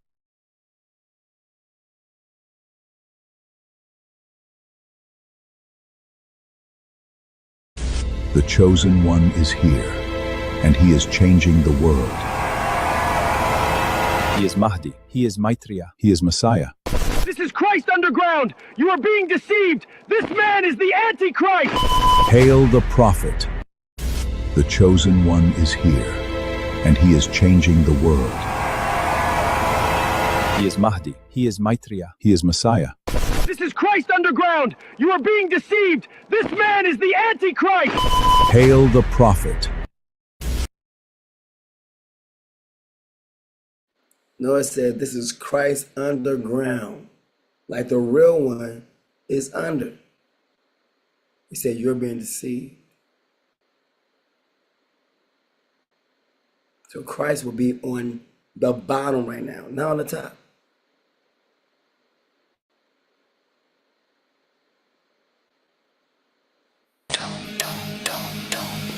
Meshiada! Oh my god! They're all taking pictures of us!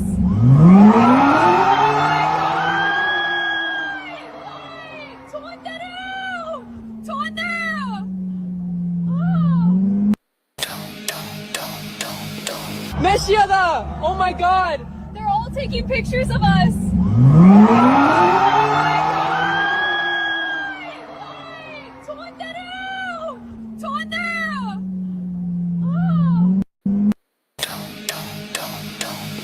Meshiada!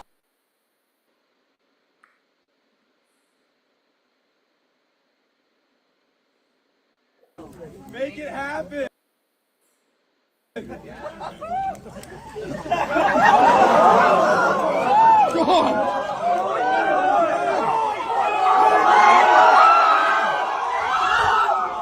Oh my god, did you see it? Do it! Make it happen!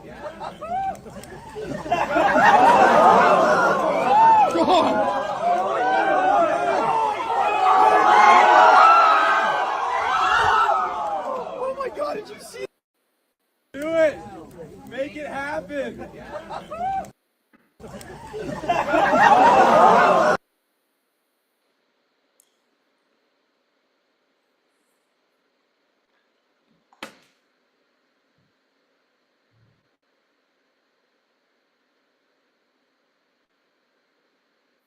Oh my god, you guys!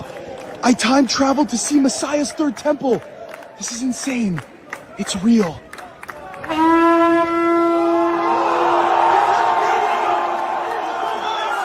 I can't believe what I'm seeing! Oh my god, you guys! I time traveled to see Messiah's third temple!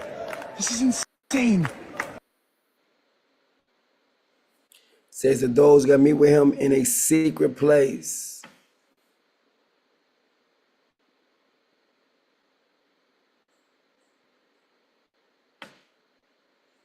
Look, and Christ fights angels.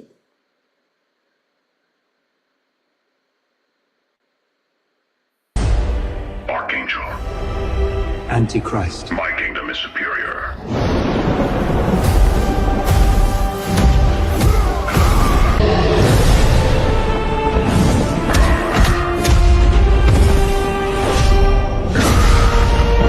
Is the connection ready? Yes, Lord. Father. Son, there is an intruder. Your reign is over! You are mistaken. Archangel. Antichrist. My kingdom is superior.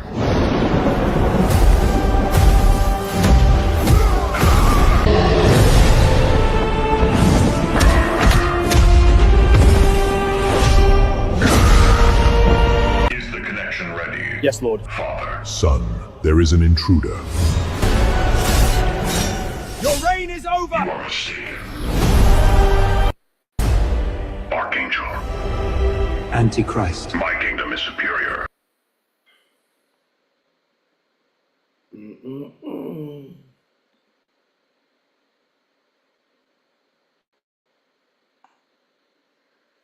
To Messiah's private meeting. They're discussing building the third temple. The measurements must honor the ancient pattern. Jerusalem is where the plan must be revealed. Someone's here! Oh my god, oh my god! Oh my god. I snuck into Messiah's private meeting. They're discussing building the third temple.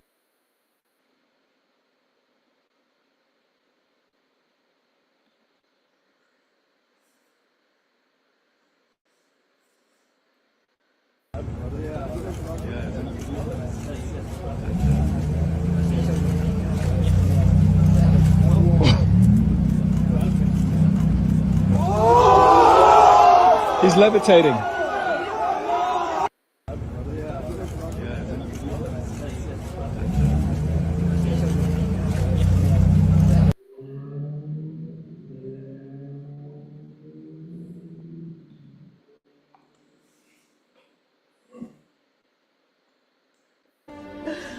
Through Vril, the dead rise. Through Vril, you are healed. Through Vril, all things are possible. Behold. My prophet! So So this God character sacrificed his son, and 3 days later he rose again? Where's the sacrifice? Our next guest is known to many as the prophet, a man some call Messiah, and others the Antichrist. Now here's a God we can see and believe.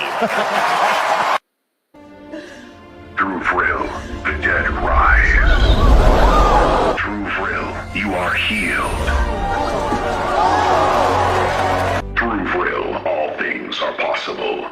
Behold. My prophet! So this God character sacrificed his son, and 3 days later he rose again? Where's the sacrifice? Our next guest is known to many as the prophet, a man some call Messiah, and others the Antichrist. Now here's a God we can see and believe. Through Vril, the dead rise.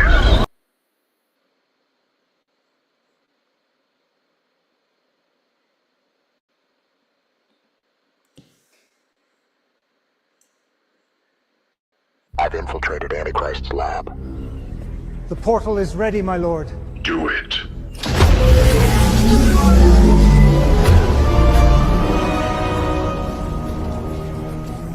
Welcome, brothers. Someone is here.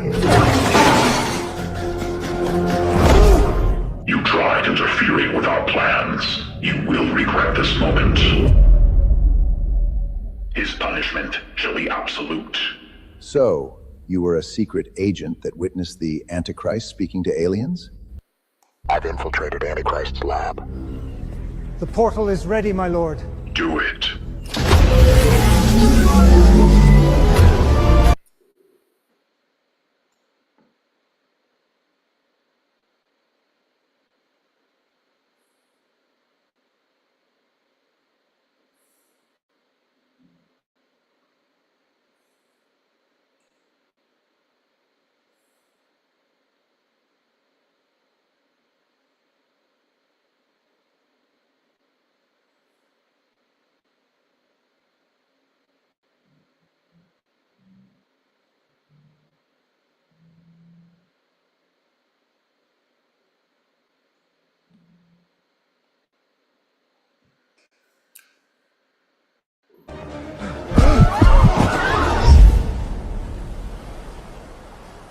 If you take his mark, you will be restored to good health.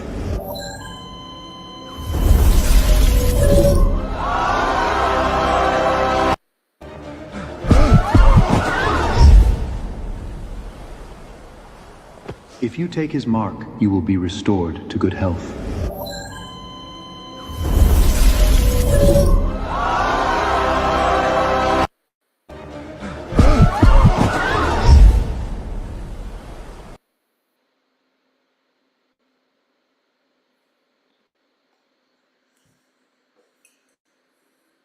We've tried for a two-state solution. Nothing works. You're obviously not trying hard enough.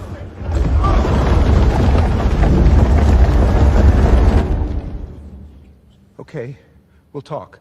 Tell us more about your peace plan. We've tried for a two-state solution. Nothing works. You're obviously not trying hard enough.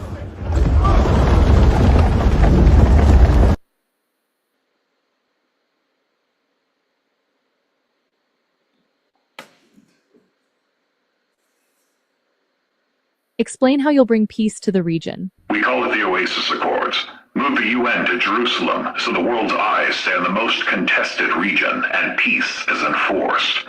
Then build New Eden off of the Mediterranean coast, an AI-managed, resource-based city where essentials are free. We do not seek a one-state nor a two-state solution. We seek a world-state solution, because lasting world peace requires world government. Explain how you'll bring peace to the region. We call it the Oasis Accords. Move the UN to Jerusalem so the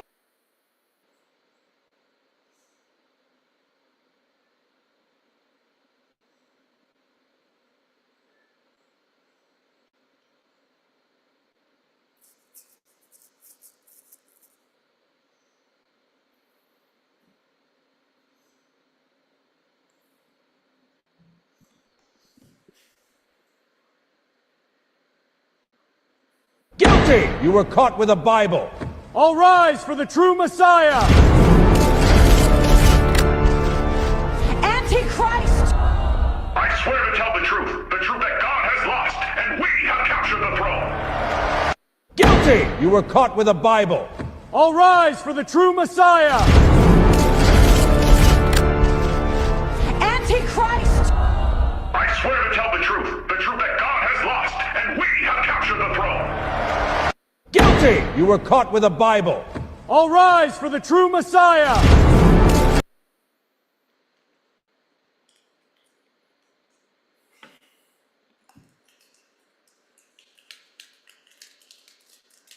Don't give in to Antichrist. Sir. Order the strikes.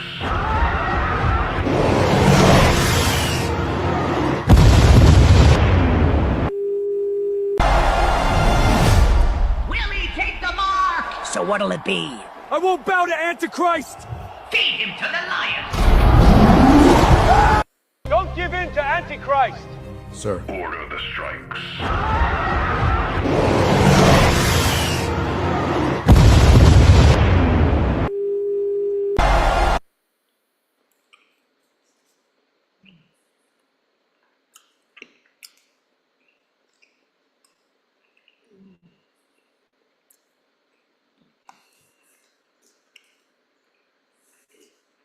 So you actually went to hell? And I saw the one who will be Antichrist sometime after 2027, dressed in black, wearing a horned helmet.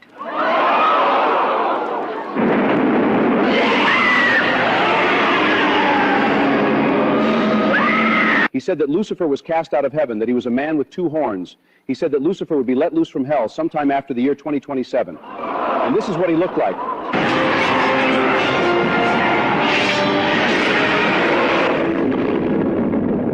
So you actually went to hell? And I saw the one who will be Antichrist sometime after 2027, dressed in black, wearing a horned helmet.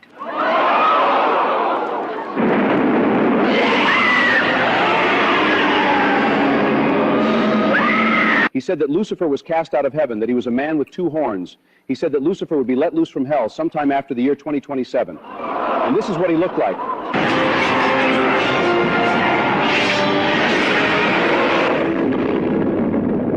So you actually went to hell? And I saw the one who will be Antichrist.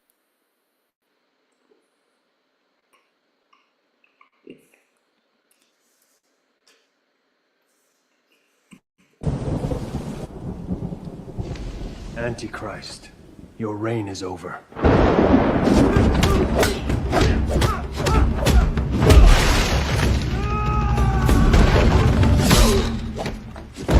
Your mission, infiltrate Antichrist's temple.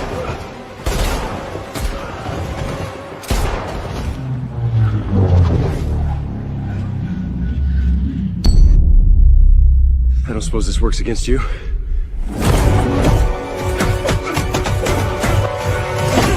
Nice try.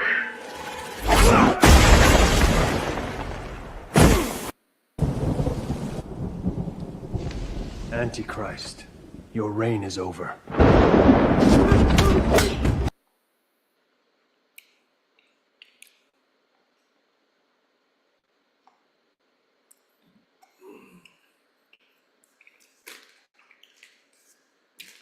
I have ascended above the stars.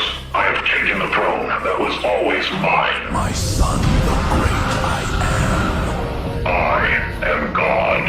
Blasphemy!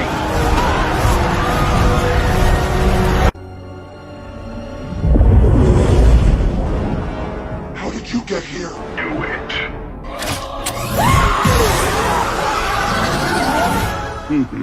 The throne is mine. I have ascended above the stars. I have taken the throne that was always mine. My son, the great I am. I am God. Blasphemy!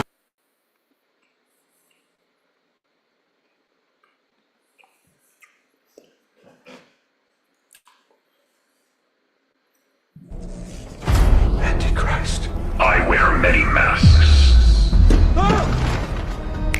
Still think your files explain me.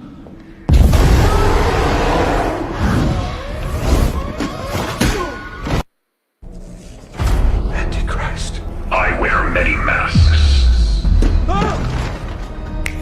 Still think your files explain me.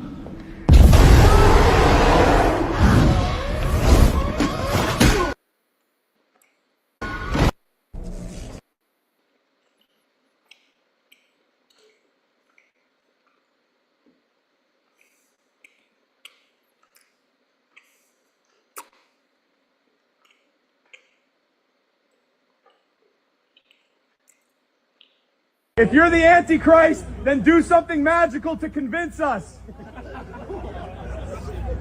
Oh my God! Help me! Yo, his head's backwards. If you're the Antichrist, then do something magical to convince us. Oh my God! Help me! Yo, his head's backwards. If you're the Antichrist, then do something magical to convince us. Oh my God! Help me! Yo, his head's backwards. If you're the Antichrist, then do.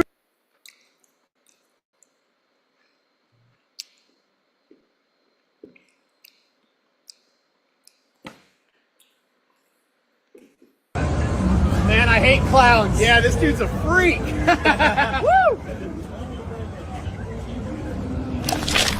Oh my God! Did you see that? Man, I hate clowns. Yeah, this dude's a freak. Woo!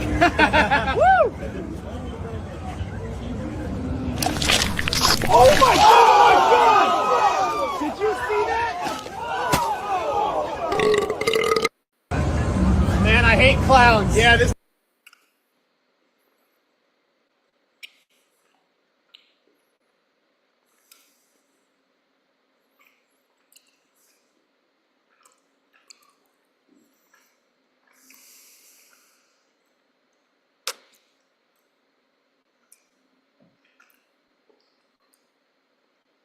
Antichrist will pursue forbidden science in attempt to be like the Most High. We can reverse aging by 10 to 20 years. The prophet himself and Seraphina have volunteered for the procedure.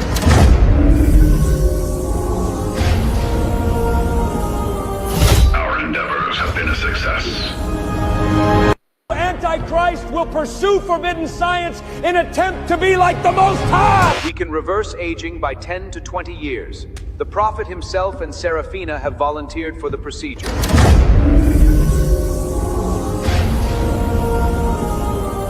Our endeavors have been a success.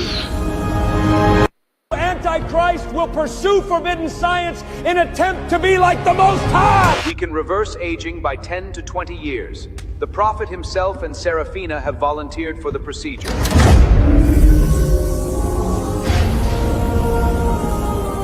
Our endeavors have been a success. Antichrist will pursue forbidden science in attempt to.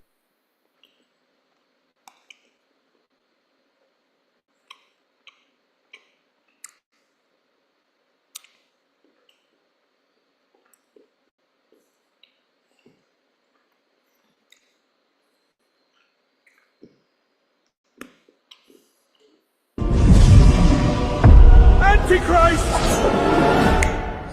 We control over 1 billion souls in this world. The glory of Rome shall not end. There's a new king in town.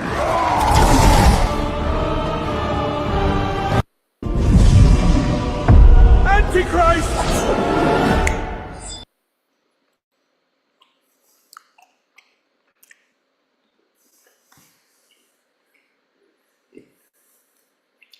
Surrender your weapons and confirm my peace plan. Antichrist! Confirm it. Surrender your weapons and confirm my peace plan. Antichrist!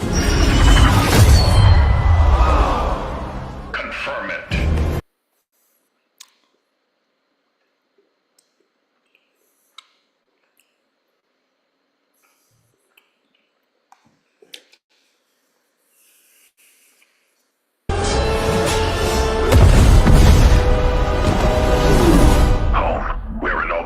Most people think the Antichrist will come from wealth. Who are you? Local superhero. I don't need your help. You sure about that?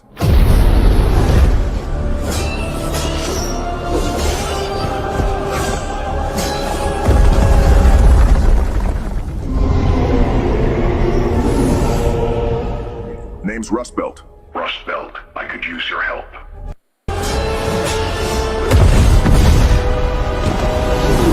Home, where it all began. Most people think the Antichrist will come from wealth. Who are you?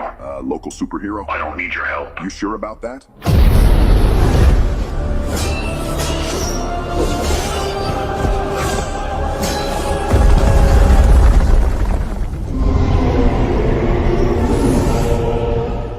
Name's Rust Belt.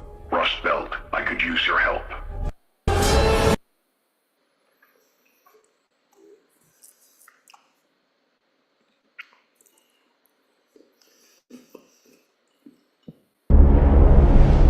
Confirming target.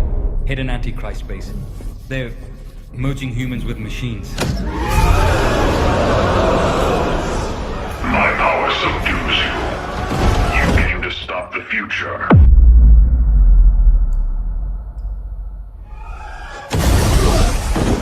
They tested on me, did horrible things. Let's get out of here! You must find an exit!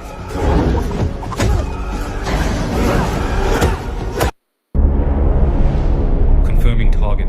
Hidden Antichrist base. They're merging humans with machines. My power subdues you. You came to stop the future.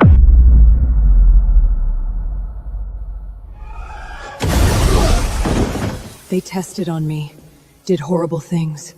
Let's get out of here! You must find an exit!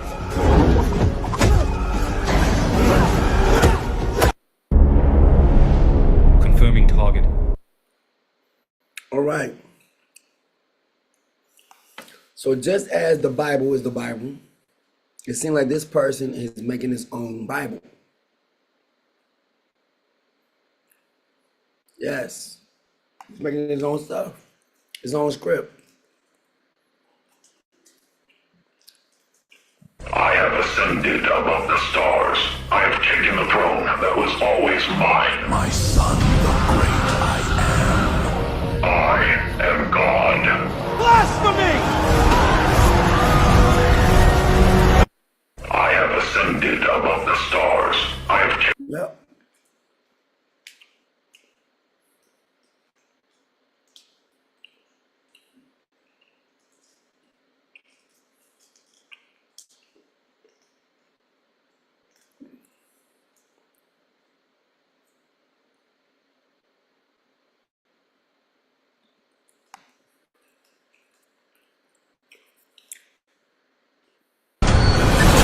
This just in, the prophet is dead.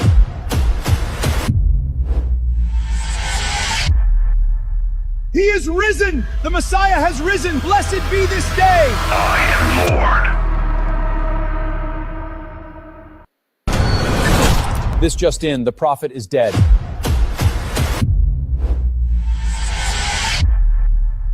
He is risen! The Messiah has risen! Blessed be this day! I am Lord. This just in, the prophet is dead.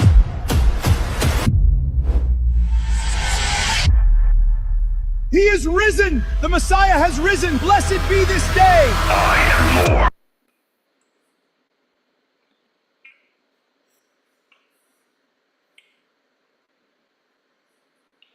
Meat is banned in our new order. The prophet is strictly vegan.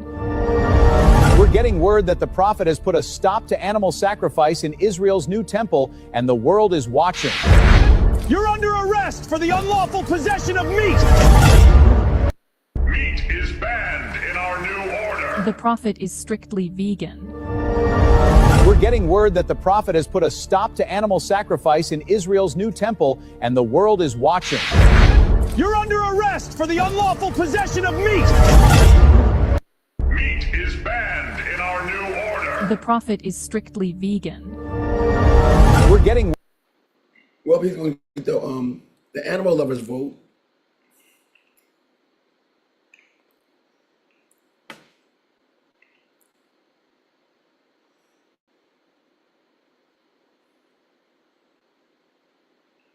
There's a lot of stuff just popping up in here.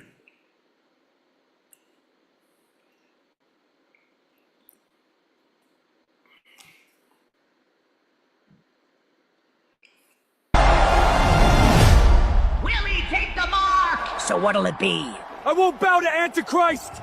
Feed him to the lions! It's death.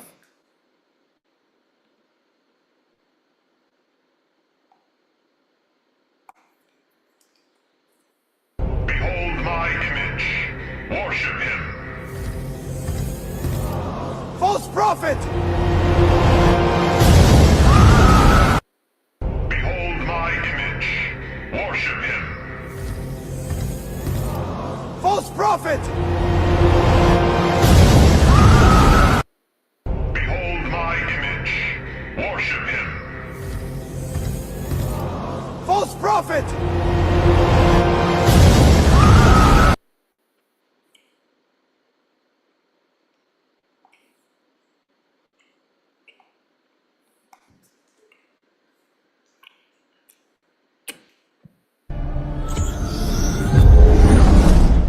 Prophet.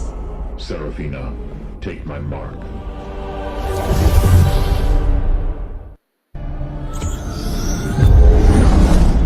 Prophet. Seraphina, take my mark.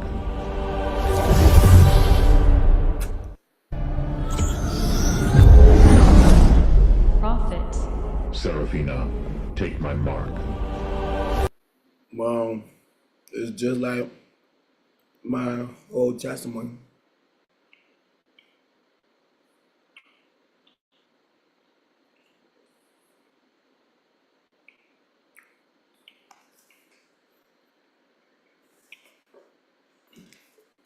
If you thought COVID was a big deal, wait till you see what happens in 2027. I asked AI to generate a picture of the year 2027. Here's what it gave me. 2027 ain't gonna be a walk on the beach, cupcake!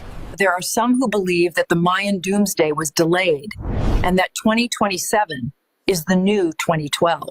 The Hopi believed that a blue star will signal the end of the world. Could this heavenly body be a future comet we are not yet aware of? If I knew 2027 would be chaos, I wouldn't have bought this new Lambo.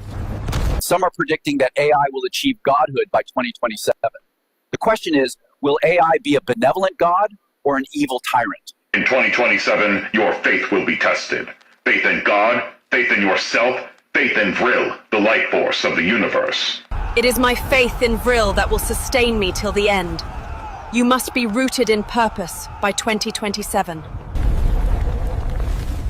Maybe it'll be Yellowstone that erupts in 2027. 2027! My bets are on World War III! We believe that in 2027, something major will be revealed to the public that causes extreme fear, but also hope. I bet it'll be a pole shift! 2027 will suck, bro! They're predicting the end of the world in 2027. Well, at least I won't have to deal with traffic anymore. The world is crumbling. 2027 signals a change. Let us remake the world in our image. In 2027, I'm not saying it'll be aliens. Okay? It'll be aliens. What about 2027? In Vrilism, we believe our faith will rise to prominence in 2027. The world is hungry for answers, and we'll be here to provide. Temple of Vril isn't predicting the end of the world. We're predicting the dawn of a new age. If you thought COVID was a big deal, wait till you see what happens in 2027. I asked AI to generate a picture of the year 2027. Here's what it gave me.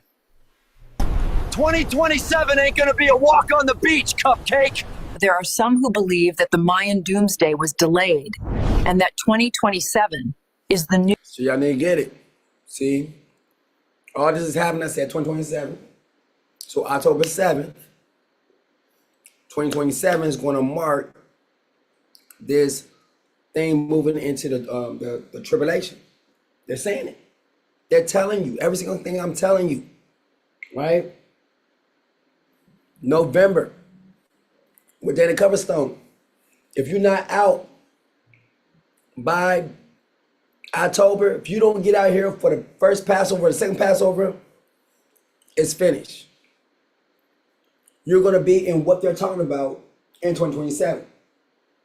And it says it's going to be good and it's going to be bad. It's going to be good for those who can actually get down with the beast. It's going to be bad for those who cannot. It's not going to be a walk in the park for those who go against. But it will be for those who do, who actually stands and just go, just adapt and go with whatever's going on. You're going to be okay.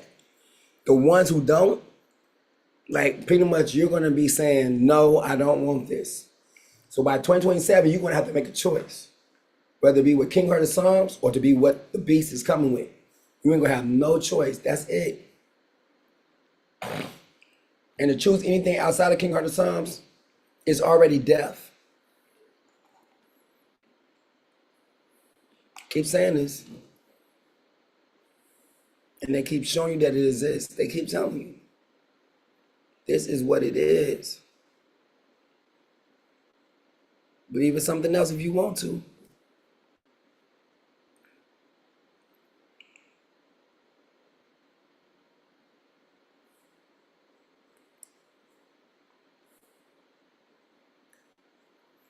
There's a lot of stuff here.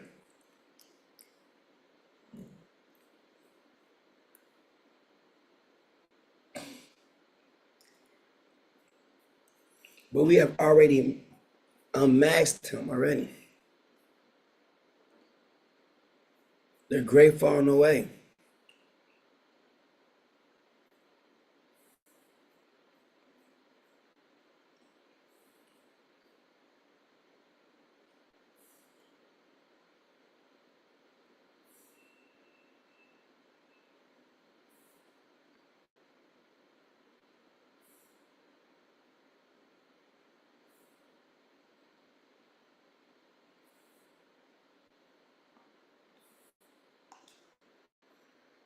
Messiah!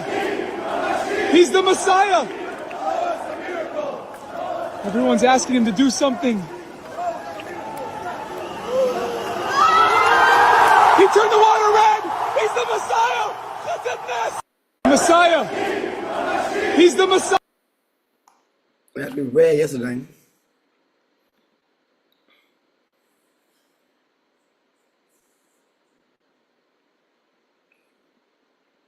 And this will please Father Heart of Psalms more than an ox, more than a bull with horns and hooves.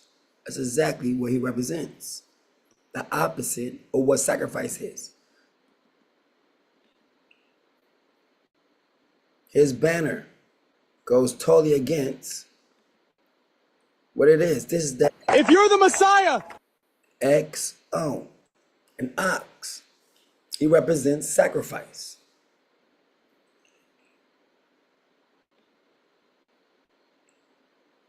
And this will please King Heart of Psalms more than an ox, more than a bull with horns and hooves.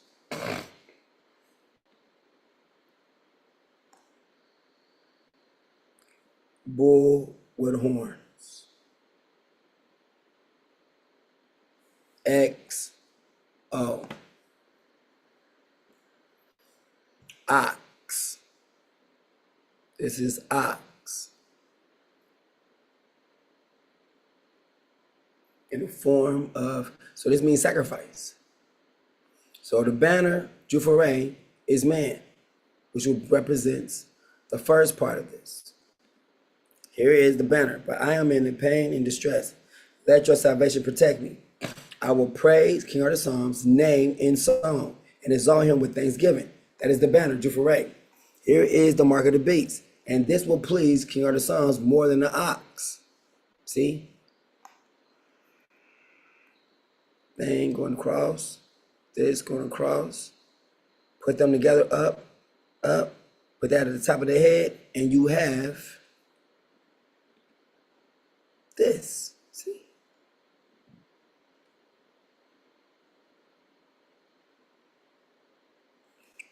Here it is right here.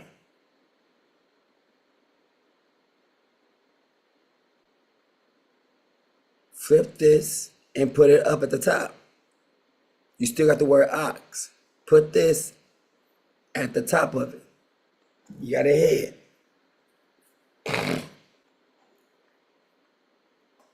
Let me show you real quick what I mean. Yep, all right, now.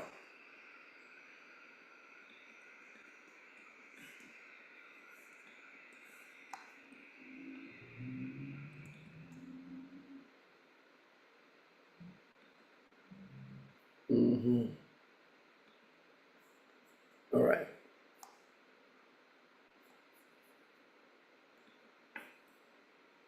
Right here. Not like that. Take this and flip it to the same way this is pointing. Take this O, put at the top right here, and you have the symbol. It's the symbol for sacrifice. This is the symbol for praise.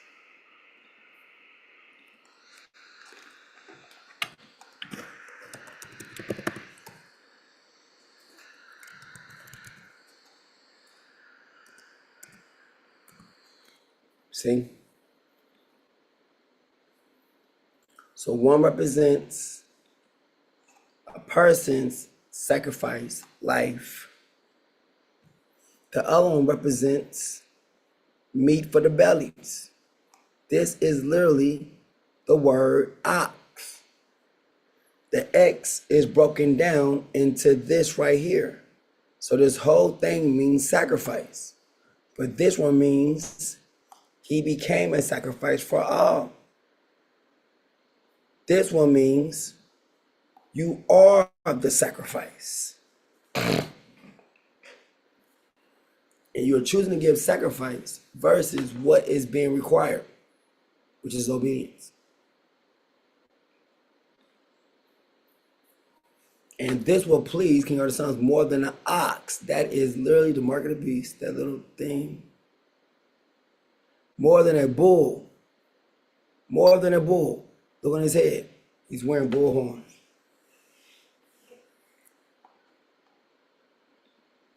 Psalms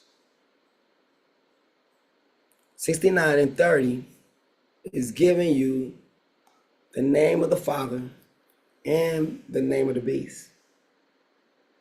It's literally writing out to you the description of the beast right here.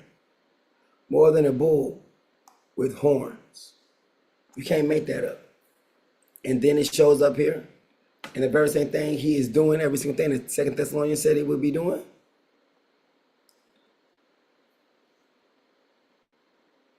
He will seek to oppose the coming of the lawless one will be accompanied by the working of Satan.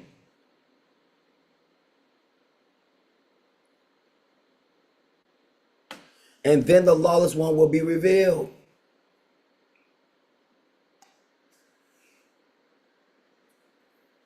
The son of destruction,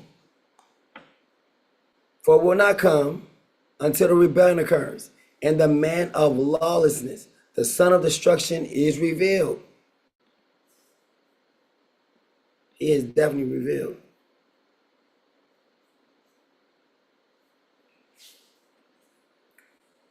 Right here.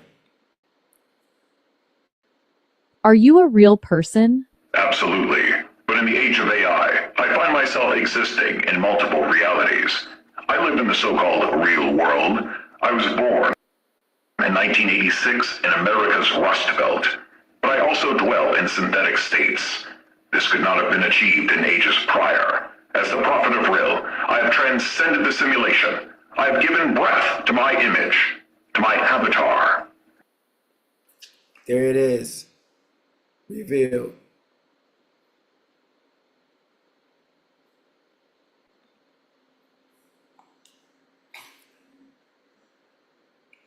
And the man of law, the son of destruction, is revealed.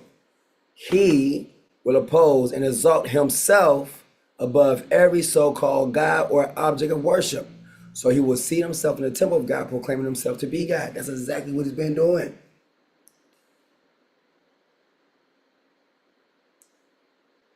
So now there's nothing there to hold back destruction. It's nothing. It said his working is going to be accompanied by the working of Satan. That's AI. With every kind of power, sign, and false wonder. That's AI. He's going to be using AI.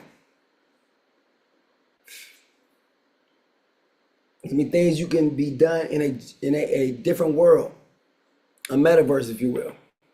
And with every wicked deception, it's a lie. Every single clip he has is made with something else.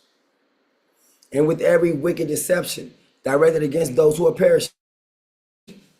So that means the ones who are perishing are going to love his work. Like, oh, I just love your work.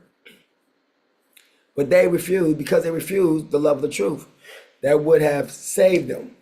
See, you got salvation going on, you have destruction going on at the same time. For this reason, King Arthur's Psalms will send them a powerful delusion so that they will believe the lie, in order that judgment may come upon all who have disbelieved the truth and delighted in wickedness, doing what they want to do. Right?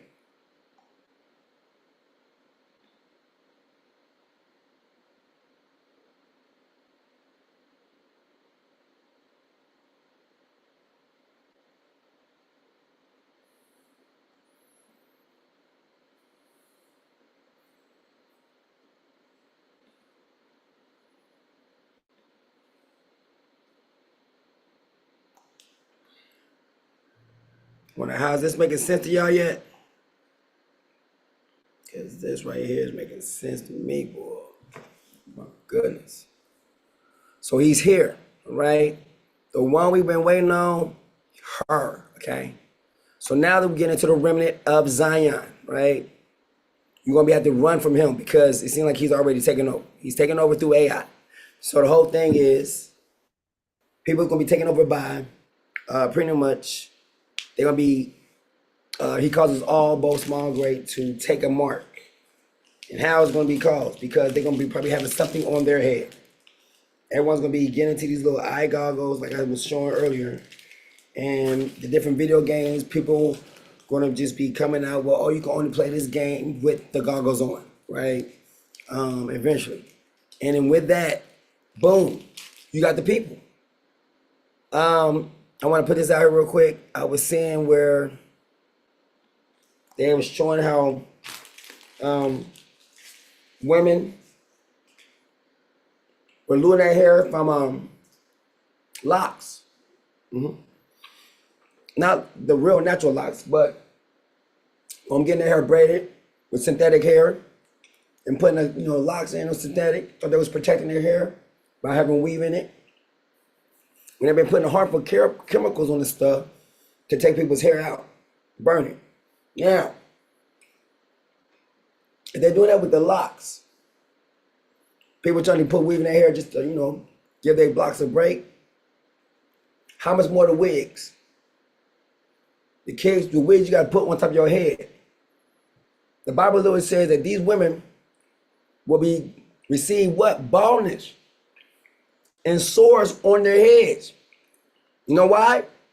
Because the chemicals that's designed to burn your hair out on the top of your scalp and your head while you up and wearing that wig. The whole entire time when you're wearing that head, you're wearing that wig, you could be activating the chemicals in the netting. And the longer it stays fit, the more it's doing its job, which is what? To take out your hair. We're going to make it to a point where you're going to have to need to wear a wig because you don't wear a wig so much, or it might be even a short time. But it says, I will literally curse the land of the women with baldness. And they start doing these studies. I just seen it yesterday. I was like, wait a minute, hold up. That's how that scripture comes in. And it says, I'm also, where there used to be a sweet smell, it's going to be a stench. Meaning what? They're attacking your body products. The ones that's designed to make you smell good, they got some other kind of chemicals in there that's designed to rot your body out, rot your vagina out. Therefore causing for a stench. Right. And these are all attacks that they're doing against us in America and abroad. All right. a remnant in Zion. In that day, 7 women will take hold of one man and say, we will eat our own bread and provide our own clothes. Just let us be called by your name. Take away our disgrace. On that day, the branch of King Artaxerxes will be beautiful and glorious. And the fruit of the land will be the pride and glory of Israel's survivors. Now, and the fruit of the land will be the pride and glory of Israel's survivors. It's powerful. Why? Because over here right now, dude, Yami do not be making his own food. We don't be seeing no fruits and vegetables coming up over here. So to see this scripture right here is powerful. It's a prophecy that the land is going to produce fruit. It's going to produce. Whoever, look what it says, whoever remains in Zion and whoever is left in Jerusalem will be called holy. All in Jerusalem who are recorded among the living, when King Artaxerxes has washed away the filth of the daughters of Zion and cleansed the bloodstains from the heart of Jerusalem by a spirit of judgment and a spirit of fire. Then Artaxerxes will create over all of Mount Zion and over her assemblies a cloud of smoke by day and a glowing flame by fire by night. For over all the glory there will be a canopy, a shelter to give shade from the heat by day, and a refuge and hiding place from the storm and the rain. But here it is. So now they keep predicting 2027, 2027, 2027. Why? It's the year of AI, that's why. And it's the year that you need to have your behind here in the land. Because if not, there's going to be problems. The Messiah has come.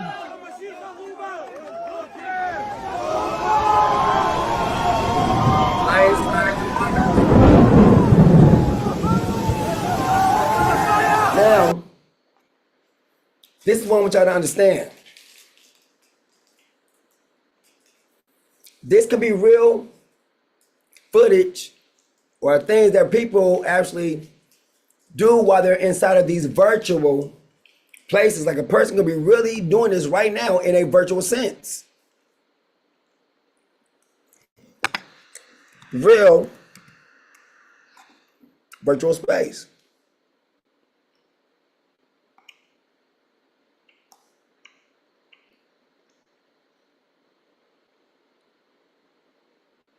See?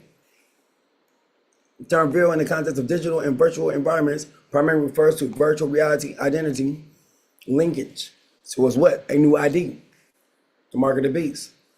Virtual reality identity linkage. You're being linked to your virtual reality. Right. A privacy threat model in the metaverse where an attacker connects a user virtual world profile to their real world identity. It can also refer to artistic digital projects like the Temple of Real or Spiritual.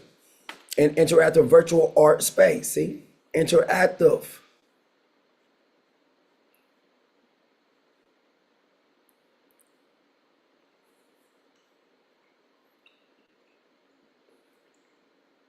Temple of Real.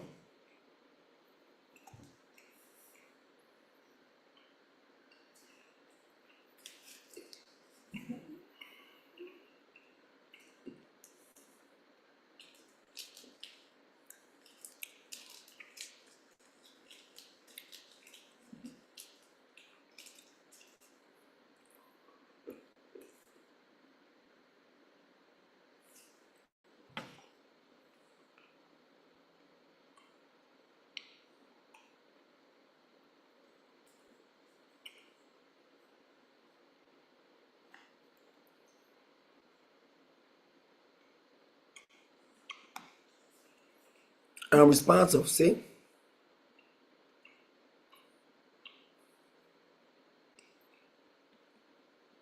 What if this is a real thing that you go into this virtual world and you're literally caught there unless you submit or die in real life?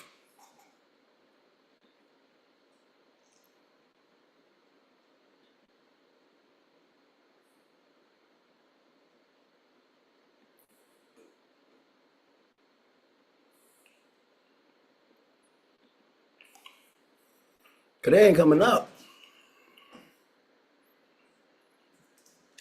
It says unresponsive. You gotta log in. This is serious though.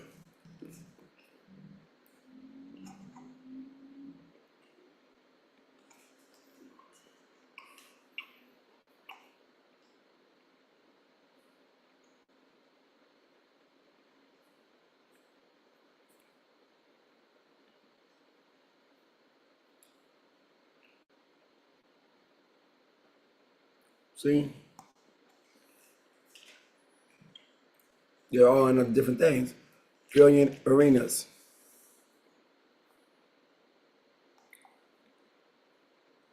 There it is, Temple of Ville.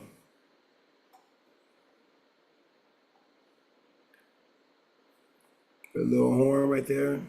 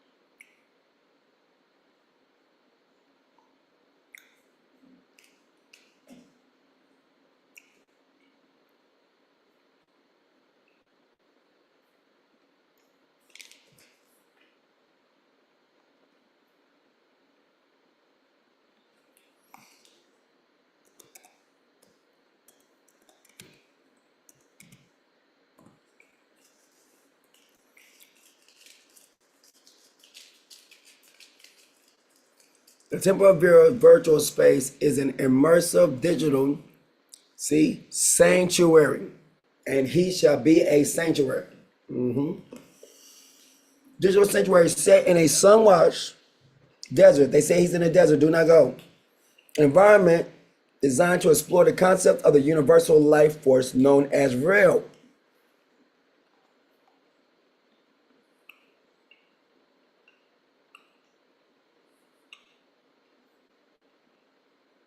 Desert site located in the vast open desert that represents isolation and spiritual revelation.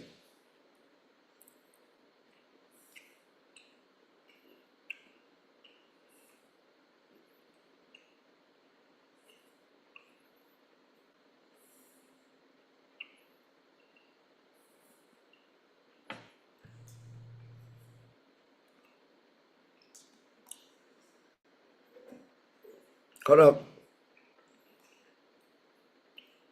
I built a temple of worship in virtual reality. Here it is. I built a temple of worship in virtual reality.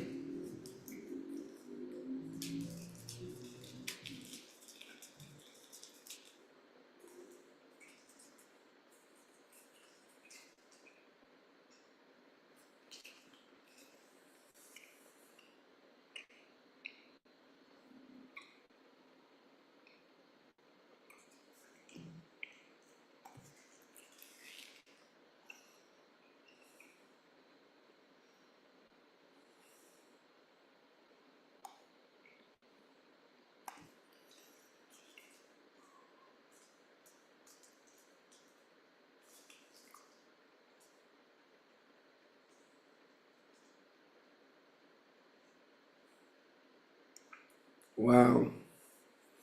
A unique meditation experience.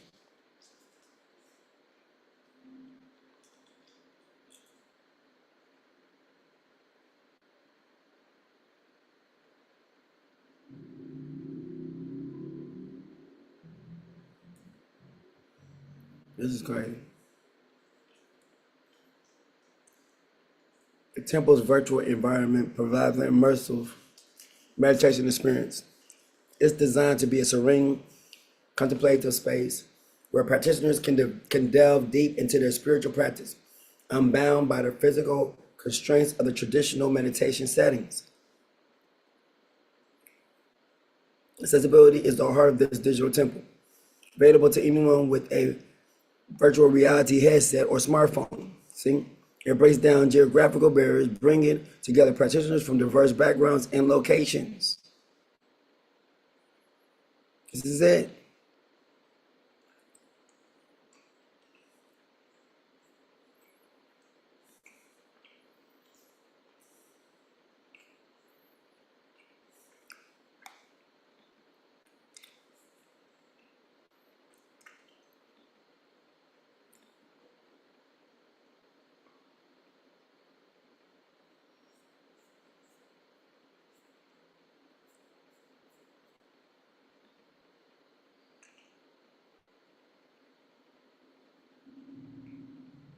Why does he look like Professor Alexander? Professor X. I'm Professor Alexander. Xavier. Professor Xavier.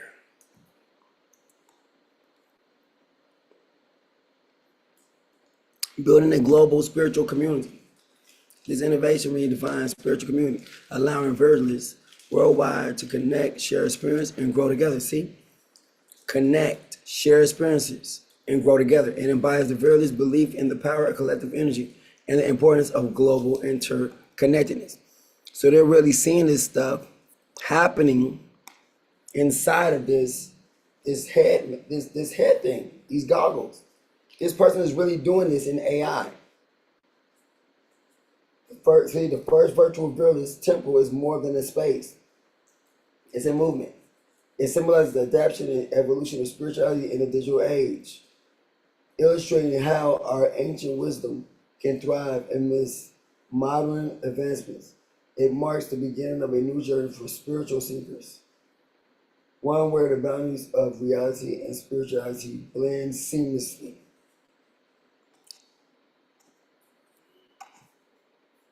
Yeah, we're here, buddy.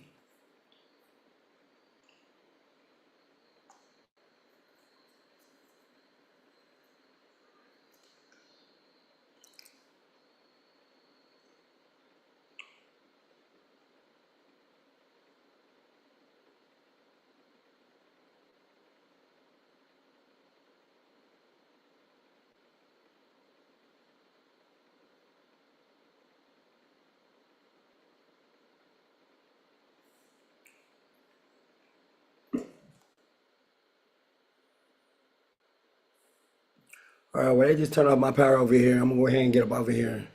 So I wanted to go through this. This is crazy. But yeah, y'all got the point. If y'all not out of there by October, get up here to the feast. If you're there in November, you're gonna see what Dana Coverstone said, and you're gonna see AI come into power, just like it's saying now. No one will be able to buy, sell, or trade without having the mark of the beast. And it's coming right before you right now. Future of worship. It's the first of everything right now. Here it is. He coming just like the bull. He's coming with worship instead of obedience. So that'll do it for us here on Truth Colors, where truth is not biased, it's absolute.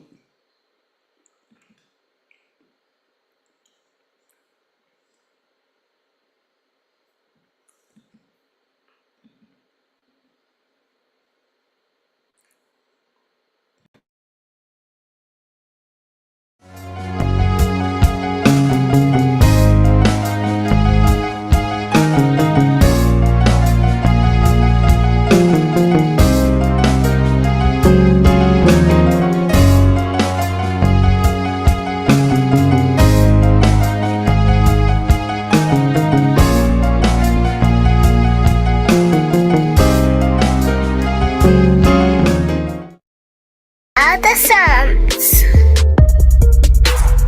Revelations. And the third angel followed them, saying with a loud voice, if any man worship the beast in his image, and receive his mark into his forehead or in his hand, the same shall drink of the wine of the wrath of Elohim, which is poured out without mixture into the cup of his indignation. And he shall be tormented with fire and brimstone in the presence of the holy angels and in the presence of the Lamb. And the smoke of their torment ascendeth up forever and ever. And they have no rest day nor night, who worship the beast in his image, and whosoever receiveth the mark of his name. Satan cast into the lake of fire. And the devil that deceived them was cast into the lake of fire and brimstone, where the beast and the false prophet are, and they shall be tormented day and night forever and ever. The great white throne. And I saw a great white throne, and him that sat on it, from whose face the earth and the heaven fled away, and there was found no place for them. And I saw the dead, small and great, stand before Elohim, and the books were open, and another book was open, which was in the book of life. And the dead were judged out of those things which were written in the books, according to their works. And the sea gave up the dead which were in it, and death and hell delivered up the dead which were in them, and they were judged, every man according to their works, in death and hell were cast into the lake of fire. This is the second death, and whosoever was not found written in the book of life was cast into the lake of fire.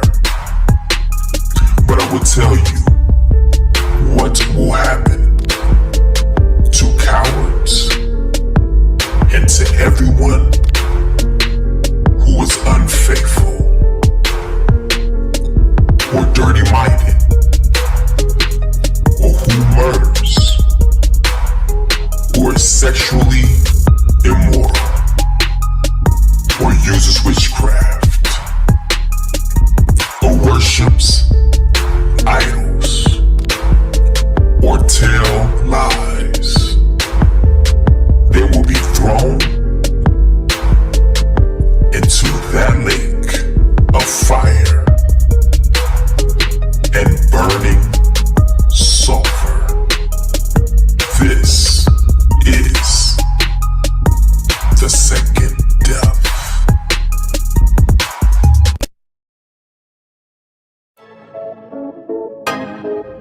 Your haters, not your haters, they're your fruit testers.